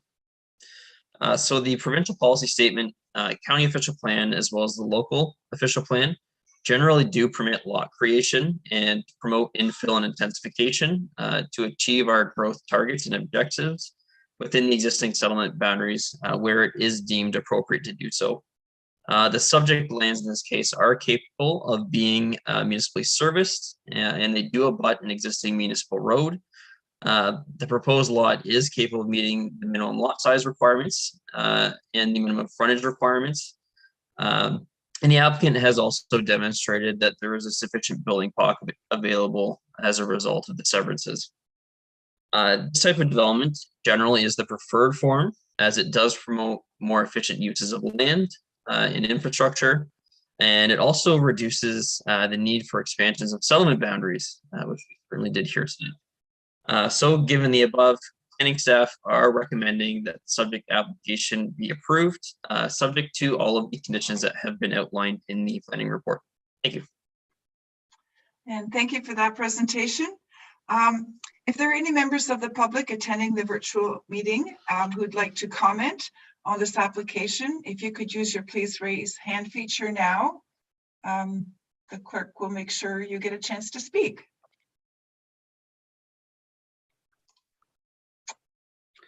Through the chair, as we move towards these last couple applications, I can note that only a few members of the public have remained on to join us and none have raised their hand to speak at this time.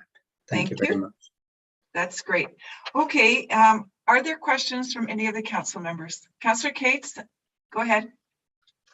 Thank you. Through you, Madam Mayor, to Dan. I just want to clarify, I think you said that you didn't receive anything from the public, but I think that we did.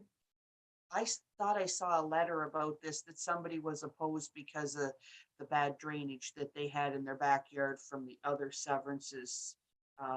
And so he had some concerns about the drainage along there. So I just wanted to note that. Okay, thank you. I don't see any other hands, in which case the motion before us is that report PLA 24/2022 regarding applications for an official plan amendment, that'd be OPA 58, and zoning bylaw amendment, said BA 02/2020. Oh, I'm reading the wrong one. I'm so sorry. Yes, you're nodding, Dan. Move down the page. I apologize. Okay, this is the consent. So the application B03/2022 and B04/2022 filed by Leonard, Adrian, and Charlotte Beeler in order to sever two residential lots from a 2,006 square meter residential property in order to facilitate the construction of a single detached dwelling on the severed lots, each having a frontage of approximately 17.67 meters along Delaware Street Central and a depth of 35.72 meters and an area of approximately 631 square meters, and the retained frontage of approximately 19.5 meters and an area of approximately 698 square meters from a property legally described as lots 11 and 12, Block K, Plan 76 in the municipality of Middlesex Centre be granted, and that the consent B03 and B04/2022 be subject to the 18 conditions listed in the report.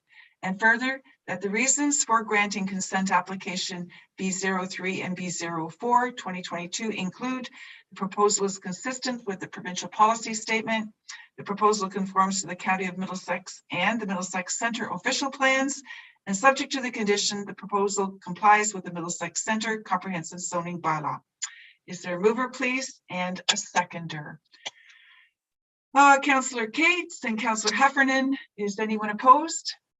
I don't see any hands, and that is carried. Thank you for that report, Dan. And now we're going to go to 9.3, which is your file again. Would you like to present a staff report for the application of consent?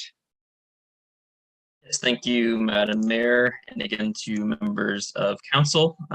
The purpose of this consent application, again, is with respect to a similar situation, which is a consent to sever an existing residential lot with the intent of establishing, again, two new residential lots by splitting the existing lands into three.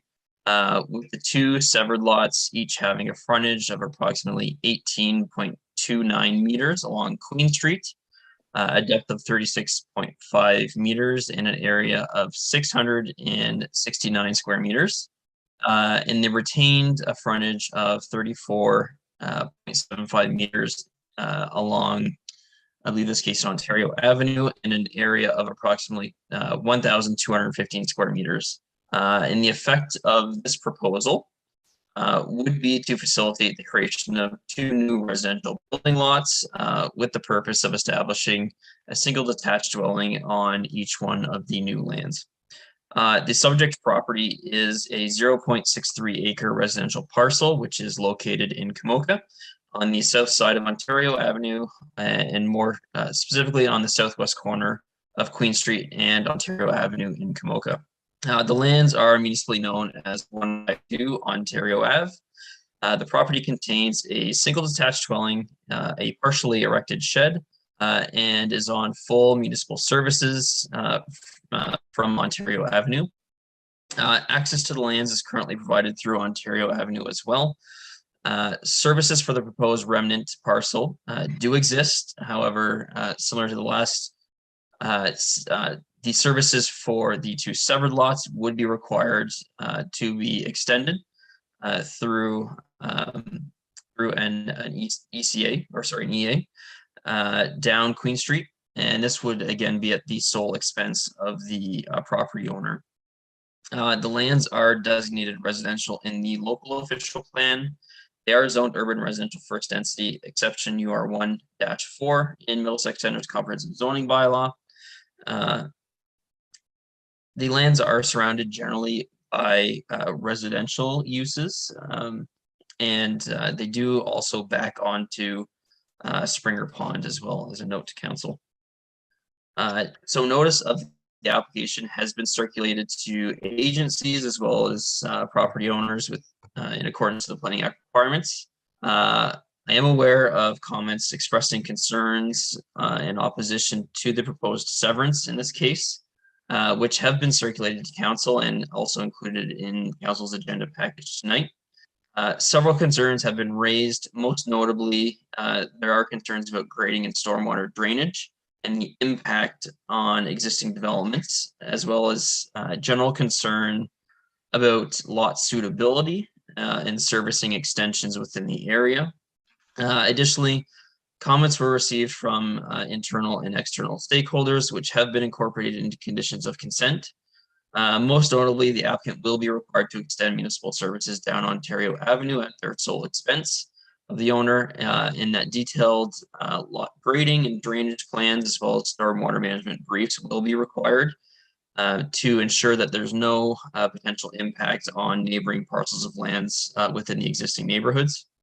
And also, as a condition, has been included, there's a concern raised about lot suitability in terms of geotechnical standards. So we have also included requirements that the applicant provide a detailed geotechnical report and analysis prior to the certificate of consent being granted, which does ensure the developability of the lands, and this is to the satisfaction of both the municipality as well as the conservation authority as the other reviewer in this case.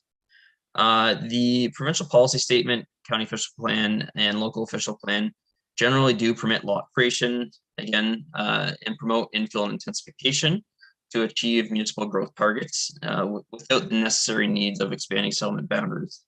Subject lands are capable of being municipally serviced through the extension of a municipal main and do abut an existing municipal road.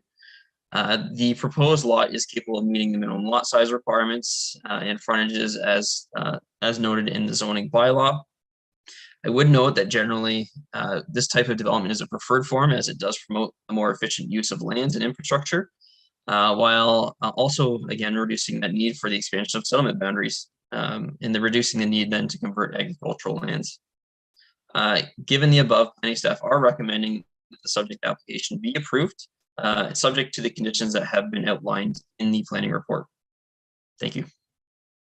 All right, thank you for the report. Oops. Now, are there, I'm on the wrong page again. No, I'm not. Mr. Snyder is the next person up. Oh, sorry, James. Through the chair, thank you. Before we proceed with the applicant, I did want to note that it was previously noted that correspondence was received on the last consent item that we just dealt with. That correspondence pertains to this application. No correspondence was received for item 9.2 that has not been provided to council. And the correspondence received and provided to council relates to item 9.3 and is listed on the agenda for this evening. While I have the floor, I'll note that we do have the applicant available for questions and that the one registered delegate, Mr. Rob Taggart, is no longer on the line. Thank you. Thank you for that. Okay, I'll look to Mr. Snyder then. He's available for questions. Do you want to say anything or give any presentation, Mr. Snyder?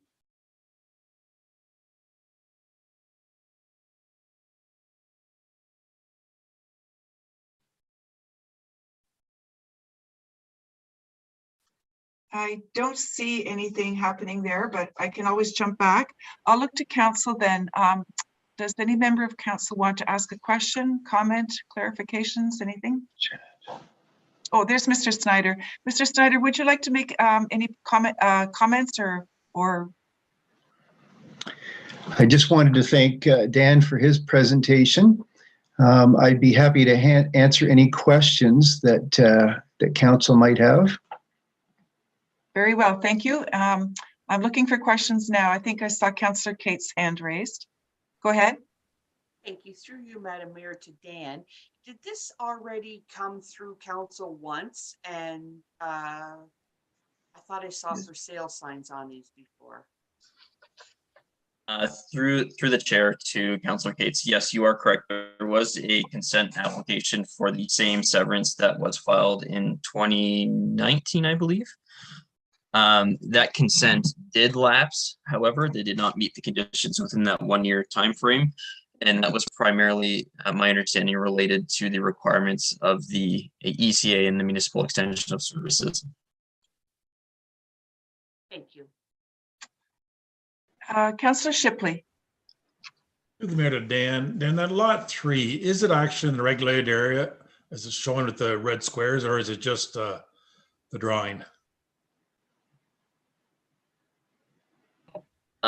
Through the chair to Councillor Shipley, there's a very small portion of the, I guess, what would that be, like southeastern portion of that land, which is within the Conservation Authority regulated area. And there's no issues with that then? Through the chair, the Conservation Authority basically has said, if you stay, like, in terms of proposed development, if you stay out of that area, then a Section 28 permit would not be required. However, if you do infiltrate that area, then you would be subject to Section 28 approval through the Upper Thames River Conservation Authority. However, I would note they generally did express concern about the stability of the lands, which has also been expressed by Middlesex Center staff. So that's what the intent of the condition for the geotechnical study is, to prove that the land is stable and can be developed and is safe. Okay, thanks, Dan. Okay, and Councillor Cates. Madam Mayor, question for I guess Dan or maybe Mr. Snyder. So so let's say you have lot 3 and you build your house on lot 3. Do you have any simply a view? You simply have a view of whatever is there. If there's trees, there's trees. If there's water, there's water, correct? That's correct. The property line there would not go directly down to the water. Thank you. Anyone else? I don't see any hands for questions. In that case, and there are no additional speakers that have jumped in. I better make sure of that, guess. Through the chair, yes, I can confirm that we do not have any additional speakers who've requested to speak. Thank you. Okay, thank you.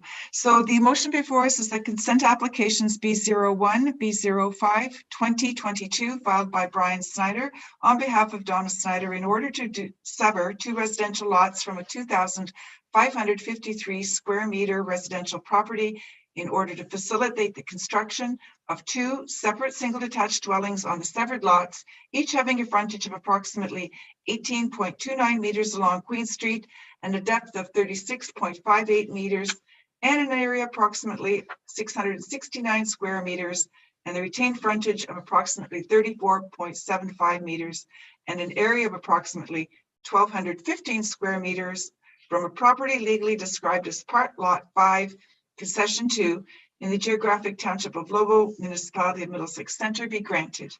Is there a mover, please? Oh, sorry, page 2. And that the consent B01, B05, 2022 be subject to the 17 conditions that are listed in the report.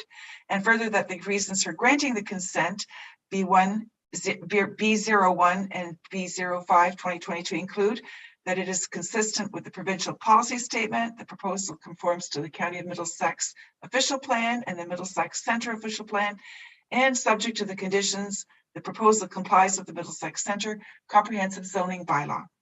A mover, please, and a seconder. I have Councillor Arts and Councillor Heffernan. Is anyone opposed? I don't see anything, so that is carried. Thank you, everyone.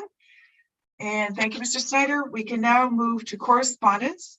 We have items 11.1 through 11.14 to be received of information. Is there anything on any of these that anyone wants to speak to or comment on? I don't see anything in that case. If I could have a mover and a seconder for the motion. Councillor Scott, Councillor Shipley, or any opposed? Nope. Okay, that is carried then. And we don't have a county council up tonight, so we can move to the bylaws. And the motion before us is that bylaws 2022-038 through 041 listed on the April 20th, 2022 agenda be approved. Could I have a mover, please, and a seconder? Deputy Mayor Brennan. And oh, Councillor Heffernan, thank you. Is anyone opposed? Seeing none, then the adjournment motion is that the council for the municipality of Middlesex Centre adjourns the April 20th, 2022 meeting at 9:26 p.m. And a mover for that, please. Councillor Cates, Councillor Heffernan. Is anyone opposed? Thank you, Council, for your patience in going through this heavy agenda tonight. Appreciate your time and input, and thanks to staff for all your support.